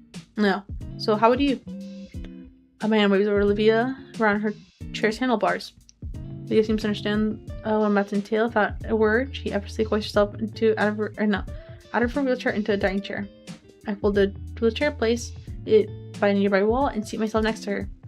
So nice. So how are you feeling so far, Liv? Olivia smiles, letting her cold fingers play out on the grill before us. Tail curls over the counter and joins them. I join her for a few seconds, warming my knuckles. I already like this place. It's like a combo of a show and a diner and a sauna. I reach to the menu that sits between us. Let's see. They already know what you want to get. Sushi. They got that good stuff here. She points out something on the menu I don't have hope for even pronouncing correctly. Nevertheless, it looks appetizing. What about you? Oh, I'm thinking something warm and filling. Oh, what about this dish then? She points out one of the specialty dishes called Trudune Delight. Chicken breast, a bunch of steak, colossal shrimp, lightly seasoned and grilled. Sounds like a variety dish, sounds good enough for me. At variety, an idea comes to me and I scan the menu thoroughly. This trend is particularly takes up the near entire page. It's something I recalled from the foodie blogs I read. Hey, why don't we try all the appetizers? What? In the menu flat for her in the appetizer page, her eyes widen at how many choices there are. Like we should try sampling everything and see which is best. That'd be really expensive though, right? It would.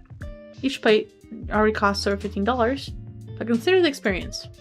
You can see her practically sobbing as she looks at the page. How about half then? I'd still be around 7 plates, sure, but I'm sure I can cover that much. Okay. Cuts me off before I can even cheer. But not all at once. Huh? I appreciate the show too. 2 dishes at a time. It's a weak concession, and I already figured Olivia's plan to fill up early to save my bank account. Sure. So which do you debate which appetizer to pick and start it with? Or which is now mingling with the rest of the ambience as we wait to order? Every time somebody comes around, you compile a list of the most appealing sounding options. Eventually, the chef approaches our table with a large fork and blade in hand, scraping the two against each other in a theatrical manner before greeting us and heating up the stove. He uses a nearby container of oil to cover the cooking surface in the shape of a smiley face before setting the assortment of fire and spreading it across the stove with a blade. The second staff member drops off a cart filled with uncooked meats and veggies that will soon become our dinner. With his ingredients ready, the chef starts his performance, expertly spinning his razor-sharp utensils with a grin on his face. Vegetables diced and stacked into explosive minifigures, meat sizzle flipped and thrown into the air, fish and shrimp sliced and gerled around the chef without even looking. Even as we were served up our starting orders, we were entirely too focused on the master chef. They is completely enthralled by the performance. Not that she's the only one. The dexterity and skill of the chef has our food isn't like anything I've seen at any high-class restaurant my parents drive me to before. After a minute or two of watching the chef's culinary showmanship, the couple beside us received their order. He uses over to step to now stand for Olivia and I, his eyes carefully scanning the tiny scrap of paper before nodding. Konbanwa, my hungry-looking friends. Well, I'm definitely looking hungry, but Olivia? Again, Olivia's eyes are the size of a plate. Her lips are trembling over her smile, and her chopsticks creak between her fingers. Her first time here, I assume? Mine too. Hi, new friends, to our lovely city. Allow me to give you a proper caldera welcome. If I can tell them we're not tourists, the cook sets down a pre-peeled onion on the grill. And with his sharpened spatula and tongs, the onion is cut expertly, and then its rings separated and stacked into a neat cone. Then, when he then raises a finger with a smile, I can't help but lean forward. Pulls up a bottle of clear liquid and squirts it into the cold. Whoa. Why does he look more scared than, amused? I yelled back, the sudden heat erupting from the onion canado, fingers tapping just above my eyes. Oh shit, my eyebrows. You're fine, Inka, relax. Spraying the few bits of hair are still in my head. The chef laughs and slides the onion creation around. Warm enough for welcome? Quite. He laughs as the onions are added onto our first appetizer plate, a sampler of various garnished fish and meats. He's going to take a sizzling piece of steak and chomp on it, chewing it on it even as her eyes water from the heat of it. The chef notices and uses a spatula to slide Olivia a glass of water closer to her, which she uses to quickly cool her tongue. Happy to see you're so eager to enjoy my cooking, but a good meal is best savored slowly. My hands rub Olivia's back cover, but she still smiles and reaches for another cut of meat. Totally worth it. One by one, more of our appetizers are given to us. Well, I would normally go into detail about each one's unique flavors and how it affects my palate. Only one thing comes to mind. It's freaking delicious. Olivia seems to have the same sentiment, currently scarfing down the rest of her salmon rolls. Any couples here tonight? For a moment I glance at the girl beside me, enjoying her own little moments as she chows down on her food. We are. Well, it's the holiday season, which means Chef hovers his prongs over our heads with something green placed on the end. It's mistletoe. A kiss between the gentleman and the Wani girl, yes? What does Wani mean? Because there's like Wani Long that you've heard, but like, I'm assuming that's just like the character's name, but now he's calling her the Wani girl. Wani meaning Japanese. Crocodile. Okay. Know what? Wait, does that mean the title of the game means I crocodile that gator? Or I want to gator that gator? Kiss between the gentleman and the Wani girl, yes. Tender. Lingering pleasantries fill my heart as the chef tosses the mistletoe on a steak, revealing its true identity as a garnish. You had no idea? Say swear, it means crocodile.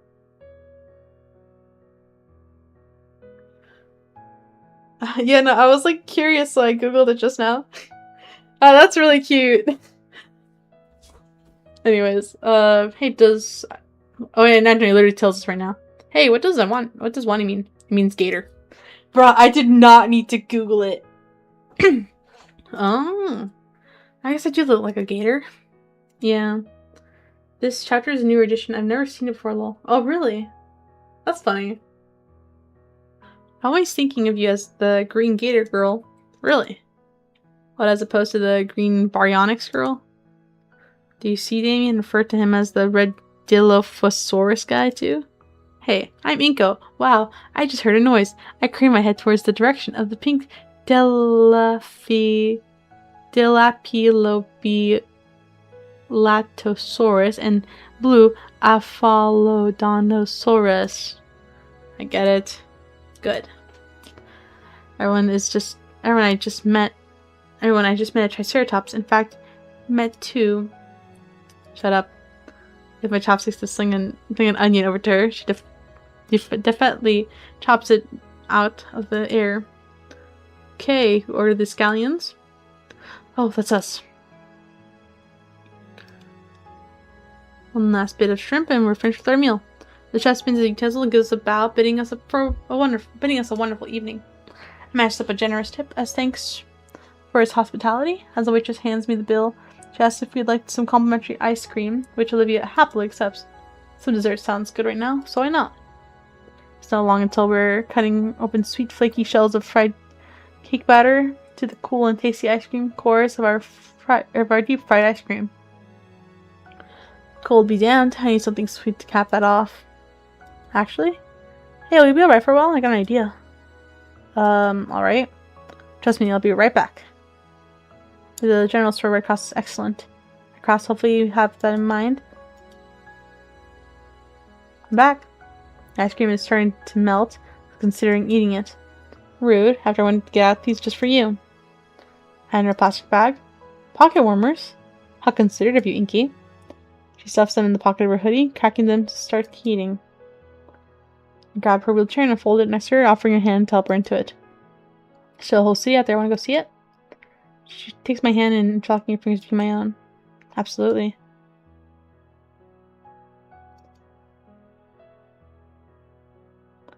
Back outside, I finished the last of my dessert and let us sigh of satisfaction. That was delicious. Can agree more, though. Not sure how fond I am of having the smell of hibachi in my clothes. Better than that cologne you always use.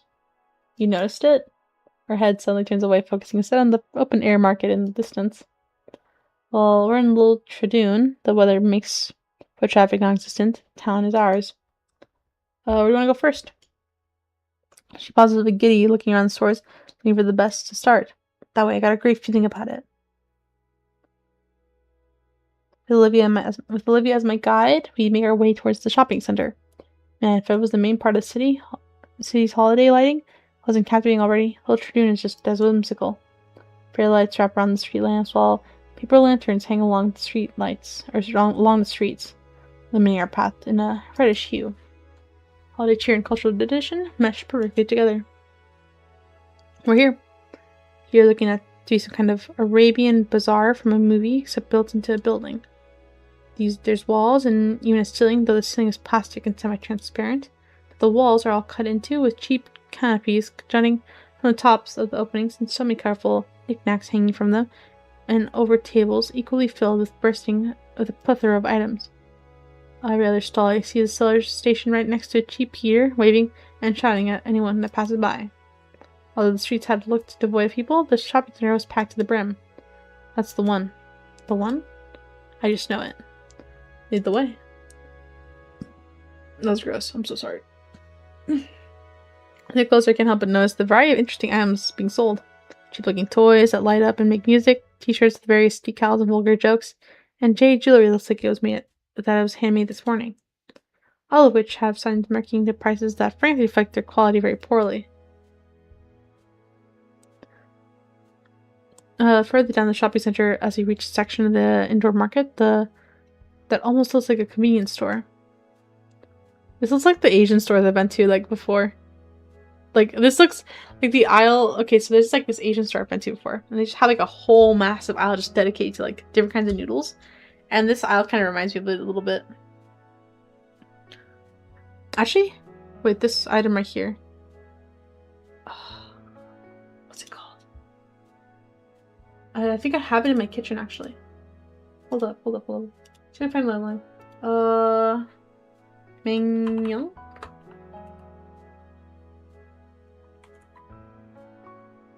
No. I always forget the fucking name. I'm gonna be right back. Wait up.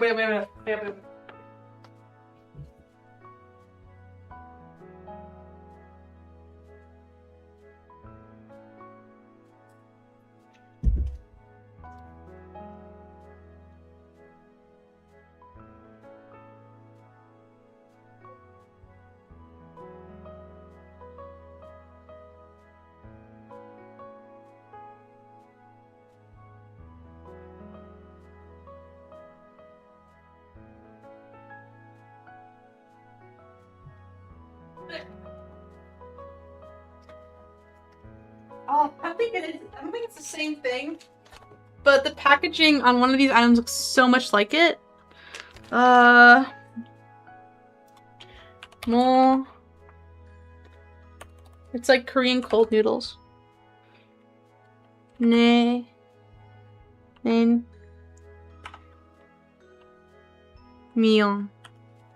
I probably didn't pronounce it right, but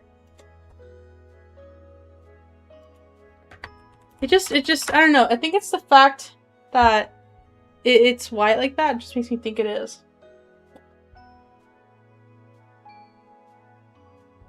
It really might be, actually. Made of. Sorry, I'm like losing my shit over it. It's like moments like these where I think I'm like recognizing something that I'm losing it. Anyways, let me go put this back downstairs. I'm sorry.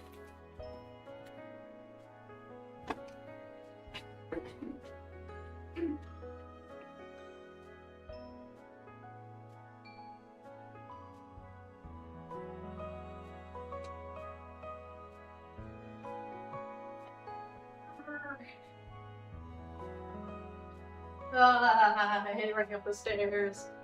Okay, I'm back. Ah.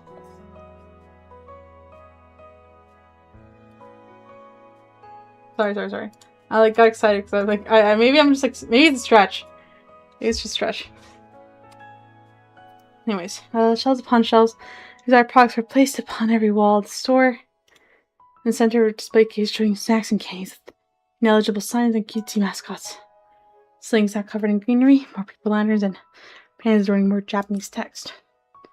Lily's eyes light up with glee upon seeing the wide array of Oriental goodies. You know, let's make this our Christmas shopping. She nods and grins, and we start scanning each stall slowly.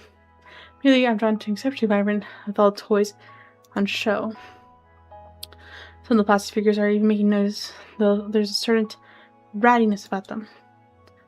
Still, I'm sure I can find something for Vinny. Recalling our first meeting, I look over to a Power After figure I can find on the table. Aha! Picking up a packaged figure, I wave Olivia over with her from our sugary treat hunting. Think Vinny will like this? She quirks an eyebrow briefly and then gives me the flattest stare I've ever seen. No. Oh, why not? Hinko, it's a shitty bootleg. Like, it's not even named right. Look at the package on the small green figure. Powerful Raptorials. Huh.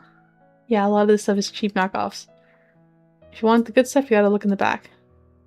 The back? She rolls her eyes but motions for me to follow.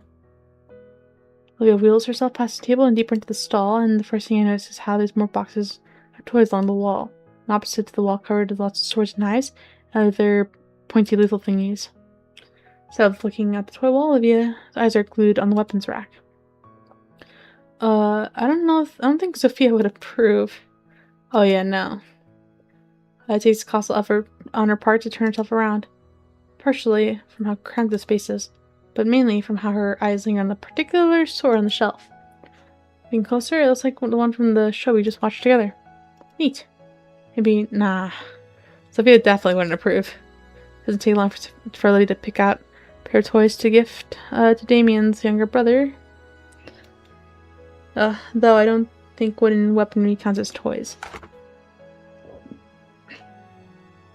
Purchases are made, we move to the next person on our list, and the next stall. We venture through the halls, deliberately throwing ideas back and forth for the rest of the pains.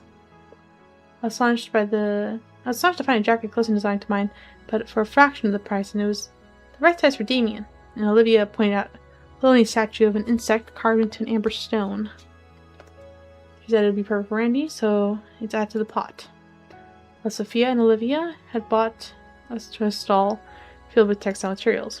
I hadn't known she was a seamstress, but Olivia explained that it was one of her favorite hobbies. Not knowing much about the matter, I let Olivia go and talk with the shopkeeper about what she was looking to buy while I stayed close to the front.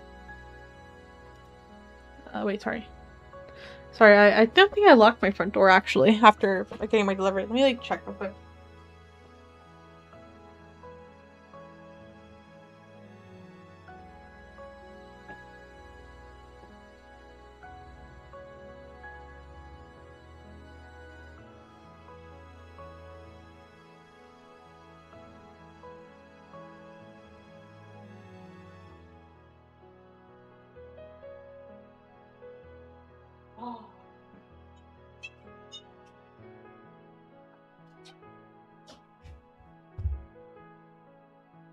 Nah, it was locked. I just get paranoid because I'm alone in the apartment. It's just me and Monty. So I don't wanna, Yeah. Near the register, I spot one of those tiny novelty prize dispensers. One particularly catches my eye. So it looks like some variation of whack-a-mole featuring little gator heads. They're cute. She would love one of these. It just happens at 5 quarters. So I turn the crank and gets vertical capsule in exchange. What you getting? Olivia, I got this for you. Oh. Places a little toy in her hand and it brings it closer to examine it. Like you can bop it with your little hammer. Eat it. What? Ow! I just found the place for it. It's going right in the treasure hoard. That brings me a smile to my face. Did you find what you were looking for? Yep. She pulled out a few colorful bottles from her chair compartment. These babies will look great on the canvas. They had just the colors I needed too. Well, it's different from regular paint from the store.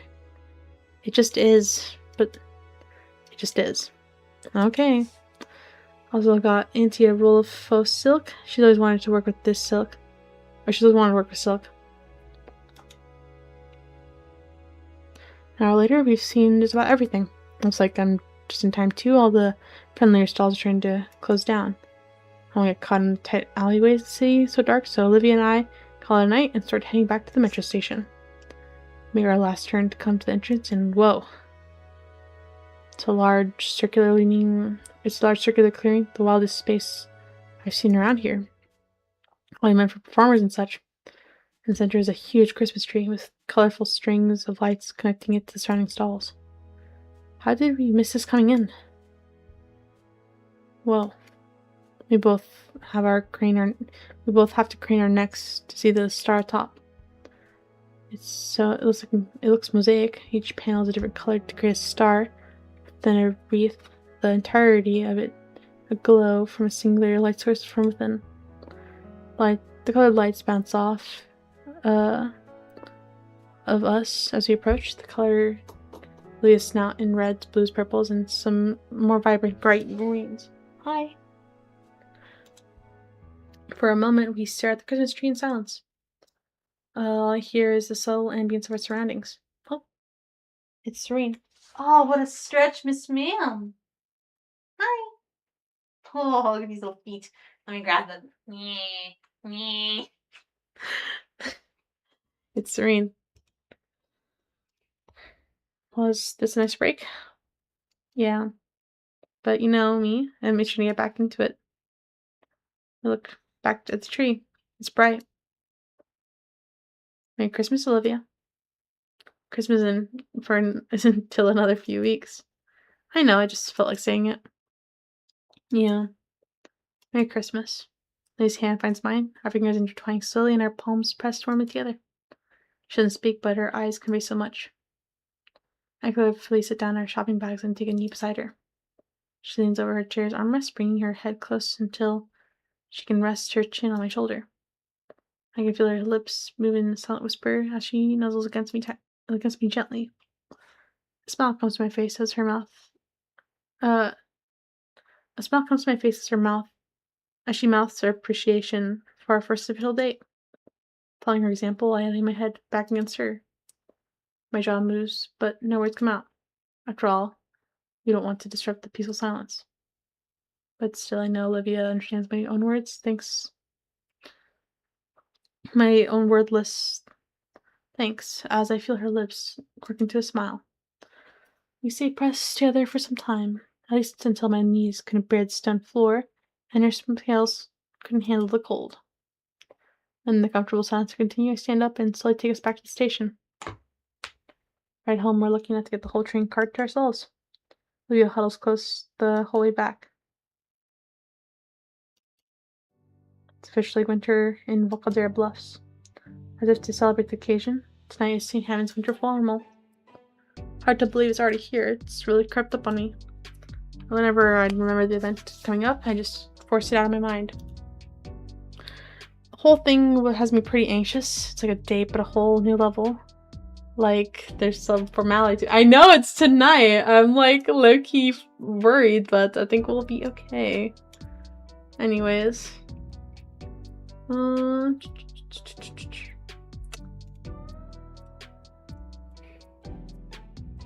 Yeah, we're here, bro. Is this the ending of it?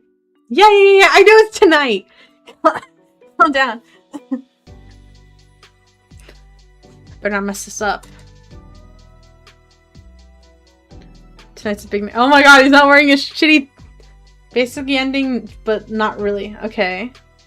Also, he's not wearing his freaking overpriced jacket this time. I'm actually impressed. It's a big night for myself and Olivia. I'm at her place now. She sits beside her bed, hard at work finishing the painting. I hold her other hand while she carefully brushes. Occasionally, Olivia glances nervously at the clock. Each tick is another second possibly wasted. She's really working down to the wire. Not that sounds to say she'd let the deadline creep on her. Of course, quite the opposite. Every day after school until bedtime she's been working hard at it. Now it just needs the finishing touches. She was so anxious today. She just completely beside herself. Pestering me during lunch and throughout our classes together about how she wants to finish right away. To the point I had to talk her out of ditching class. She settled for dragging me back to her place. The split-second class ended. Good thing I thought ahead and brought my formal clothes the night before. Brand new maneuver blazer by Jacquard Barionok. I can't pronounce this shit. Freshly tailored slacks pressed to perfection and polished black leather dress boots to give myself the extra height. Oh my god, he's freaking carrying out his height right now.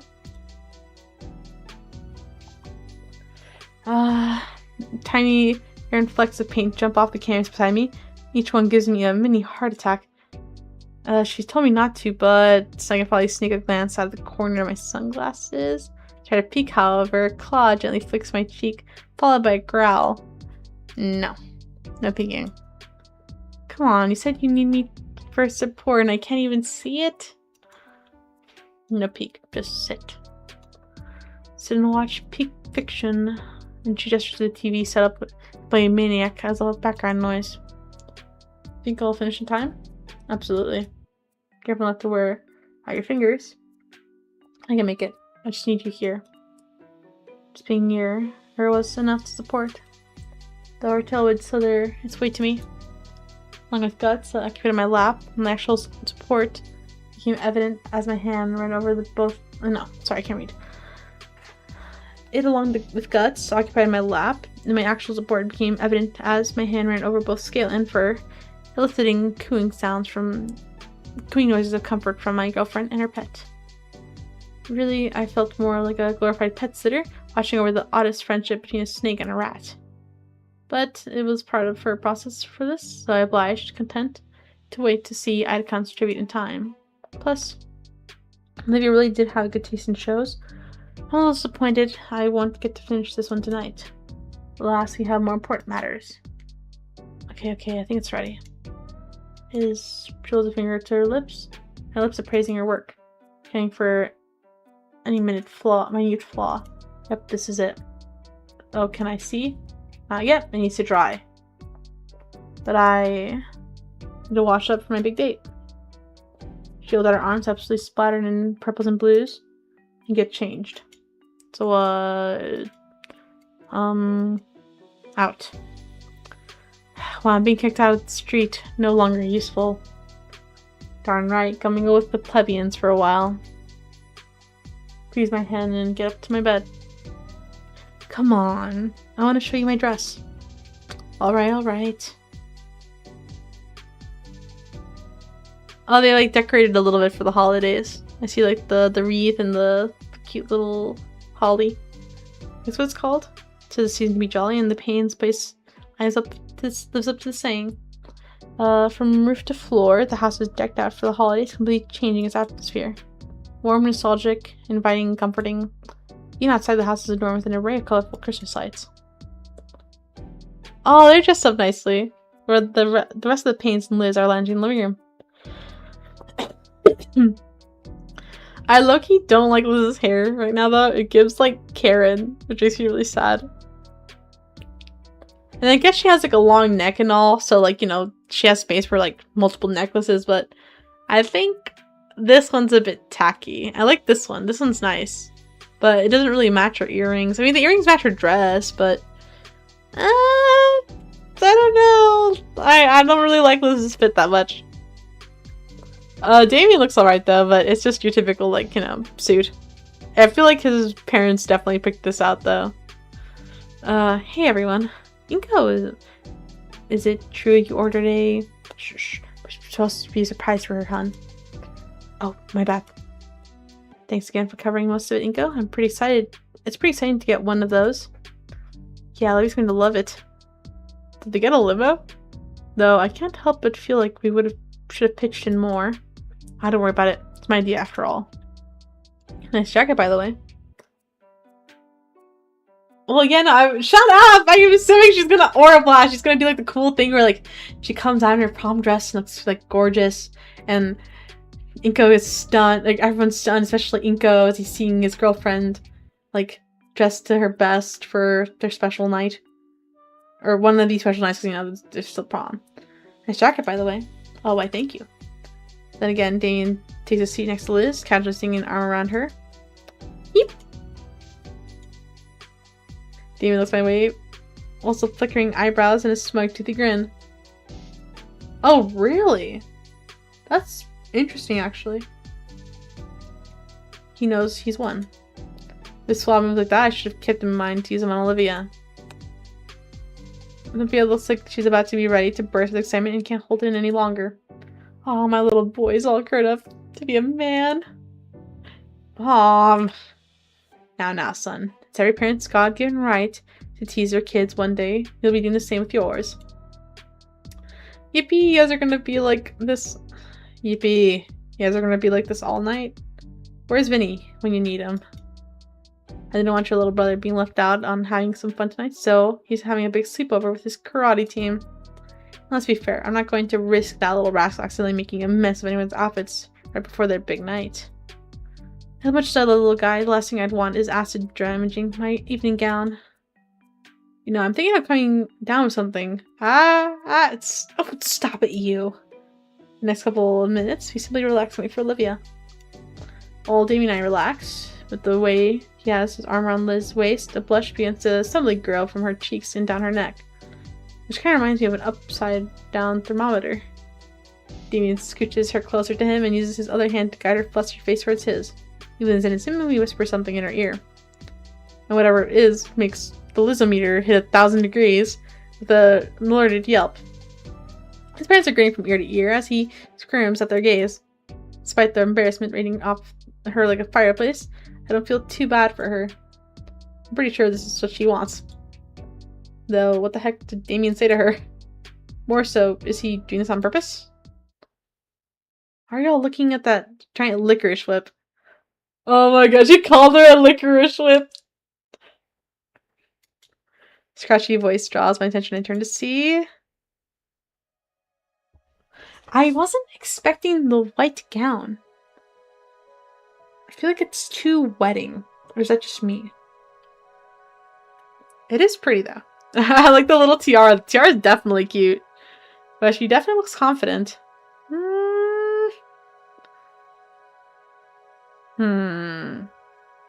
I didn't think she had enough hair for getting bun. To be honest, her hair is quite short, so I didn't think she would have enough for it. I definitely was expecting curls, but I don't know. I like it, but I would have made changes, personally.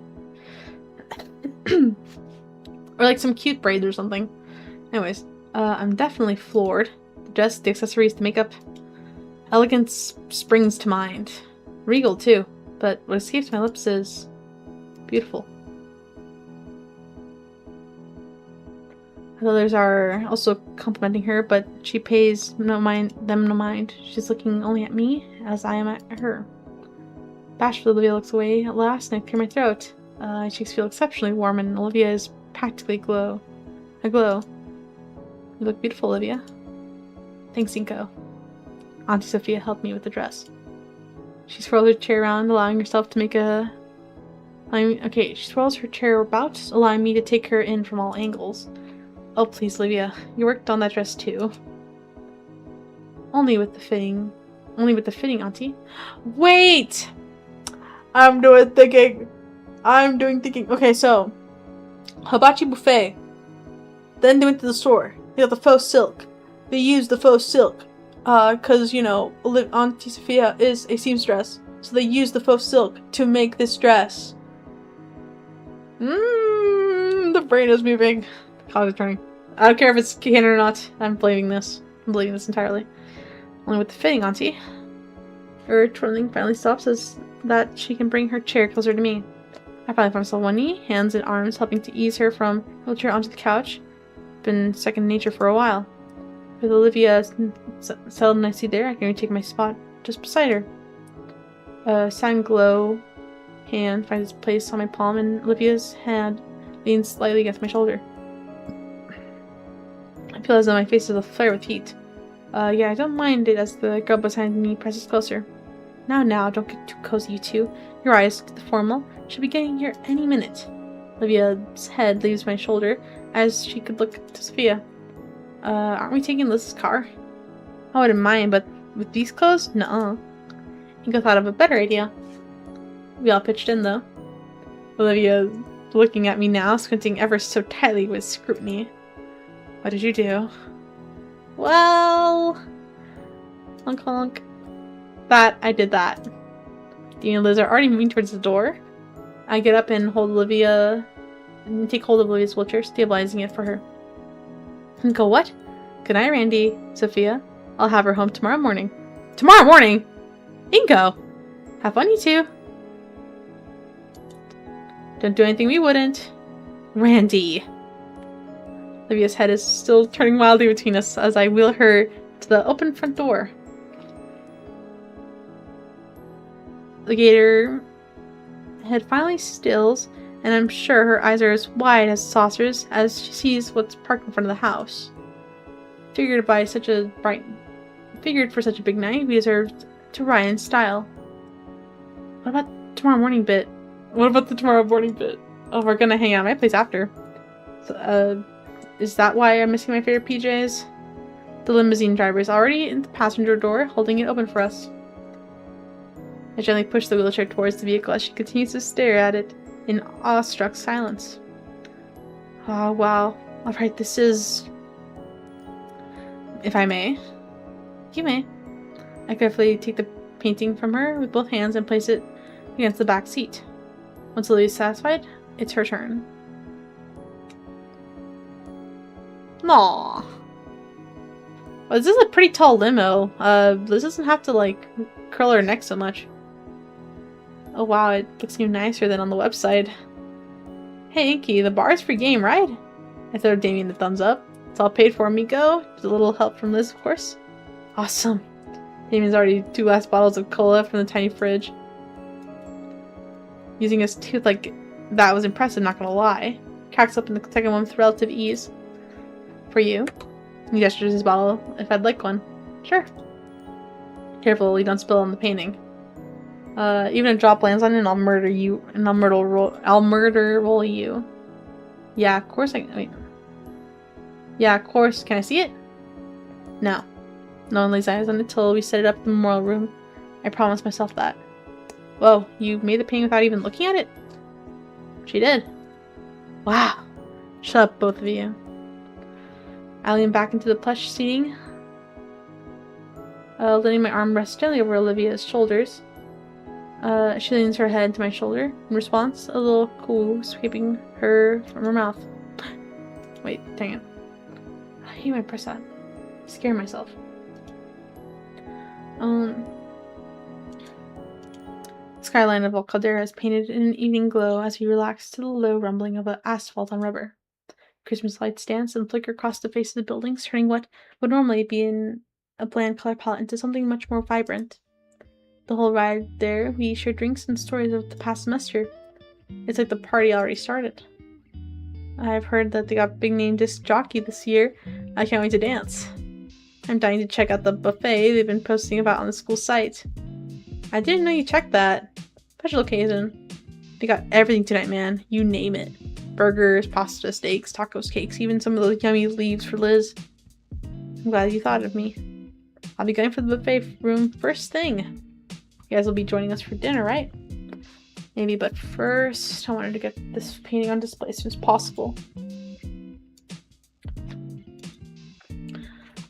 Thanks for helping me do this, Inko.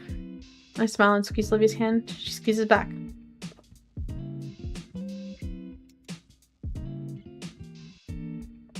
This funny moment finally comes as our limousine pulls into the open carport in front of the venue, drawing the attention of the crowd.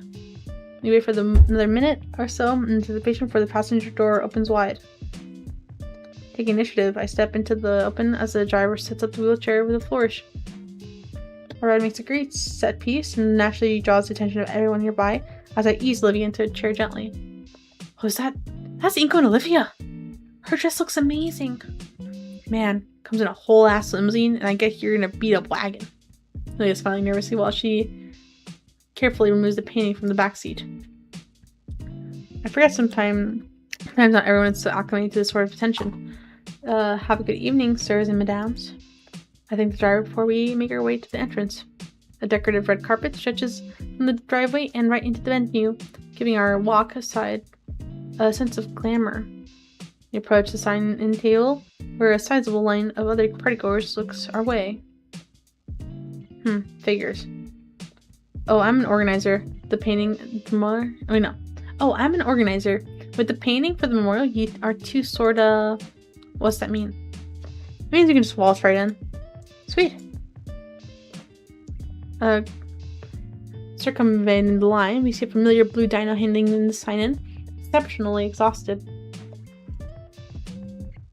Though he smiles as usual when he sees us, his shifting eyes and rapid finger tapping indicate otherwise. Ah, hey you guys, you made it! And a limo, no less. Gotta travel in style. I couldn't agree more. Ben then makes eye contact with Olivia. Nice to see you up and about again, Olivia. I mean, crap, I didn't mean like that, Hey, Ben. The tired teen double takes, clearly surprised that Olivia actually replied to him at all. He takes a moment to scribble a bit on the clipboard he was holding. Alright, we're signed in. Come on, Liz. Oh dear. Be seeing you guys. Whoa! Then clears his throat as though to dislodge the shock clogging his airway from Olivia speaking to him for once. How have you been? He scans him over briefly. I'm holding together, okay? I feel like making this has really helped.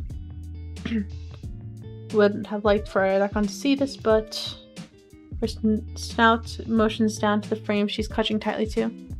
Her breast gives Ben has his shoulders sag. Yeah, he sucks back the air, squaring shoulders.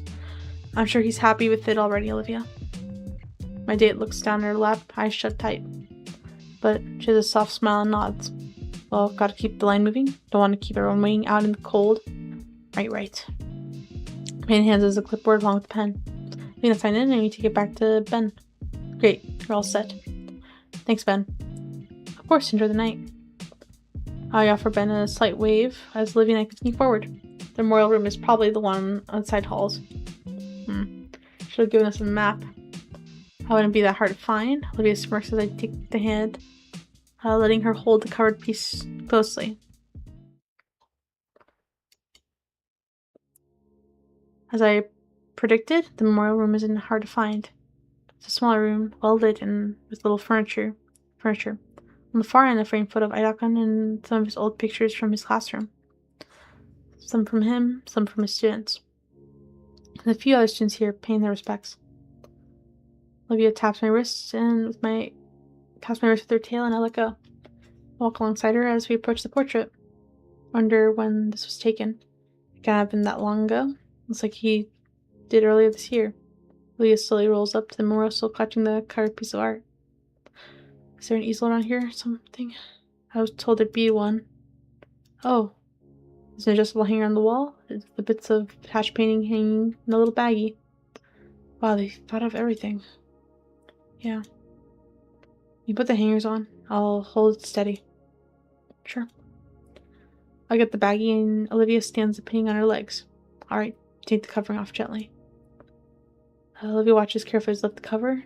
From this angle, I can't make anything other than the same blues and purples. The breaths of sighs of relief when she sees nothing got damaged from the trip over. Okay, I fasten the hangers to the back of the wooden structure. I hope it's good enough. It will be. Done. Oh my god, there it is.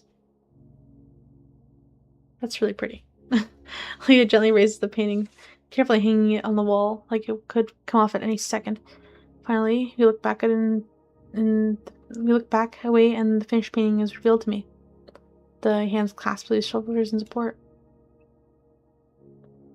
Via's head turns down towards the floor for a few moments before a smile curls on her face.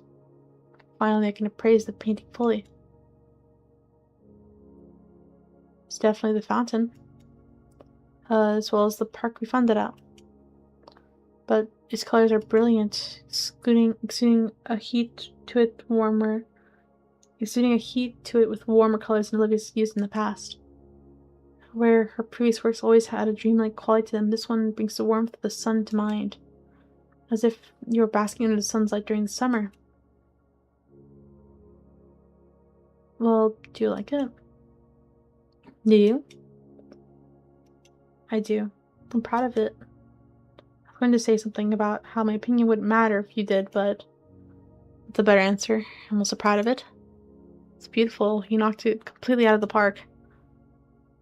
I think we did. We? Yeah, without you, I really couldn't know if I could have finished it. Silver gray irises turned from the new painting and focused entirely on the portrait at the center of the display. While the sound of the dance are still in the background, the pervading silence in the room overshadows it. Olivia's gloved hand covers mine, still on her shoulder. Standing before a teacher's mural, I bow my head and offer him my quiet thoughts, thanking him for teaching me, for being more than just a teacher but a friend, and for looking after the girl I fell in love with. When my eyes open, I see Olivia's head is still bowed forward.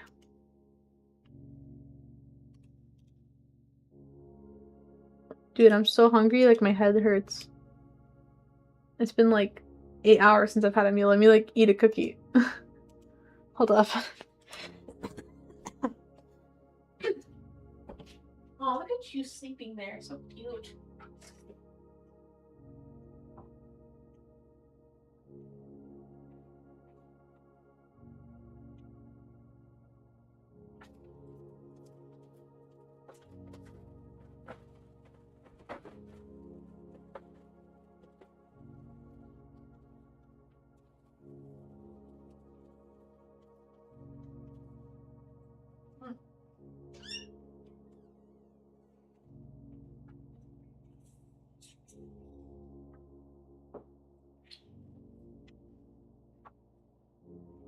Auntie, you're so cute. Look at you.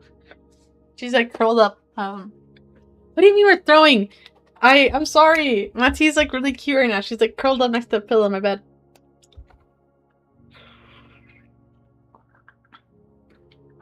Anyways.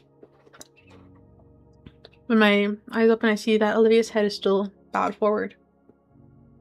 A singular droplet seeps from the corner of her eye. I gently wipe it away with my thumb before I can possibly drip down onto her dress. She smiles in gratitude after, and her eyes reopen. Olivia? I'm okay, you can go. Automatically following her as she spins her chair around, Olivia faces towards the doors. Come on, let's get to the buffet. Why? I'm sure they'll have enough. Dina's gonna steal the good stuff, duh. Sharon's wry smile my way and speeds up her wheeling. I doubt Damien could, but I imagine him trying. And it becomes a veritable plow and caring for the other partygoers as she leads us to the buffet. Not too far. Thankfully, no one ended up being run over by her. And for all the sour looks that she was receiving, Olivia didn't care. Her attention was focused solely on what laid before her. Cafeteria isn't too far. Tables line the area. Seeing house I'm seeing and others seeing nothing but food. It smells so good. I grabbed a pair of trays from nearby, along with two sets of utensils. Leah motions to take her seat, but I shake my head. Let me handle the food. Why? So you're gonna actually move? Maybe putting your dress at risk, trying to hold the tray and keep up with the line. With a roll of her eyes and a sigh of Olivia's hands dropped back to her armrest. Fine. Olivia drew herself just outside the line, scoping out the particular dishes that she wanted. By the time I got to the end, Olivia's tray was covered with heaps of grilled meat. Aside on a more eclectic sampling of dishes, I wanted to savor my meal as opposed to Olivia's planning to devour hers. She holds our meals while I push her ahead to hunt down a table. Thankfully, the search was short, as a particularly red hand waves us in the near distance.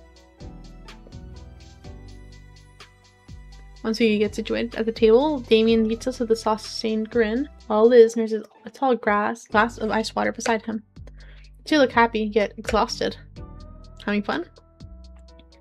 You know it. Just stop by for a few seconds. Busting a move ain't easy. Seconds already? Told you, if we got any later, the cafeteria would be closed. Not even going to question how you eat so much and still moving around like you around the down. Ugh. Not even going to question how you eat so much and still move around the way you do on the dance floor. It's all in the method. Oh please. You do plan on hitting the floor? Absolutely, I'm getting a dance tonight out of the sky. You say that as if I even considered turning you down. Dean's eyes closed for a moment in thought. I feel like I'm forgetting. Oh, you're painting. Did you set it up okay? Yeah, I hung it up in the memorial room. You can see it now. Really? Hold on. It looks really good. Thanks. Oliver finally said. Olivia and I started our meals. Meanwhile, I savored the tender meat on my steak. A deep vibrato vibrates in my ribcage. I see you're all enjoying this evening. Oh, he's dressed differently. This is a lot more casual. He's not like in a typical suit. It's kind of nice. Kind of reminds me of someone's fit. Anyways, we all turn to see Liz's uncle approach. Damien smiles and waves, but I notice how he scooted his chair away from Liz. Oh. He's trying not to worry her uncle. Liz finally reaches Liz and pulls a chair to sit down. Yeah, Damien's been so sweet, unlike Uncle Mike. The mustachioed whale nods, smiling at Liz's date. Yeah, totally just nothing but fun, Mr. Ferris, sir. It's the first time I've heard a big laugh from Damien. I didn't know you'd be chaperoning, Mr. Ferris. Well, of course I would be. After all, it's my darling niece's first proper date. Oh! Damien's face is great. I'm starting to feel bad for Damien as I watch him sink lower into his seat. Though Liz does come to his rescue. Uncle Mike! The little man laughs as he fends off his niece's attempt to headbutt him with his massive hands. I'm not being serious, Lisbeth. Mind your head. Liz relents, scooting herself right next to her date and wrapping him in a hug. Damien spiders and looks between the two family members. By the way, Olivia, I just visited the memorial with Mr. Scaler, and we saw your latest piece. Leah pauses on her last bite of Millard. It's quite a work, Miss Halford. Leah tail reaches up and giddily shakes my hand around. Thank you, Mr. Ferris. In fact, when your principal saw it, she immediately wanted to showcase it at St. Hammond's Gala. Specifically, where Dreamscape once was. Oh! It's your painting, so it's up to you. I figured I'd come and let you know before you try to take it later tonight. Leah ponders it for a while. Her fork spears at a particularly slippery piece of greasy bird. I don't mind, but I'd like to take it with me when I graduate. Mr. Ferris nods, taking a small notebook from his pocket and writing down some notes on it. Of course, Olivia. How's the brisket? I may spring for some when I get around to dinner. Try the roast duck as well, it's amazing. I think I will. Have a wonderful night, everyone. He starts to turn, but stops to look at Damien. Oh no! And stares. Ooh, that's a warning right there, bro. Damien nods his way, and with that, Mr. Ferris leaves us for our meal. I'm by no means a fast eater, but I managed to finish my own meal before Olivia finishes hers. I lean back in my chair, stretching my arms back. Across the ballroom, I see Ben heading down the curtains on stage. Say, that reminds me. Hey, Olivia. Finish what's in your mouth. What? Has Ben talked with you recently? No, I saw him earlier when the first time I talked to him in years. Weird. What's so weird about it? How many weeks ago he wanted to apologize to you for everything and he said he should tell you himself in person. He said he would and it just hasn't happened. Maybe he forgot? I mean, he's been very busy lately. Well, we got some time, right? Why not go say hi? Leah finishes off the last ribbon on her plate, gnawing at it as she calculates this decision internally. Alright, I guess. If you think it's a good idea. You guys go ahead. I'm about to ready to get back to breaking it down. How about you, Liz? Don't you want to tire you? I don't want to tire you out. I can go for a bit longer, yeah? We made a party the night away. Clutch our plates and quickly walk then to the collection spot for them.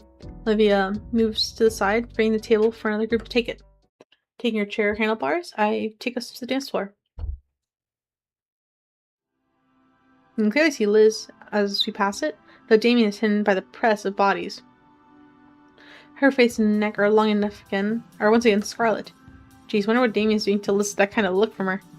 Once we pass the crowd area of the room, I see a solitary set of double doors at the stages. Oh, hi Phoebe. Thank you for coming to daily. We're just about done, I think, with this game, or not just about done, but nearing the finish. I think near the end of this game. But no, it's been a journey. But I quite like this. Iwani's been a great game. Anyways. As we pass the crowd area of the room, we see a solitary set of double doors at the stage side. That must lead to the backstage area then. He should be back there. Only one way to find that though. Lia's hand grasps the door handles and I draw her chair back to open it. Reaching over her, I kept the door open so she can wheel herself in, following right after her. Oh yeah, also what have you been doing? I saw you were streaming earlier today, I think? I think it was a collab with somebody else. I hope it went well. Inside the backstage area, it's a lot quieter. Despite the DJ blasting music just a few yards away, the curtains must be thick. Well, the speakers aren't facing us anymore either. A few lights are on so the staff can see, although barely anyone's around at the moment. Across the way, sitting at a crate and swirling a glass of soda to himself, is Ben. He doesn't notice our approach and jumps a little when he sees the two of us. What are you guys doing back here? This place is off limits. Leah and I wanted to say hey and check in on you. QA, it was super fun. Actually, I want to play more. I mean, I don't think there'd be anything wrong with you playing on your own time.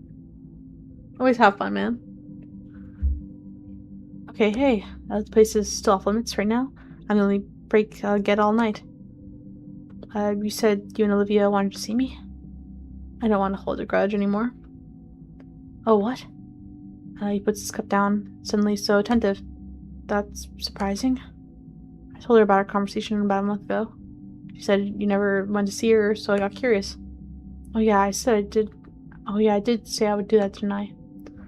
Sorry, I forgot. I've been busy. Alright, let me gather my thoughts. Ben runs his hands through his hair, thinking of how to string words together. Olivia, I'm sorry about all those years ago. I thought I was doing something to help you out. Instead, I pushed us apart and hurt you. Maybe you doubt yourself, made you feel cornered, so you felt like you had no choice but to shut everyone out. I didn't know it would affect you that much, and I've been regretting it for years. I'm sorry. Yeah, no, his tie is incredibly short. I low-key, think that his outfit's kind of butt.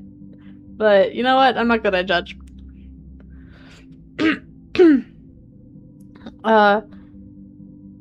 Beyond the muffled beats of music playing just beyond the curtain, I silence hangs in the air. Thanks, Ben. It means a lot to hear that from you. I still want to ask why. Why? Why did you do that to begin with? Ben flinches and looks aside in hesitation. Yeah, Ben's alright. Or actually, no, Ben's kind of an ass. Low-key, Ben is complacent in a lot of bad things, and his girlfriend's even worse. Part of the reason there's a content warning is because of his girlfriend. The shit that comes out of her mouth is awful. We haven't seen her in a minute, so I can only imagine this becoming like some teen high school drama and she pulls some supervillain shit out of nowhere. But, you know, it's a nice bit smooth enough so far. Anyways. Ben flinches and looks aside in hesitation. I felt bad for you. I wanted to do something nice. And? No, and that's it. Dang. Sorry if the answer isn't satisfying. It's fine. I'm not sure what I was expecting either way. I just know that it's all past time to forget about all of that. So, can we be friends again? I like to take it one step at a time. Okay. Maybe sometime in the future. It's a lot to process even with this conversation happening for me. I get you. I thought we'd never be able to just talk it out like this. Yeah. I hear the steady march of heels approaching. Speak of the devil! Oh my god, it's Mia. Let me shake my freaking... Mia looks very pretty, but I would not give her that. I would not give her the luxury of those hearts, bro. Trust me.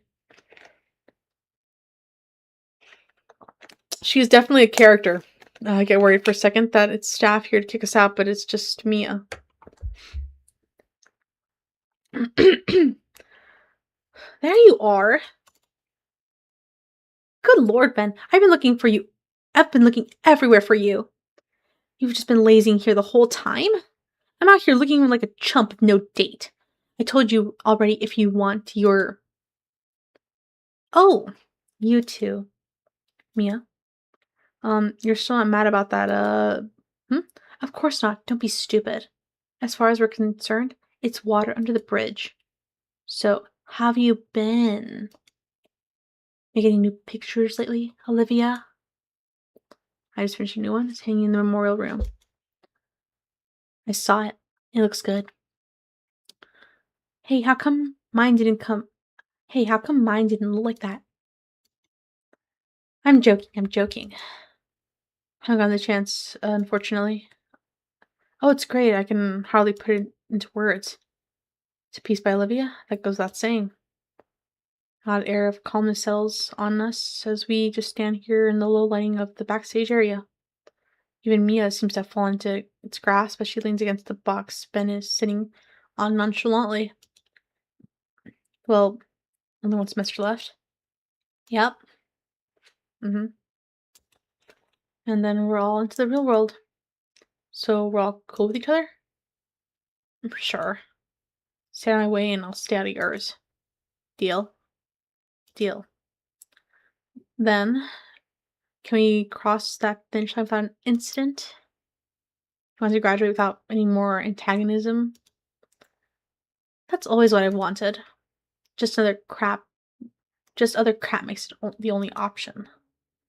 I don't get it. I don't expect you to. Ben chugs the last of his drink. Well, this is nice, truly.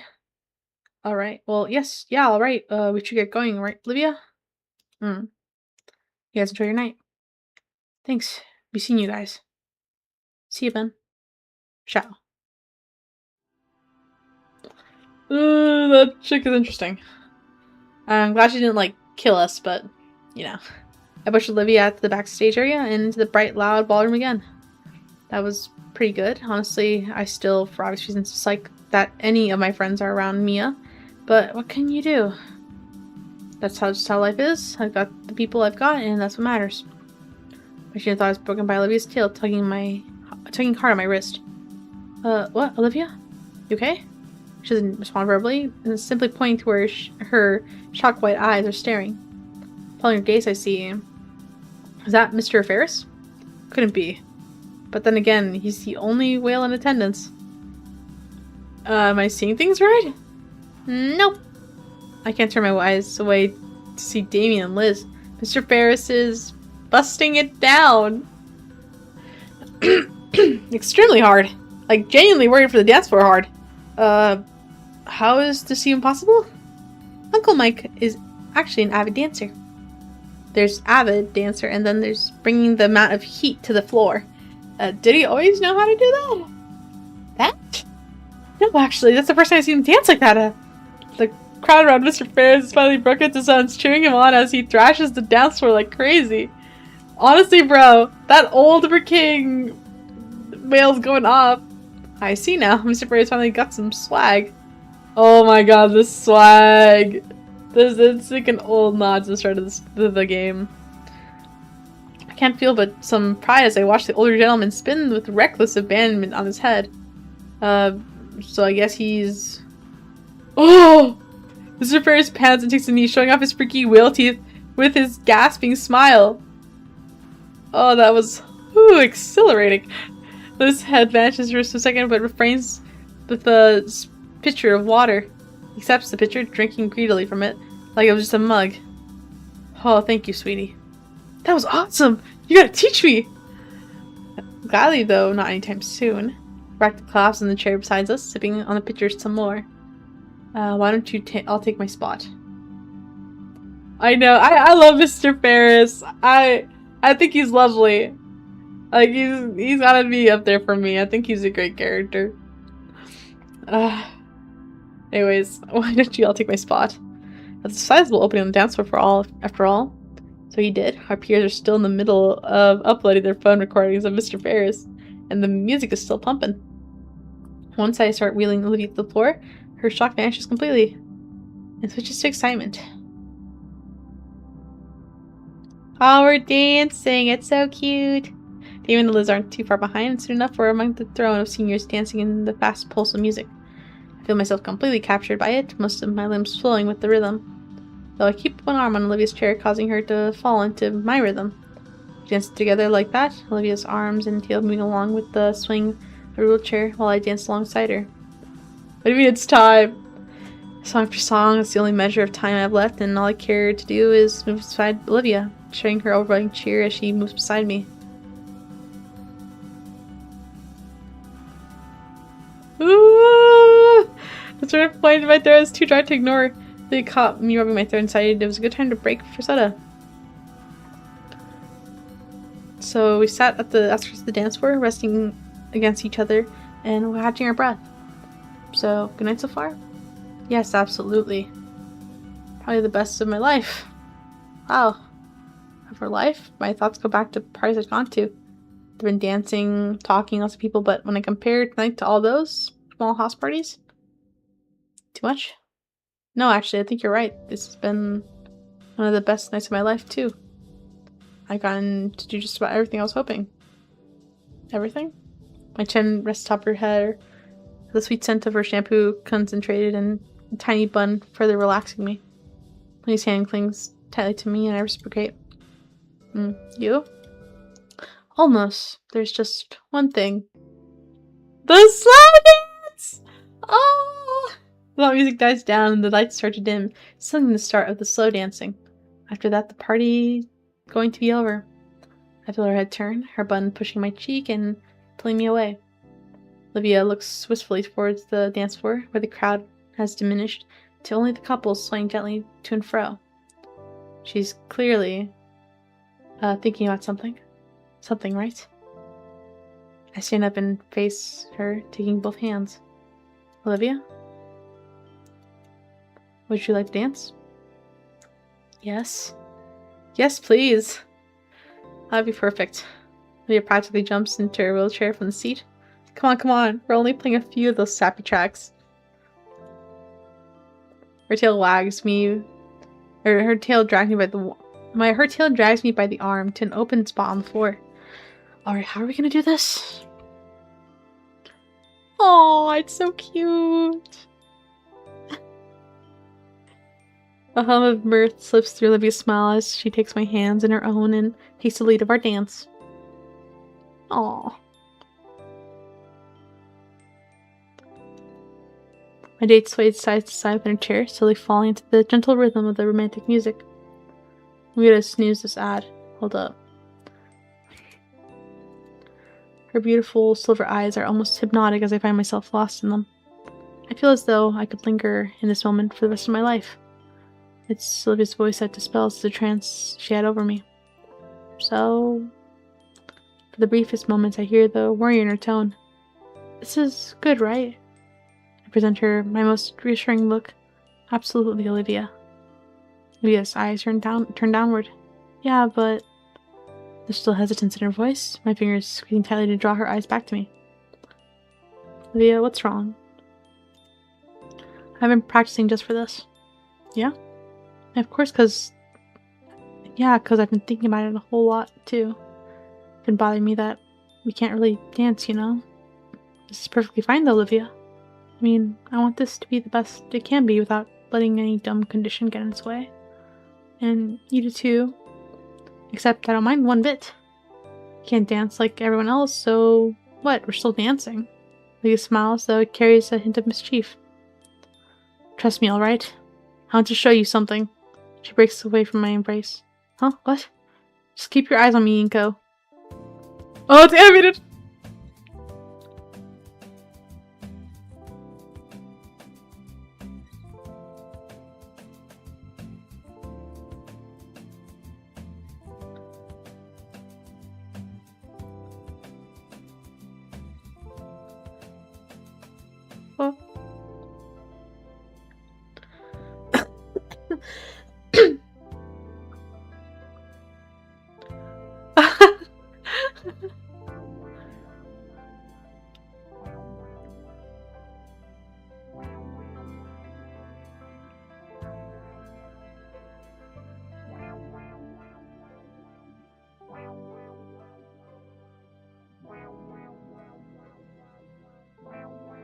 Inko, take her fucking hand!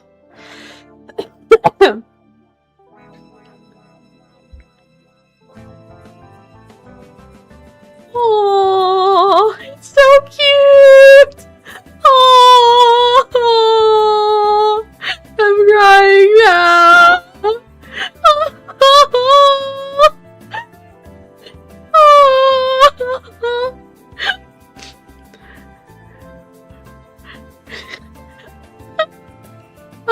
She could barely do the spin.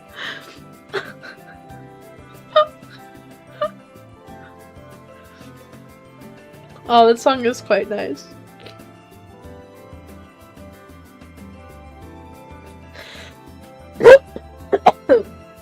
I'm so sorry. Oh, she's tired. Damien coming in clutch with the wheelchair. Aww. Aww.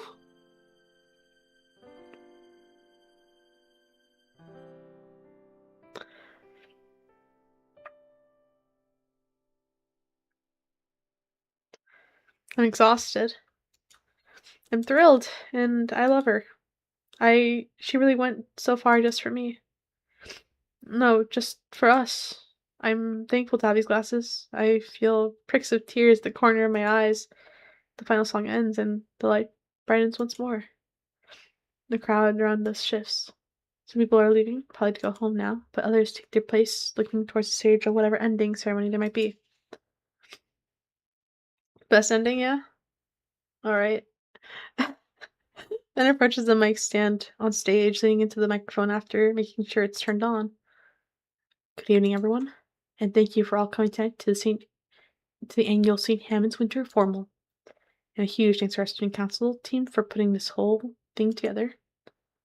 I hope everyone here has made some memories they'll treasure forever. With that, last dance, our time here is up, and you're all free to go. Good night, stay safe, and enjoy your winter break. We'll be seeing you all next year. He waves once more and returns backstage. Some students start milling out towards the doors of their cars. Damien and Liz find us through the crowd. Hey, that was amazing out there! Thanks. You guys ready to bail? Yeah, Lim was out front still. We got him until midnight. Heck, we can stop anywhere too if we wanted. Oh snap, like ice cream? In this weather? In any weather? Olivia? I'm steaming hot. I would like a root beer float. Sounds like a plan. Olivia's tail trembles from overexertion, but still snakes around my wrist as always. Let me snooze the ad thing again. It wants to start again. Fuck you. I'm not letting an ad run through this. She huddles to herself as we leave behind the Grand Con Center and out into the freezing air of the city. True to my word, the limo waits just outside down the walkway. Yara gets out seeing us and goes to open the door for us. Damien and Liz hop in, sighing in relief at the heated seating. I started helping Olivia in. Just like her tail, her legs are quaking from exhaustion as I help her make the jump from the chair to the seat. We're all collapsed on the cozy seats, the euphoria from the dance finally wearing off and leaving us with just the exertions of them. It's a pleasant soreness, though, as Olivia rests against me with a yawn and tired smile. Damon hands out the last bottle of blissfully cool soda, which we nurse slowly. And now, all that waits is a calm evening with my friends. Once more, my head lays atop Olivia's, feeling her soft hair tickling my cheek pleasantly. She nuzzles back against me, her eyes slowly closing. Tonight definitely was the best night of my life.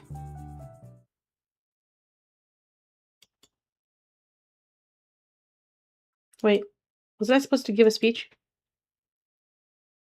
What? I swear there were supposed to be speeches for IDACON.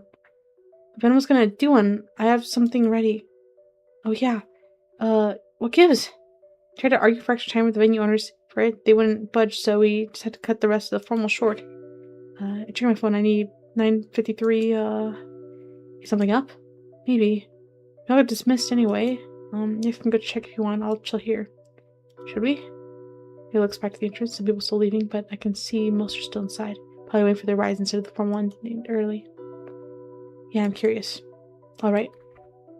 Hey, don't start driving yet. Sorry, we're going to be a little while. Forgot something. Of course, I'll be right here. Thanks. Olivia and I get back into the chair and I push her back into the cold, into the con center. Instead, my classmates are staying awkwardly around calling their folks. I guess we'll have to find Ben again. Alright, backstage? Yeah, maybe let's check. Pass through the crowd, the principal takes the stage. Scalar with a cup of wine. They replaced her mug with a cup of wine. Very fitting. The mic is turned on. She only gestures to have turned on and tries again. Excuse me, we're having some technical difficulties at the moment. We should have one final event tonight. Our apologies for the confusion. Please wait while we're getting things organized. She definitely know that something's up. While nobody's looking, we split up to the back through the staff and leap a door. Where would Ben be? He's not in the back stage area. There's a few other workers walking around, dragging the dining floor chairs into neat stacks. They don't pay us mind, however. Best not to push our luck and ask them where Ben is. Maybe he left already? Doesn't sound like him. Well, yeah, well, where else? We know more stored room, but no dice either. We're still about to give up. Olivia points out the last door in the back. There's the memorial room. Only far in the back, there's a few tables and a fridge. Oh, this must be the lounge. It's occupied already. Apparently we found Ben. Though it seems he's being accosted by Mia. Doesn't seem like he's noticed us, but doesn't seem like she noticed us as she looms over Ben. This is unbelievable. This is unbelievable. I really don't ask much of you. Could you, at the bare minimum, not be a jumpy spaz in front of my friends? I'm sorry. You better be. Tonight was important and you nearly ruined it. Mia, I'm sorry. I've been trying my best. You know, I can't help it. Listen, I've been good. Like you wanted. Just please, I need my... Mia holds a finger to Ben's mouth. She jerks her head towards our way and direct sound threat of violence at us. People are listening. What are you two? This is why there's a content warning. Doing eavesdropping like that. Crap. Hey Mia, we were looking for Ben. Oh my... Why? Clearly it's not a good time. In fact, you picked a very bad one. Show's over. Scram. Go home. I was saying, Mia, please, I need... Shush.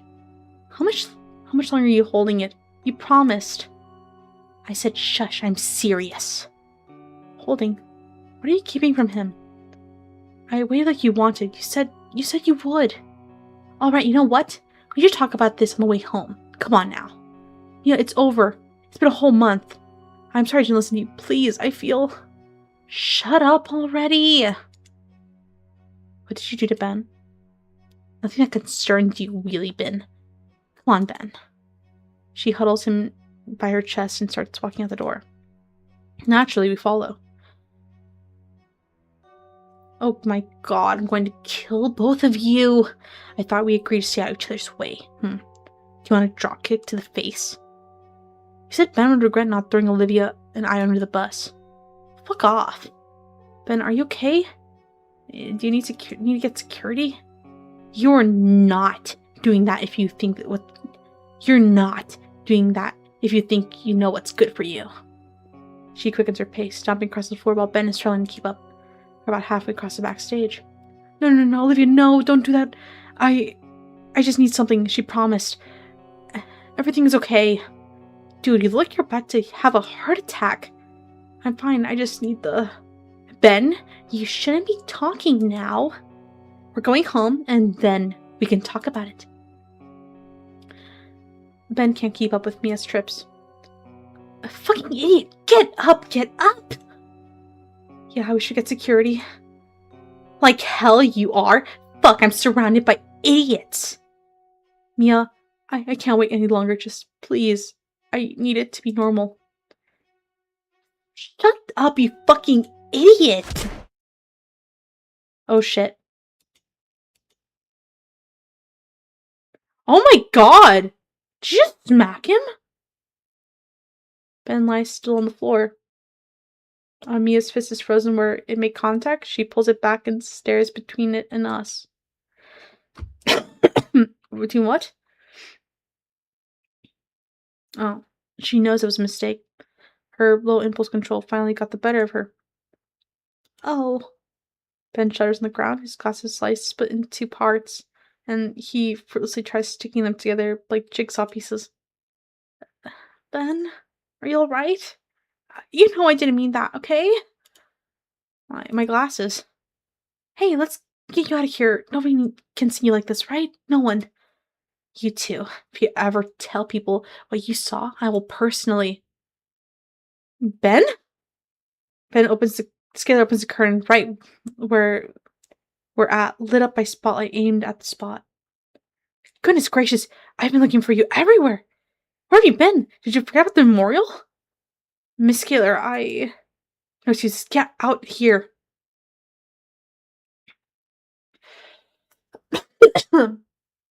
Scalar grabs Ben by the shoulders and yanks him through the curtain. Alright, now we can get... There's still a sizable crowd. All any murmurs clear out into dead silence as everyone gawks. Fuck. Scalar jerks her head back to the gap in the curtain and rips it wide open. We're exposed to the bright lights, and Scalar rips her gaze between Olivia, myself, and the broken glasses and the person trying to hide them. Mia. She's caught like a deer in headlights. Ben's fresh wound is bleeding bright red. It drips to the floor below. He then whimpers in pain. Miss Scalar finally looks back at him and fully takes in his condition. The droplet splattering is deafening. The audience's eyes are on Mia. Mia? Are you mad? Benjamin, you stay here. I'll get you some help. He simply whimpers more as her principal practically leaps off the stage to search for someone. 1,000 calculations run through her, judging by the worsening, drained expression. None of them are good. There's murmurs in the crowd. Our peers talking amongst one another, pointing and questioning. Slowly the low din of words grows louder, voices raising as their words are turned towards the stage. He okay? There's blood. Wait, she... Of course she did that. She is her problem. Behind the questions turned to accusations, all directed at the red dino girl. So cruel. Uncalled for. A total bitch. Fucking abusive. The word clicks with her, and she starts to move. Then, I can't. I can't do this anymore. She starts yelling. Loud enough it carries to the other end of the room. What? I can't take this abuse anymore. Just look at me.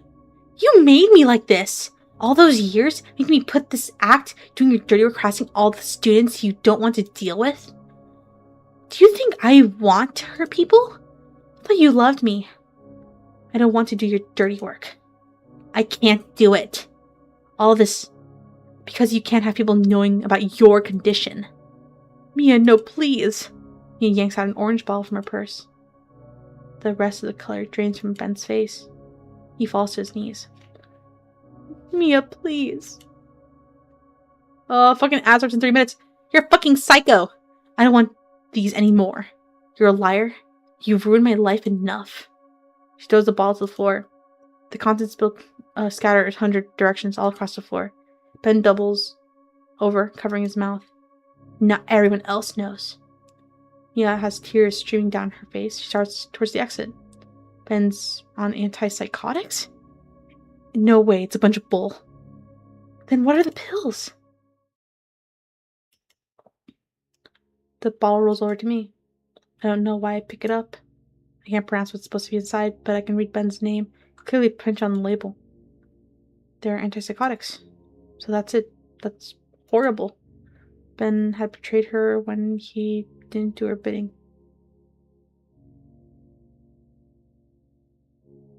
Wait, I'm trying to process right now. Ben had betrayed her when he didn't do her bidding. She had to tighten his leash by keeping him... No, she had to tighten his leash by keeping it from him, to remind him who's in charge and keep him from making the same mistake again. Mia, I love you. Don't go. Get away from me, you freak. I'll do anything. He reaches out for her. Mia. Mia ignores him. The floor vibrates from the unmistakable sound of Ferris slumping over. Inside of his size, the massive older man cuts Mia off. Fuck. I believe we need to talk, Miss Mulready. He reaches out to take her by the shoulder. She ducks low, his grab barely grazing her. She bolts past him and shoulders the backstage open. And just like that, she's gone. Kayla returns to the stage, with the first aid box in hand. She retakes the mic, her troubled words tumbling freely. I'm terribly sorry about all that. We had planned to have some eulogies in honor of Mr. Idacon, but... Huh? They're pretty deflated after all the commotion. And Ben? Where's Ben? Leah tugs my arm. She points to the side where Ben is sulking off in the hallway. Hallford? Looks like you're the only one left. Would you like to say a thing or two? It's fine if you don't.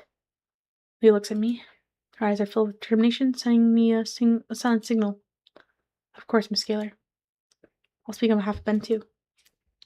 Leah looks pointedly at me, waving me off to go after Ben. I take the medic box from our principal and follow after our injured friend before he too can escape from view. Hello, everyone. I'm going to say a few things about our old art teacher, Mr. Idacon. Oh. Walking after him, Olivia's words fill the quiet hall. Mr. Idacon was more than an excellent instructor. I always saw him as like a father figure of sorts, wanting to do right by me and the rest of his students. I recall all the time I spent with him, teaching me everything he knew, doing his best to guide me, not only as an artist, but as a person too. That starts in 15 seconds. I had gotten so caught up in my own worries that I couldn't see all the wonderful things around me.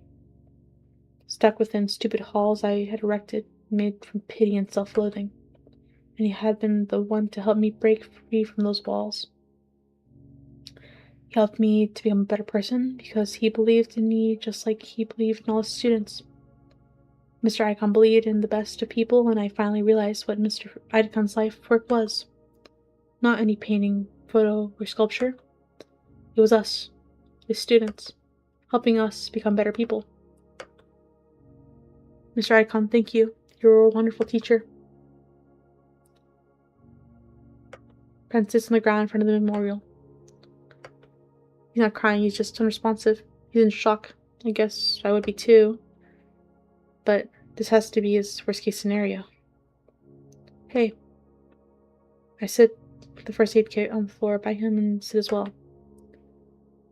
It goes unopened. Ben just stares up at the paint on the wall. This is hers? Yeah. It's good. Oh, hang on. I fish out the bottle from my pocket. The few remaining pills clatter in it as I pass it over. He takes it and stares at the contents just down to the last one. So, I'm not going to talk about the Cinco. Alright. With respect to Ben's wishes, I stay silent and Mr. Idacon smiles down upon us from his picture. She's so been able to do something like this. Meanwhile, I'm just running around making things worse for myself. I look to the ignored first aid kit. He follows my glances and grimaces. Does it hurt? Feels better than what's inside. It's probably only talking now because of the adrenaline. I don't feel like crying anymore. I just feel empty. Or like throwing up. Now everyone knows.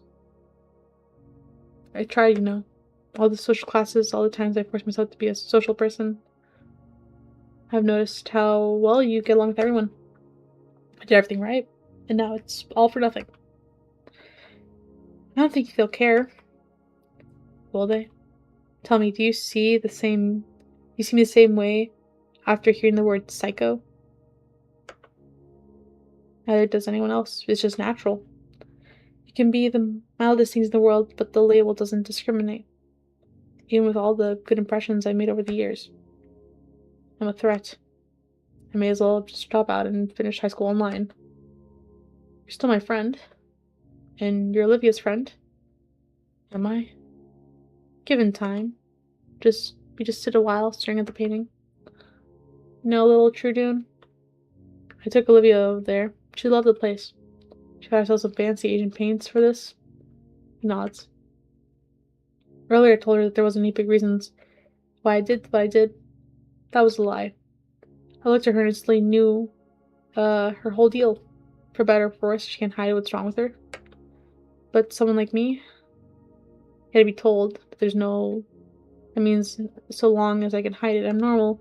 If I ever seek help, it just doubts me. That hurt. So seeing her actively refuse it, to take it for granted, the one thing just led to another, was stupid. That's just how feelings are, Ben. I noticed my friend is looking less tense now. About Mia. I don't want to talk about Mia. She's gone. She always telling me once she graduates she's out of this dump. I was hoping she wouldn't. Hoping maybe she'd take me with her. I'd know she's gone. Speaking across state lines as we speak, see? And shows me the lock screen of his phone. Most recent messages from Mia. Sorry, I'm going. He sighs. 4 years. I loved her. He plays at the broken halves as that's he picked up. He said he didn't want to talk about it. I won't pry. So he just said, I found a warm smile seems a little brighter from his frame on the wall. Wonder if he would be happy with how everything turned out. I think he would. It was long and painful, but finally made it. He and the people he aspired to be. He'd be. Everything that's happened led up to here, whether they were resolving old grudges or finally escaping a horrible situation. Things are changing. Once we leave the room, we start our new lives start. But for now, we can wait in transit just a bit. Ben's like me in a lot of ways. I remember seeing him earlier this year, absolutely turning social disasters in his favor. But I struggled to do anything without someone's approval for attention, or looks like he couldn't either, and Mia used that against him. Could I have ended up like that? After so long, I get a message. Ben notices I'm wanted. I'm not keeping you here. You can go. Can I be alright? Well, my ride home is gone. I'd call my family. And with everything else. I don't know. Probably not. I'll probably finish processing all this soon enough. But thanks for talking with me. There's space between us. We can take you back. I stand up slowly. When Ben doesn't hurt, I hold out my hand to him. I rub my eyes and smile. Ben, I'm offering you help. He stares at my palm as though I'd pull it away any second. Ben's hands shake as he holds it up towards me. He doesn't even attempt to grab my hand. So I grab his wrist and pull. Once more, Ben is on his feet now, thankfully more steady than when he walked here. Alright, man, let's get you home.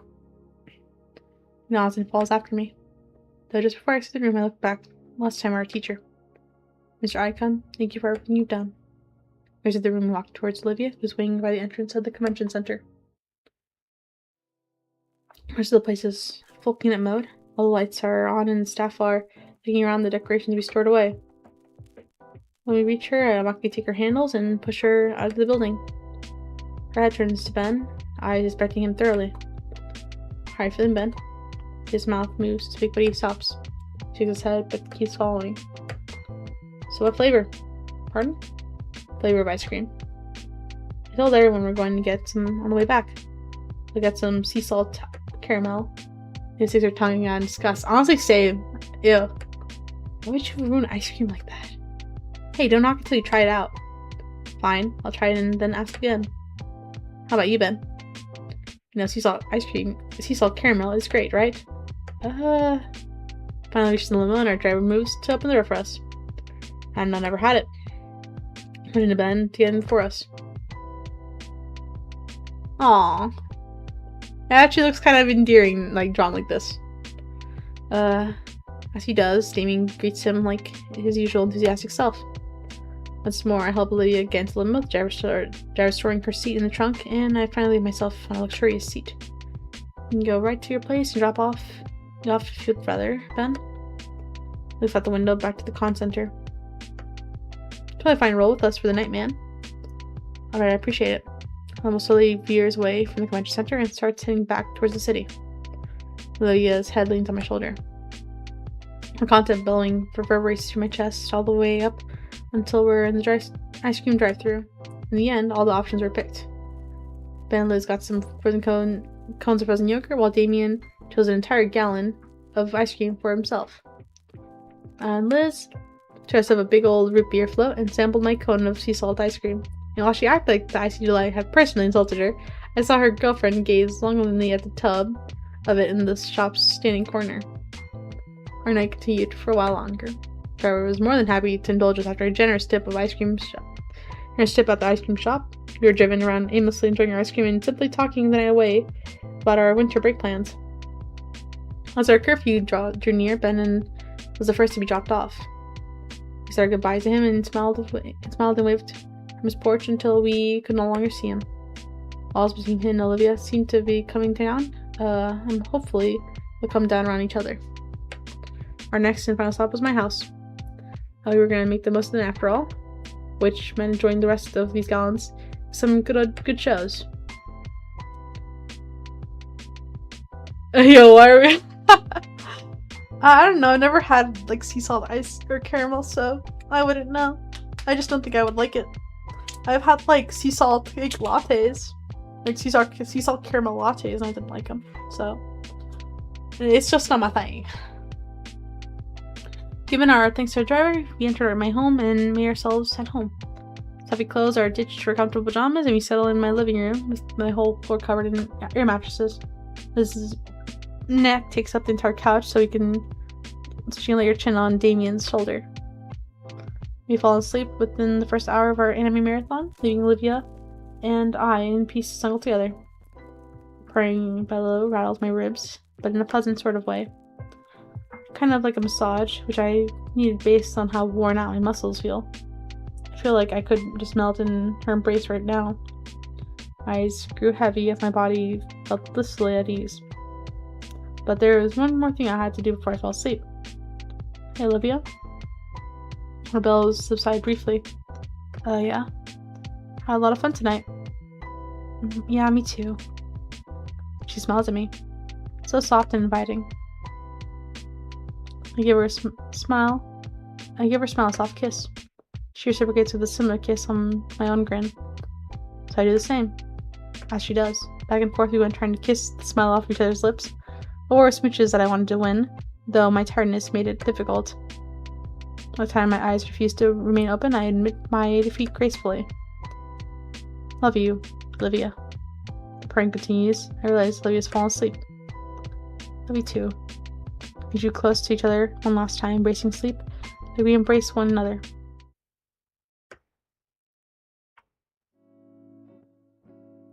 Christmas Day. One tiny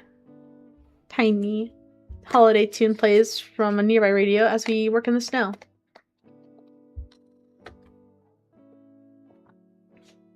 Fresh white powdery ice crunches loudly underfoot, and our knitted mittens work to pile in compact heaps of the fresh powdered. Not only compact though, but sculpted. And he has a bright future ahead of him as he works studiously on his Christmas monuments. Aloud. Okay. I think we'll be fine. The loud clatter of teeth drawing near. It must be Damien, as he must be done collecting the sticks we need. Taking a step back, I look over to the 5 different piles of snow we've gathered from the yard. Brr, Vinny got the arms here. Sweet! I need some twigs so I can make our mouths just right too. The younger boy finally stands and marches through the now muddy grass of the yard. Bro, Inky, you two start on the bodies.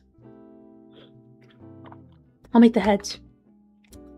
Damien salutes his brother's orders, and we'll start on finishing Vinny's project before it gets too cold.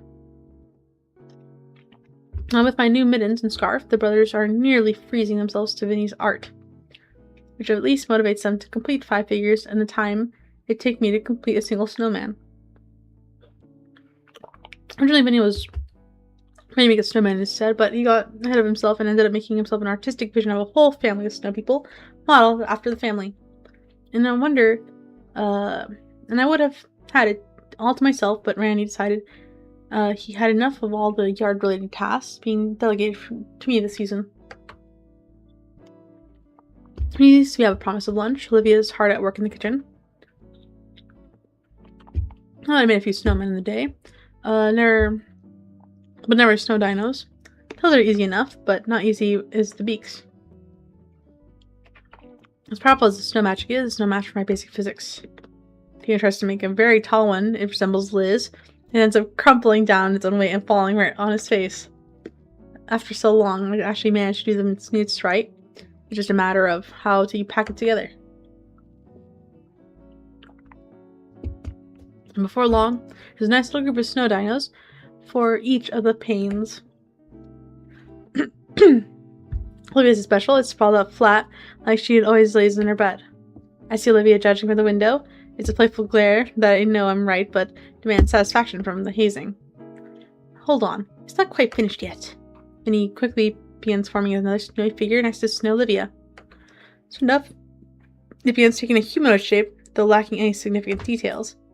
Inky, can I borrow your shades? Sure thing. Handing him my shades, little Dinah presses the hinges straight into the head. There you go. Now it's everyone. Oh, that's so cute! Aw. I'll let Ink Sickle keep those for now. Because he has an extra pair. I think it's about time I head inside. If your Damon's frills might break off if you stay out here any longer. Wait till the brothers toward the door and they run ahead in search of warmth. For a moment I consider adding some finer dance-related details, but I don't want to keep Olivia waiting. Making my way inside, making sure to stamp out the snow in my boots beforehand. By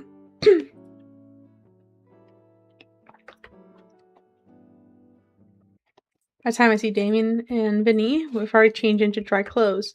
The jackets I'd worn, Diana made and thoroughly insulated from the cold, hung heavily in the coat rack nearby. I know they'd be good gifts, especially for Vinny. I reminded him how to clean the jackets earlier. The brothers sit on the couch, wrapped in down blankets and sipping hot chocolate way too quickly. It was 30 seconds. How did you get changed that fast? You're freezing to death as little as possible. It wasn't that bad, says the Agarthoid. That's not a slur, is it?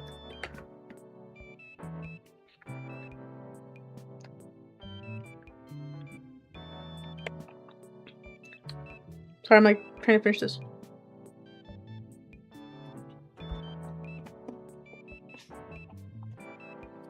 I could use a little bit more mixing. But I finished my oat milk. Sorry, I was enjoying an oat milk in between. Hi, kitty. Oh, you're sleeping so soundly.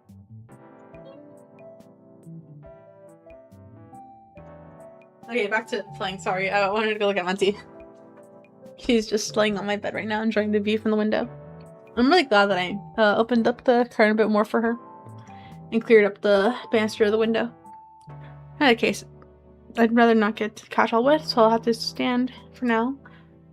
At the very least, Damien gestures to the thermos of hot chocolate and spare mug on the coffee table. After drinking my new handmade mittens, I pour myself a cup and savor the heat as my fingers regain feeling. Soon enough, the familiar sound of rubber on hardwood signals Olivia's arrival. The first thing she notices is the two Payne brothers clumped together on the couch. You two look like you're having fun. Yeah. Did you see the snow guys we built? I made one that kind of looks like you. I saw. I'm flattered. And I'm just finished lunch. You hungry? I could smell it ever since we entered. The smell of well-seared meat and veggies. Ever since she came over to visit that one time, I've been dying to try her cooking again. Absolutely. I think I'll stay here for now. Damien, I'm offering you food. No, sir, I'm looking at his chair. Then he takes the cue of his older brother Paul's example, crossing his arms and smugly holding the chin up in defiance. You guys suck. Olivia motions me toward the kitchen, and I take one last sip of my cocoa before joining her. She ladles me a bowl, explaining all the intricacies of her special way to learn how to make this from Sophia. Though she never made the secret pain seasoning that she used to further enhance the taste of all her cooking. I carefully set the bowls on a large tray and hand them to Olivia and sets it across her armrest. Our meal's set. Olivia holds her food shakes the holler for food shakes the house to its foundation. Sophia and Randy meet us as I wheel Olivia into the living room, and they're looking well rested from their afternoon nap. Oh, thank you, Olivia. It looks fantastic. Olivia smiles and sets the tray down on the coffee table as she starts passing the bowls out one by one. With a flick of his tail, Vinny turns around the television, already set to a sports channel and playing hockey match. Randy takes a noisy slurp of his broth, licking his chops afterwards. It tastes fantastic, too! So enjoy the stew so you can have a real Christmas treats. Real Christmas treats? When Olivia sees my confused look, she simply smiles and shakes her head. The rest of the Paynes look excited, though, and start ferociously slurping down their stew. Following their example, I abandon my spoon and pick up the bowl and bring it to my lips. Just the right mixture of salty and spicy, the vegetables and the veggies and meat creamy, broth sitting down, going smoothly. Much as I want to savor my sip, the others have already drank up most of their meal. So I greedily to slurp my meal until I can set the empty bowl back down on the serving tray in satisfaction. Oh man, I really hit a spot, Olivia. Looking around, Olivia isn't in the room anymore. Olivia? Give her a moment, Nico. He's just fetching some things. I can only guess the treats based on how he is shaking the entire couch with his excitement. Alright, want to be Christmas without these. These looking to be a tray filled with some kind of oddly shaped cookies. Olivia wheels herself right next to me, so I take the tray from her armrest. She smiles and gracefully tosses herself beside into the couch.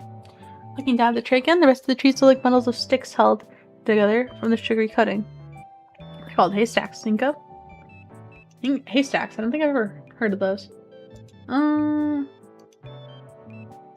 Wait up. What's it called? Haystacks. Haystacks treat. Huh.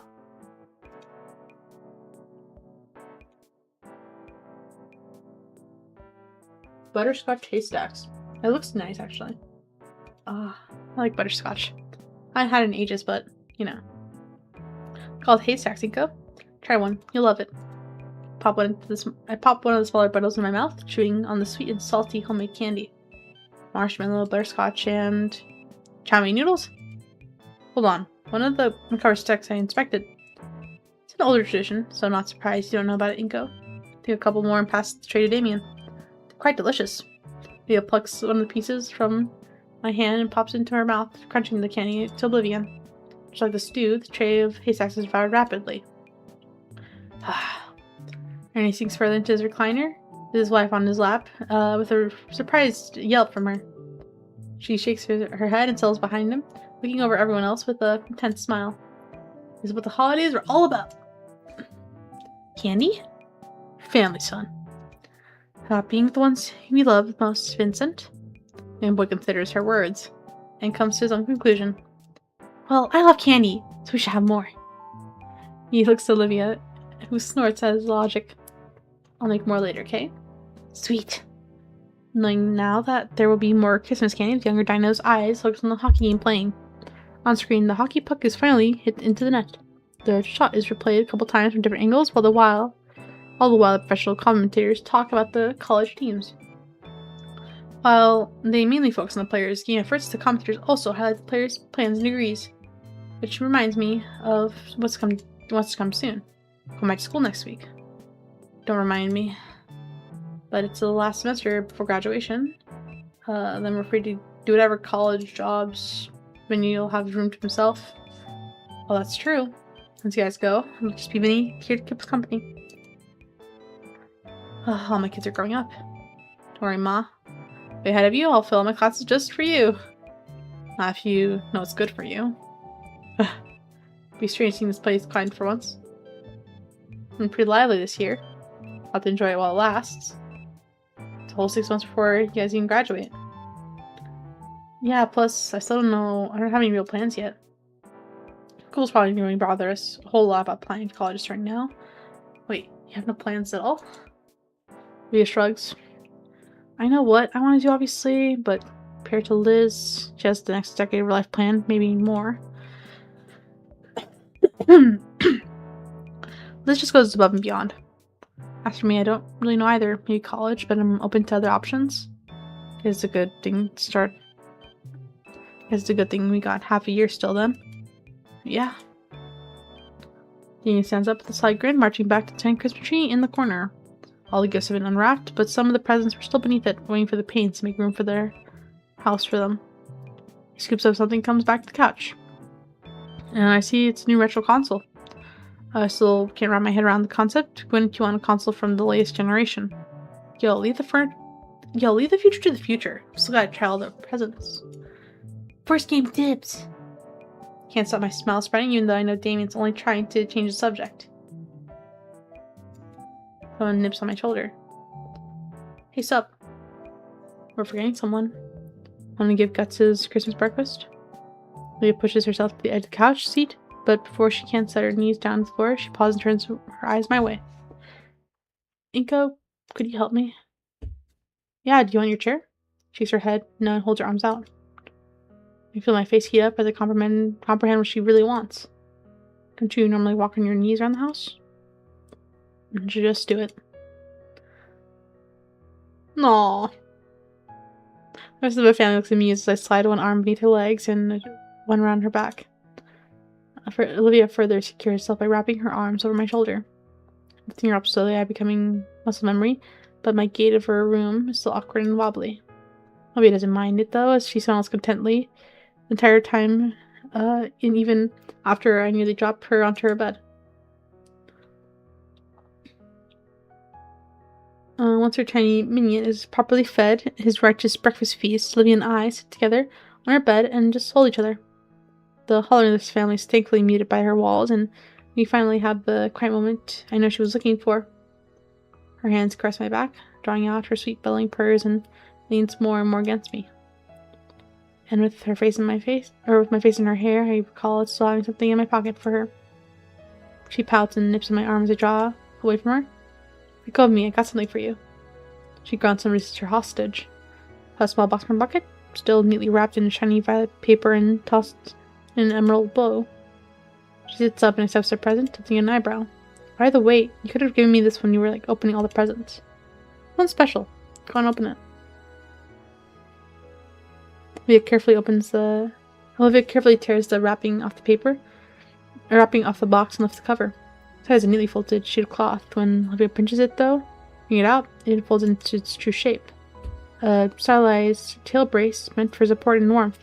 It's only required commissioning Liz for the pattern, and Sophia just needed the material to put it together. I motion for a tail, which she delicately sets in my hand. I noticed after I danced it really took a toll on you. For a few days, your tail was scratched up and sore, so I didn't want you to use it for anything at all. Even now, I can feel the muscle beneath her scales, still hot and tender. With all the care necessary, slide the fashioned accessory over her tail.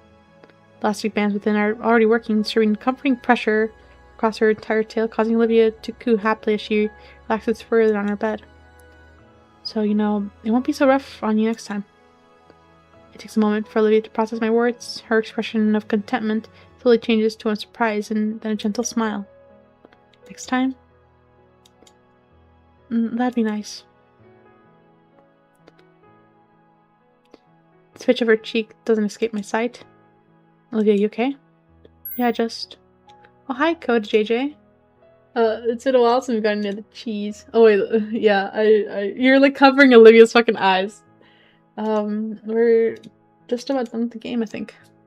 Oh my god, I'm being called Pen already. You're looking. Yeah, just...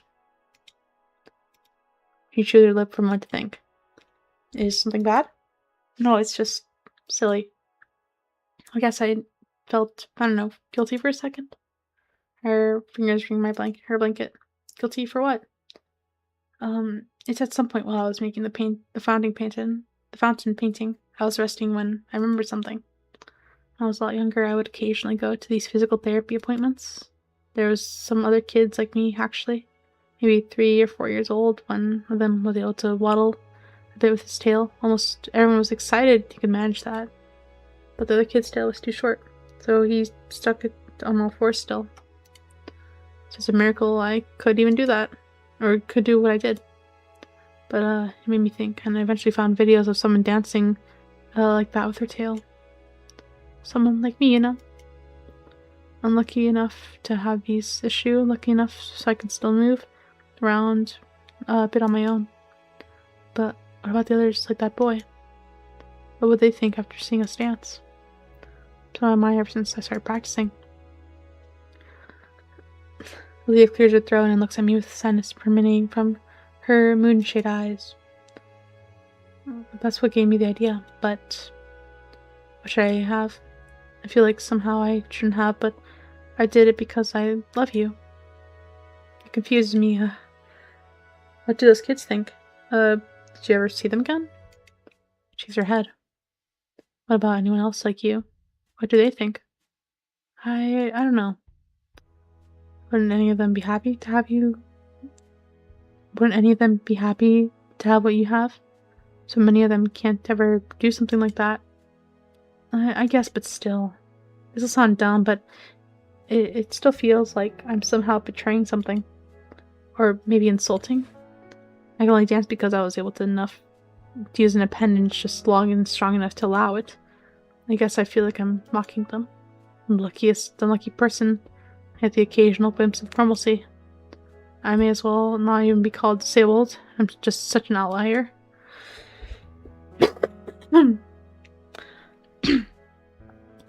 I thought you wouldn't be able to, I thought you didn't ever want to be. I know. Her voice falls. Her entire maw trembles. I don't have any answers for her. How would I?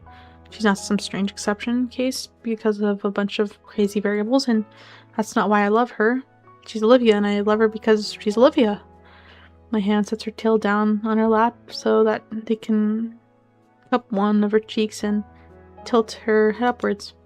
Looking to those beautiful silver irises, my whispered words carry my honest feelings for her to clearly hear. Hey, I got you this because I love you. No other reason. If you don't want to use it in any particular way, I'm always making you alright. The concern in her eyes still exists, but as her lips rise and her eyelids soften, I can see the sorrow subsumed by comforting love. Okay. She leans into my palm and softly sighs. That's a good enough reason for now. Lily starts running her hand across her tail's garnet. It's pretty. Thanks, it's tailor-made just for you. I like it a lot. Thanks. For the gift and caring and being there for me, and these compliments evolve into mumbling affection words about me as she pushes herself onto my chest, wrapping her arms tightly around my body and her tail around my leg. I love you, Inko. I love you too, Olivia. I draw her even closer with my own arms, bringing my face into her hair as I cradle the girl against me. Eventually, we'll show off Olivia's newest gift, but for now, she wants to be held, and I want to hold her. Come January, the new semester starts. The final semester and the break in the year provides a nice start to the end. You and Ben seemed to be bouncing back. Contrary to his fears, it was business as usual once the break ended. Sure, there was the occasional rumor or whisper, but they were vastly overshadowed. Classes passed, and the weather finally starts getting warmer again. It really felt like a victory lap compared to how turbulent the first half of the year was. Lily in particular said she lived here for too long without exploring much, so she got a new fire in her to see the city inside and out. We all got to see it all. Art galleries, grand luxury malls, underground tunnel systems, the local state parks, just seeing everything the city had to offer. We even went back to visit the arcade a few times. And that brings us here. from a public school standpoint, I consider it our final destination. Not the last class, or the graduation itself, or even the after party Olivia and I skipped to cuddle together at my place. I had something better in mind, something I'd always wanted to do since my folks moved here. And finally I was able to make a plan to put it into action. Lily's hatchback barrels down the freeway. The trunk is completely packed for the week-long trip ahead of us. Not driving, though, the location is shockingly close. Leah holds my arm close, jittering a bit in anticipation. I always heard of this place, but I've never actually been. I have once. It was elementary school, but it was a blast. Did you go surfing? No, I don't plan to. How about you, Inko? You up for hanging in 10? Maybe, although I'd avoid a burial at sea. That actually does scare me a bit. Wuss. I mentioned we got to explore everything the city had to offer. That wasn't exactly true. There was one place I've been avoiding having to mention, just for the occasion. Something we'd all talked about together and decided to save for very last. And we were getting ever closer as Liz drives onto a humongous concrete bridge jutting out across the shore. Our fifth passenger speaks up. I'd actually briefly consider setting up a senior trip down here. Oh, I'm so glad I didn't. I would have resigned from treasure on the spot. It never would have flied, so yeah, especially with the audit. Everyone shut it. Everyone shut up, I see it. All of us leaned forward, trying to get a glimpse of our destination. Just off the coast of the city, there's an island. The city's called Caldera Bluffs. I'd seen the bluffs, just haven't seen the caldera or the vol. The island hosts both. Manuai, it's called, in Kawilaokekai I Kalani. I can't read this shit. I'm so sorry if I butchered the fuck out of it. Being the 3 volcanoes making the archipelago. With its lush natural forestry, the island was labeled a national park, Everlast. Plant here could go on its own accord, creating a wild jungle that beautifully engulfs every section of life here. All the way up towards the mountain peak, where numerous hiking trails lead to scenic view of the dormant volcano, as well as panoramic of the island itself. Then there's the small yet bustling town that sits just above the golden sand beaches, where the aquatic dino inhabitants make their real living. Some unique boutiques here, full of bursting with handmade trinkets that perfectly capture the island's community. And then there was the few resorts, such as the one we're staying at, nestled on the foothills of the turrets, the best view possible. Our connected suites face towards the towering mountain, with our shared balcony providing us a view almost directly of the city's dormant volcano.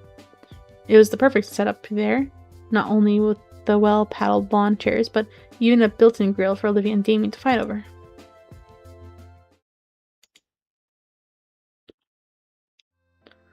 I stepped out of the shower and started drying off with the towel. All day today, we got to see many sights the island had to offer as we could. True to his word, Damien's top priority was surfing lessons. He'll be down at the shore every day this week for a few hours. Lily tells me dinos can't get sunburned, but I swear he seemed a little redder this afternoon.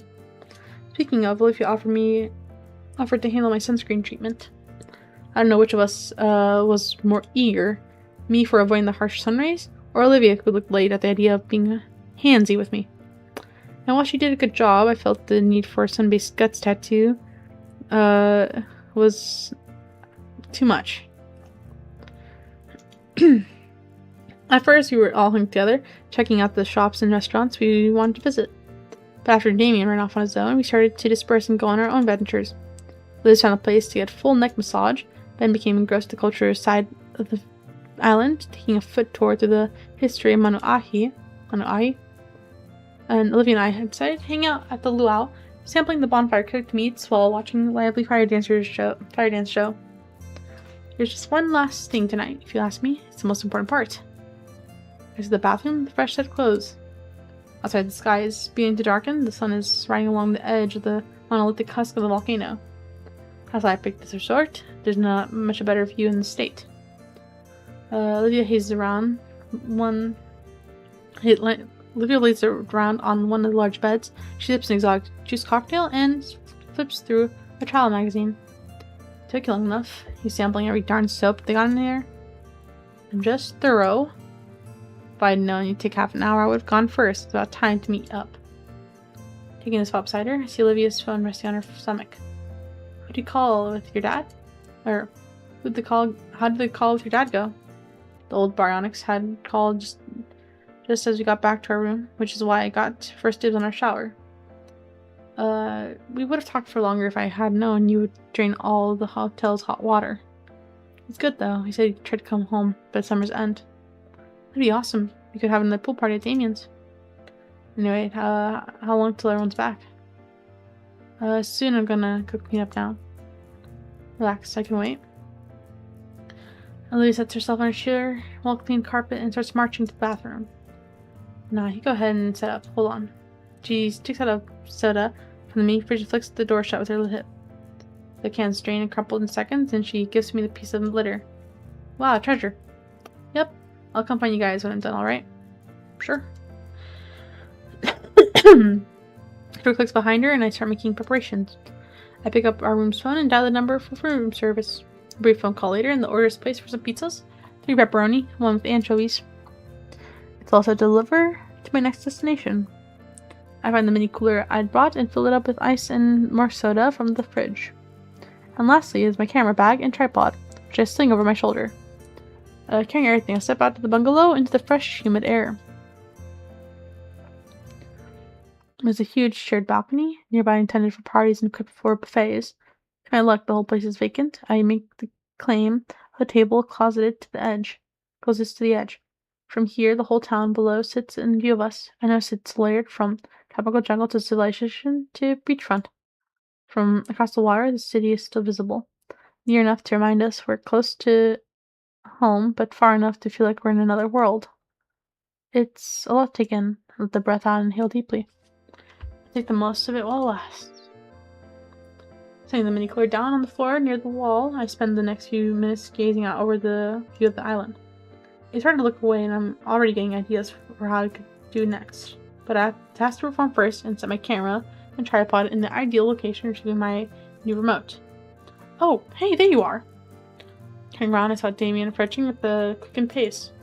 I almost flinched until he walks right past me, stopping next to the mini cooler and patting the top of it as he fetches a can of soda. Don't run away now, you hear? Don't think it'll have much to say back, Damien. Everything on its own. Everything on its way. I just ordered pizza. It'll be here soon. Cool. Liz and Four Eyes number 2 will be out in a second. Damien drops down on a seat, gnawing at the top of the can and drinking its contents. Damn, this is something else, though, isn't it? Thanks, Inko. No problem. I'm glad we could do something like this. True to Dean's word, Liz strolls out of her bungalow. She's sharing with Damien, yawning into her hand. Her head seems to swing around more than usual. Oh, it feels amazing. I can't believe I've never tried acupuncture. Everything's just so effortless. It's crazy. She joins us by the table. Oh, hi, Stitch. We're just about done, I think, with the story, I believe. Oh, crap, my water bottle. I don't know what toppled it over. Auntie's like on my bed. Oh, hi, kitty. She was sloshing her leg. She joins us by the table, continuing to rave about her spa treatment. And they were just so coordinated, like a pit stop crew in a race. They called it Iakumala'au treatment? I can't read that crap, man. I think that's my species in their native tongue. Neat, actually. I took Olivia down to the little Trudun a while back. He told us the Japanese word for gator is wani. I think I've heard that before. She's a baryonyx, isn't she? Baryonyx, isn't she? And it's late to join us. I check back the window to my bungalow and see Olivia's out of the shower getting ready. That's what she said, but the resemblance is undeniable. Okay, what the fuck is a baryonyx? Baryonyx. I actually never bothered googling it. Oh. Actually, yeah, I can kind of see what people like call her a gator. It kind of has like that head shape.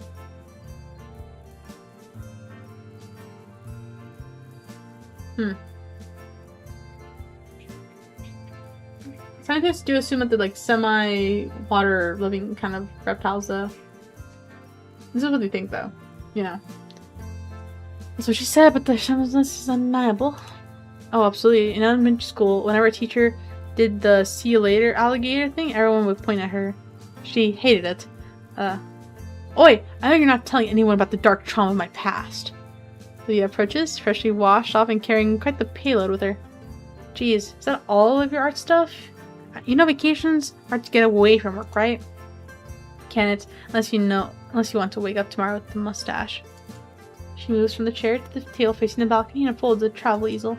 At the top is a plain sketchbook is placed, but Olivia procures a small paint palette instead of any pencil. Right away, she has to work starting with a brilliant "Hi! Oh, you're so sweet. Hi!"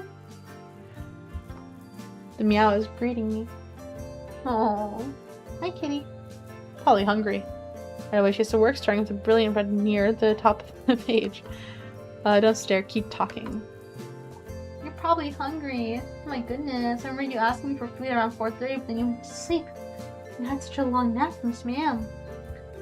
You liked playing so much, you got tired. Actually, let me give her a dinner. Or some of it, I guess.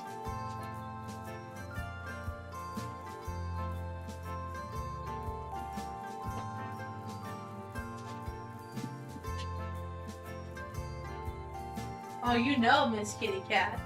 Rebecca. Oh, she's coming with most haste.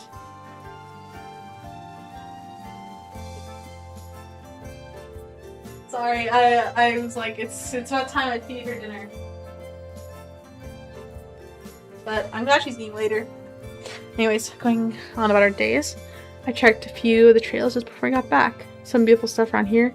I should check it out. Oh, hold on. Oh, hold that thought. Heck yeah. Points out an approaching pair of dino ladies carrying large trays. They set them down the table for fresh steamed pizzas. Liz has to hold Damien back from drilling a hole in the table.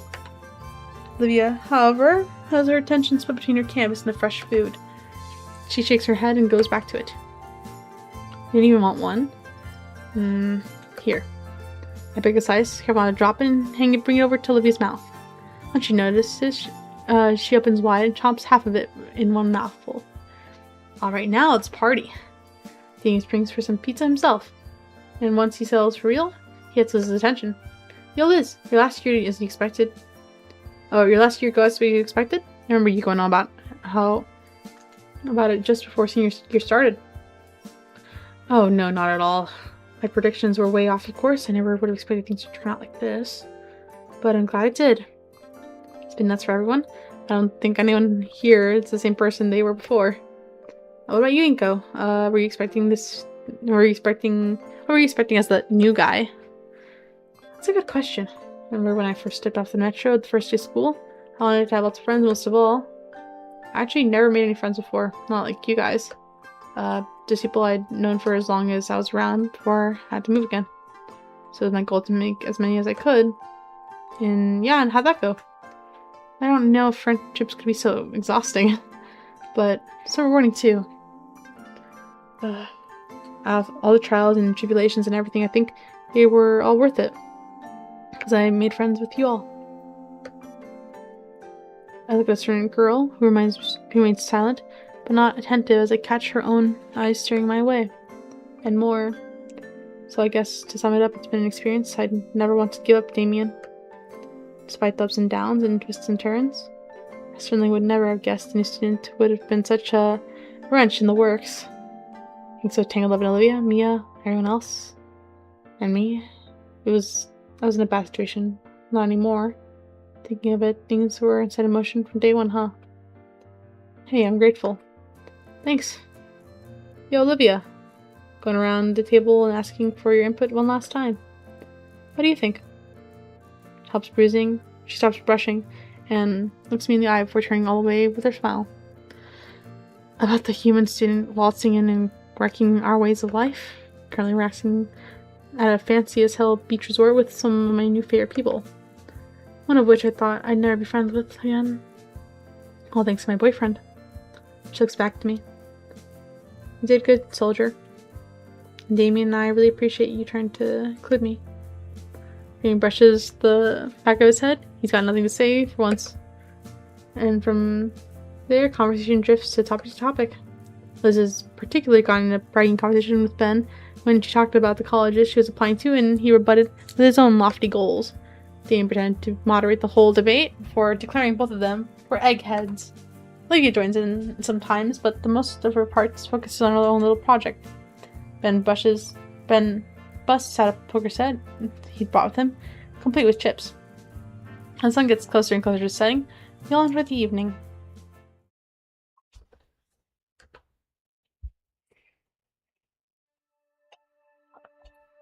Sun's nearly set, as the pizza's nearly out and Ben's run out to get more soda and chips. I look over the balcony to the city below, forming different plans for what we could do tomorrow. The possibilities are endless, aren't they? Behind me, I hear Liz chuckling to herself as she clacks the poker chips she drained from us into neat stacks. As it would turn out, she's an unbeatable poker face. Match after match, she's sharked the whole table. Wait, what if when she's stretching her neck, she was something tugging at my sleeve? Hey. Yo. Come here. I'm led by the sleeve to another of the lawn chairs where Olivia sits me down. Then she takes a moment to look at me, even goes as far as to adjust my legs for some reason. When she seems satisfied with my position, Olivia lifts herself right onto my lap with the use of her arms and tail, looking herself around until her back is pressed firmly against my chest.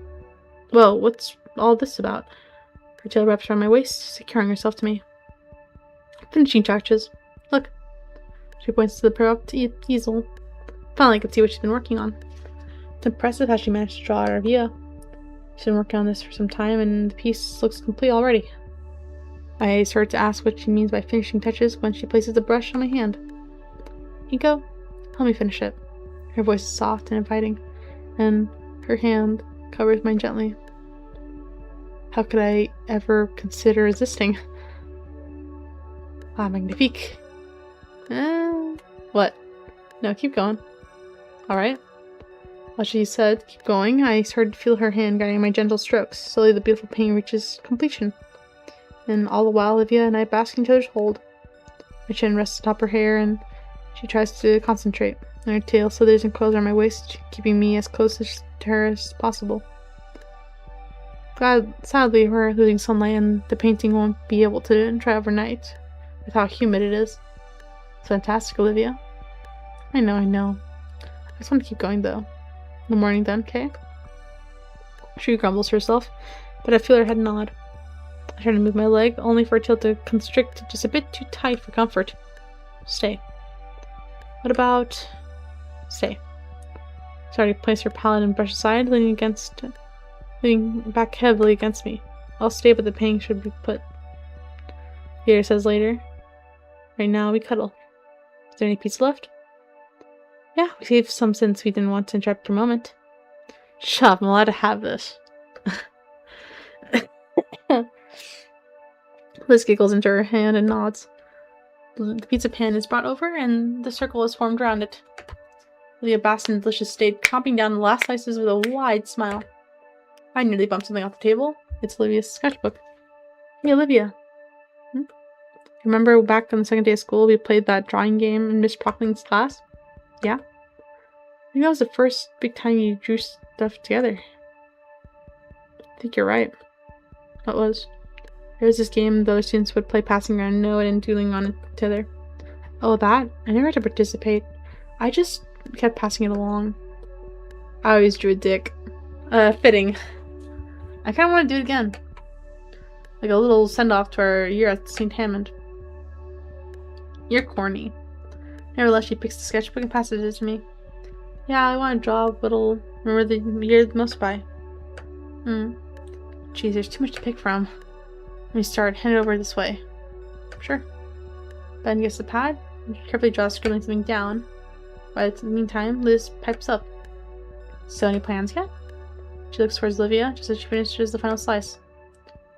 Well, Ben here insists I should get at least some fancy diploma or something just for the sake of it. So probably one of the nearby schools here just for a bit. I meant for tomorrow. Though I could help you find one if you would want. I already got a couple of acceptance letters. I already got one too. Wasn't anything really amazing, truthfully. At least I won't have to worry about student debt thanks to my parents offering the foot bill. Then pass the sketchbook to Damien. No dicks. I know, jeez. What about you, Ben? Going straight to school after summer? Well, he helps himself as he stares off into the distance. I was thinking about taking a few months off. A few close friend of mine has a vacancy in their backpacking trip starting next month. Oh, it's Luna. Or I think that's Nara? Those like that Velociraptor girl. And she said it'd be good for me. I figured I'd consider my future after I've seen more of the world. Sounds dramatic, dude. Should tell Lunara how you feel during it, man. Damien. Grands points his finger guns at Damien. Or at Ben. Aw, man. All of you are going right back to school. I'm just gonna find a job or something. Oh no. Not without some help, Damien. Knowing you, you'd end up working as some sign spinner or something. Hey, sign spinning looks fun. This finally gives Olivia the sketchbook. From my angle there, it's really filling up. No peeking. Blech. Makes quick work of her sketch, and finally the circle is complete when I get the sketchbook back. Pick something good to finish it off, alright? Page was a little like scrapbook of our time at St. Hammond. Ben had drawn our brief gig for icons apprentices for the wedding. Damien tried his best to depict the arcade trip. Oh my god, Damien's drawing is so cute! Wait, since Olivia has like cat slippers on, he like drew little faces on her slippers. And there's like the fat nerd guy. Or actually that's me. Never mind, I take it back. I think this was let's just picture her dance with Damien. I knew it was coming up eventually. Oh, that's cute. Olivia in turn drew our dance alongside it. Yeah, there it is.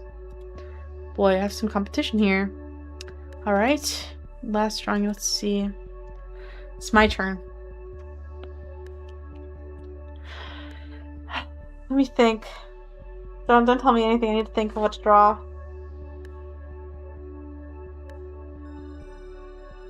Actually, I'm gonna see if I can hook up my drawing tablet to this. Give me a second. Let me set this aside. Oh, that was loud. Ignore the noise. That's me wrestling my drawing tablet. I'm gonna take my time. Gives me time to think.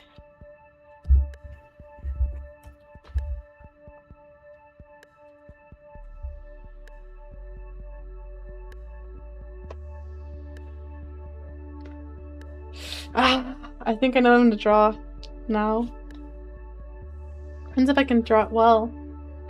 Oh no, it works! Oh, I can use my drawing tablet! I can use my drawing tablet! Oh, sorry, I'm like getting excited.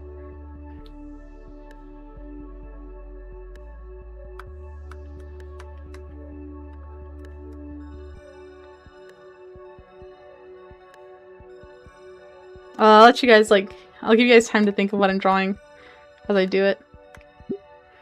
Actually, it should be anchored. It should need to be angled more down. Here for a while.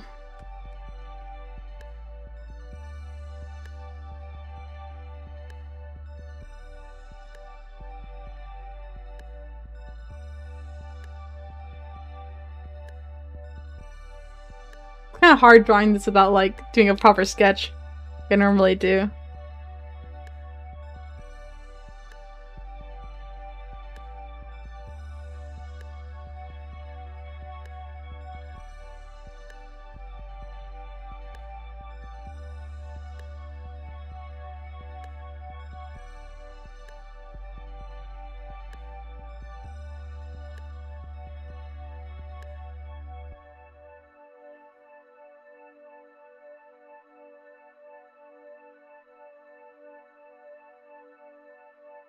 I think she was wearing her t-shirt, not her sweater in this moment.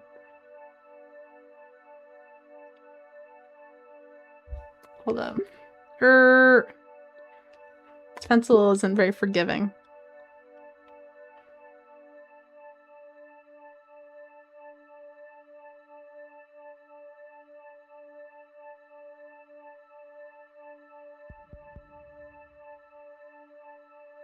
Actually, I think they're on a futon during this part. I'm looking kind of drawing butt, but you know what? It's whatever.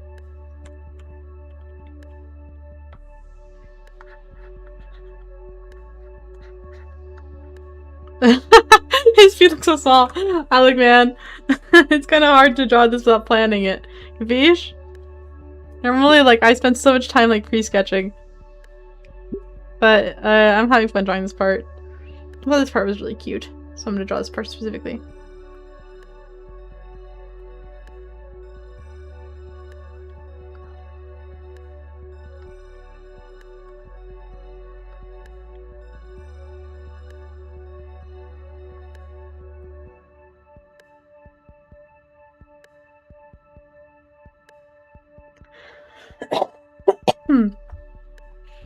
Okay, I'll draw like a cute little heart ear.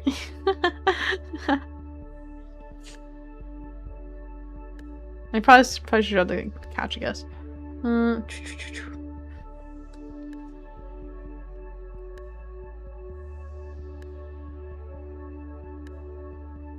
Actually, it's probably like an armrest somewhere here.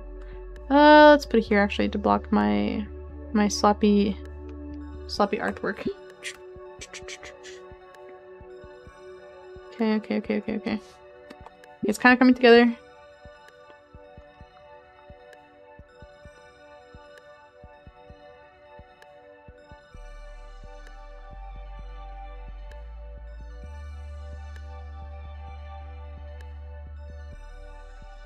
This is gonna take a fat minute.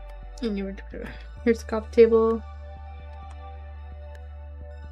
Look, Inko's an artist, and I'm doing my best to draw this well. Bish.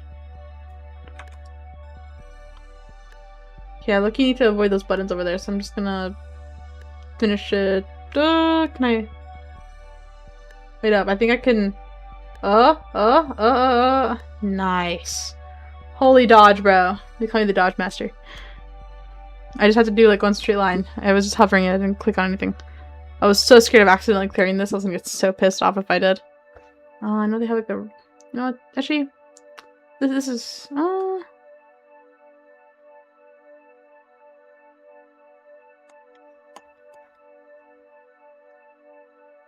There you go. I don't know if you guys can recognize, but I drew like their first like official kiss, like when they were like on the couch, and it was like when Olivia was like, "That peck doesn't count." And that's the moment I drew. I thought it'd be pretty cute. That's just my opinion, though. The couch doesn't matter, or the freaking coffee table doesn't matter, but you know, it makes me happy. So. Oh, yeah, Miss Ma'am. Oh, I know she's waiting by Derek's room. Okay, my brain joins the rest, and I look over at the whole thing once more. The collection of drawings is fun. And I look over at the drawings once more. Let me put on my drawing tablet and get it out of the way. I doubt there's gonna be any other prompts to draw, but had I a better pen choice, probably would turn out better. Anyways. Good, I think you've gotten a little better. I want to keep this one. It's all yours. We keep talking about our senior year and what comes next for some time. Finally, the sun set and the moon has risen, proving the balcony perfect for what I was waiting for. I motioned to Olivia, so she'd finally let me stand, which she reluctantly does. Sitting and stretching, I feel the pins and needles on my legs slowly fading as I walk to the corner of the balcony. All reliable? I must have taken hundreds of pictures with this bad boy. Yeah? That's it. Where are you? I just swear. Russell. Oh, she's asking me for food, but I know she actually wants nutritional yeast on her freaking cat food. Come back up. Come on. I know you hear it.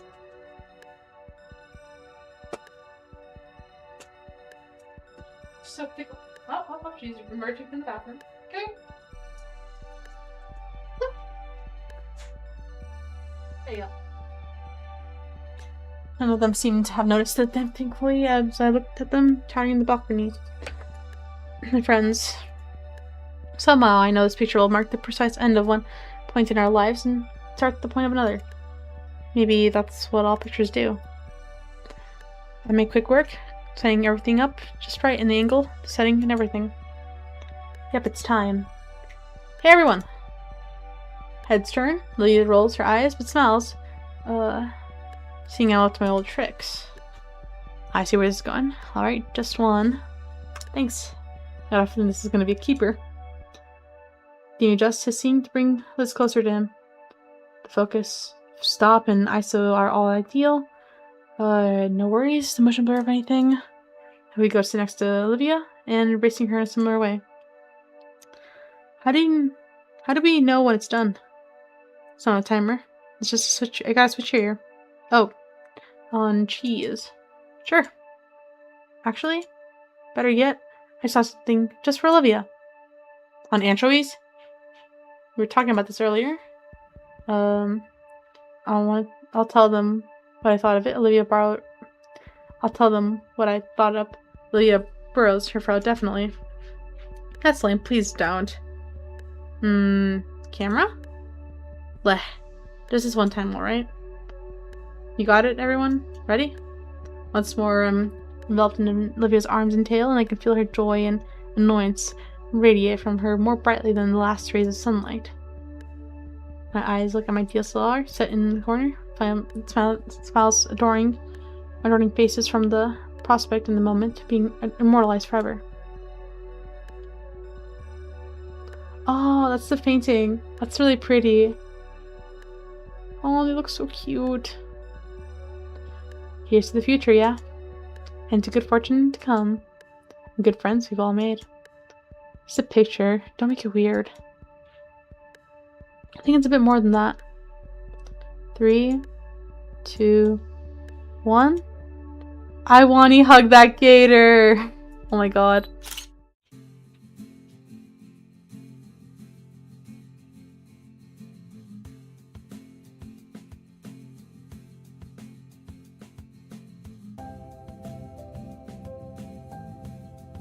Developed by Rempe by Caveman Anon. Lead developer Senator Anon. Oh, this is the sketch of the subway. Oh, these are the oh, these are all the sketches. Holy shit.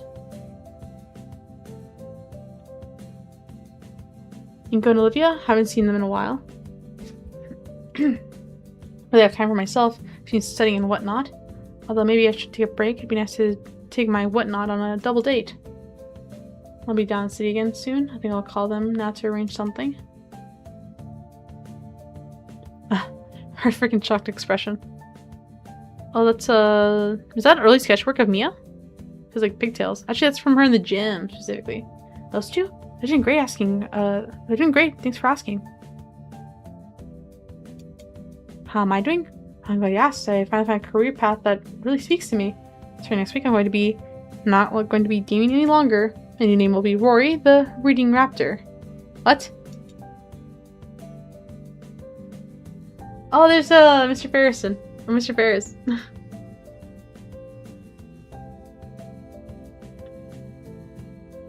Oh, hello. Oh, it's you. Inko and Olivia? They moved. There's still a short drive away, just the town over while Olivia's in college. I think Inko said he found an internship.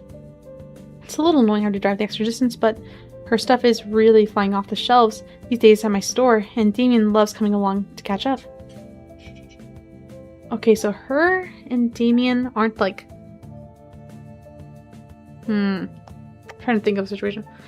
So they did end up having Olivia like do art and selling it at Liz's shop, which is nice.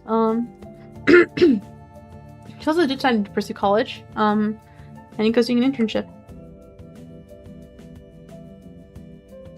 Oh, there's more art stills. Oh, that's them doodled in the like in the Snuggie that he was wearing when he was sick. There's so many Anons. Huan, Danon, Shark Anon, Cardio Anon. Oh, it's these two chicks. Hey girl, haven't seen you in forever, like, when was the last time? It was just before school's dance thing. Oh, why did we even hang out on that bitch? I always hated her. The blog is 4 years later, and you need to do all the endings to see it. Shit, man. I don't want to sit here and, like, see things go poorly. I think I might just Google the epilogue. She was just a different person too before, so do you get the signs I asked for? You know it. I'll make tribal garbs for the next huge thing to take off. Trust me. Excellent. Oh wait, that's when she was high as shit. What the hell? Freaking wizard. Nita and Halford. His names stick with me.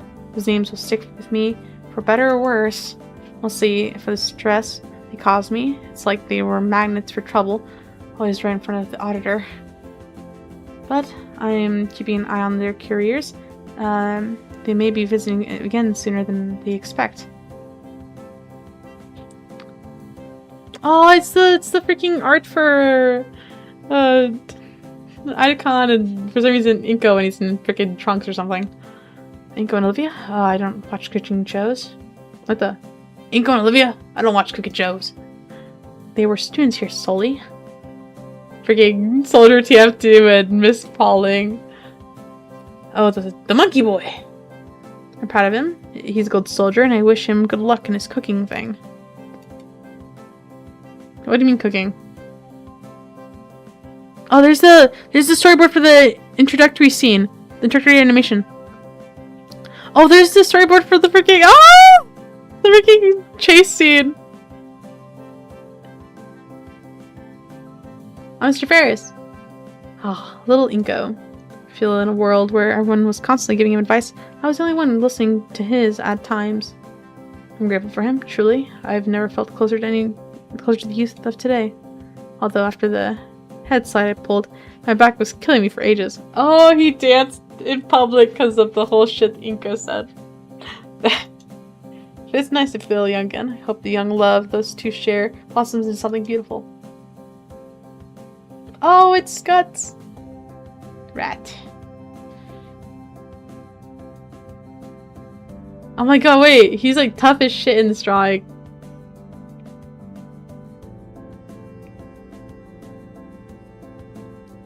Oh, those two. Oh, Auntie? I think she's getting poop zoomies. What the frick? Oh, those two, they just came to visit just last week. Guess they missed my cooking too much. It was so nice seeing them again, especially since we only have Vinny with us in the house now. I do miss those times when the house was more hectic, as surprising as that sounds. They're their own people now, but our little nest is always open for them.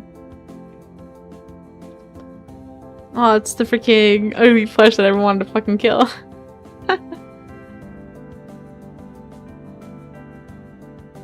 Inky and Livy? Yeah, they came not too long ago. We spent the whole morning just playing video games. After that, Inky tried to play street hockey with me. It was so much fun, and he looked really happy even after I accidentally hit him with the splash shot. Even Olivia agreed that he had fun, but he was too tired and needed to take a nap before it because he was getting old. Hey! Olivia! I hear you do that to the wall. Oh, they were just like mapping out his glasses, I guess, for animation stuff. This constant, be simplified, detailed, copy, see above model, be constant. Oh. So, you and that Psycho Ben guy? I never took you for that type. Don't call him that, you skank. You know I love you, girl. I don't mean nothing by it. I found something else too, I see. Yeah, he's just my type. Oh. Of course Kiara is into the fat gamer guy. She's into Buster, isn't she? Plays video games, he doesn't shower, and he moderates online forums. Dude, of course Kiara's into fucking Buster!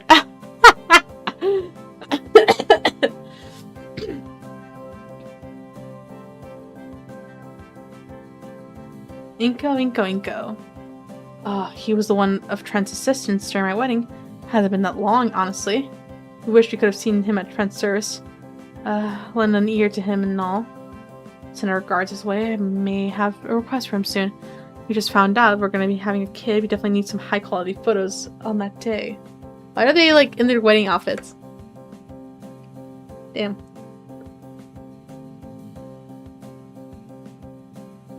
Hi. Hi, kitty. Oh. Hello, my friend. Are you here for the usual? Well, I have been practicing a new technique. After all, an artist must always challenge your skill, so must a chef and showman. work to expand their repertoire. Do be mindful, though, that you should lean back. My last friend is still missing his eyebrows. What?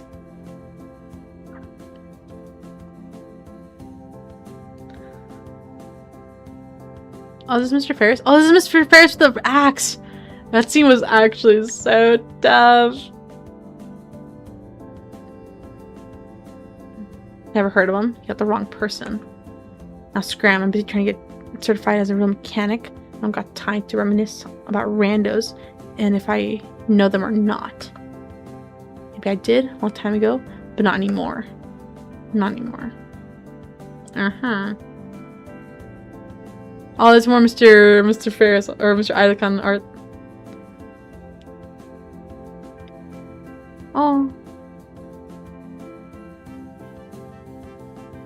Idacon.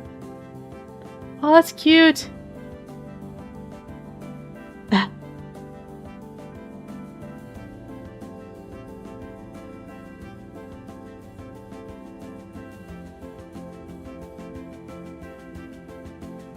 And you. Oh, it's my drawings!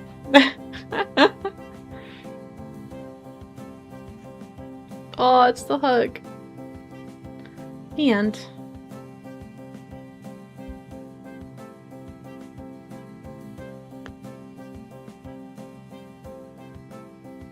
oh, flashbang. Ending 4 of 4. Okay.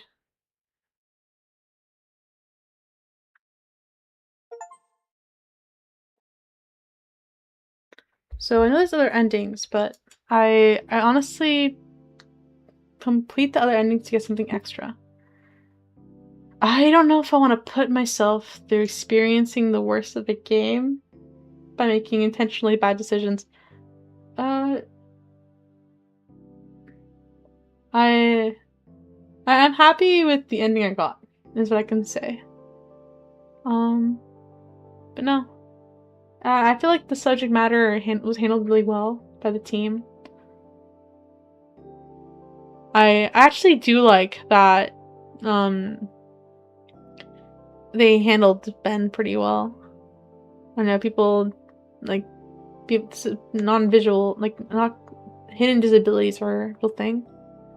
It was kind of actually nice to see, even though it was touched up on briefly. I feel like they did give it the right amount of attention it deserved. I feel like the game would have drawn out, if anything, if they tried to give it more attention. But I feel like it's really good.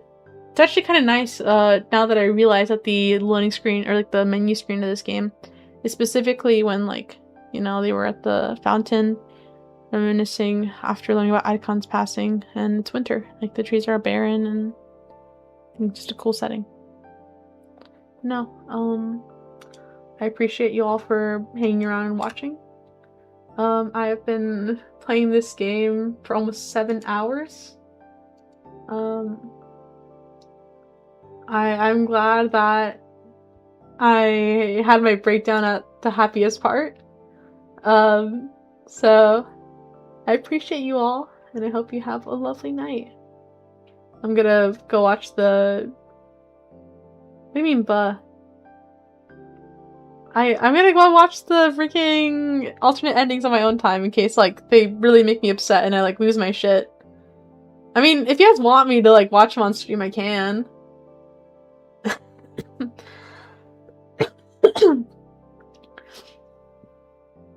I don't know, I'm just worried that's gonna make me really upset to watch. Or that it'll just drag on, because then I'll just be watching a video that you guys can also watch on your own time. I mean, you'll see. Nah, I think it's better if I go on my own, because then, like, I don't want to just, like, treat it like I'm just watching, like, a video that you guys could look up on your own time. But yeah, I think I'll be wrapping it up there. I haven't had a proper meal since, what, like 11 in the morning, and it's almost 9 p.m. I had, like, what, freaking cookie? Oat milk? A few freaking, tortilla chips? I need to eat something. But no, thank you. You guys have a good night. I'm gonna close off now.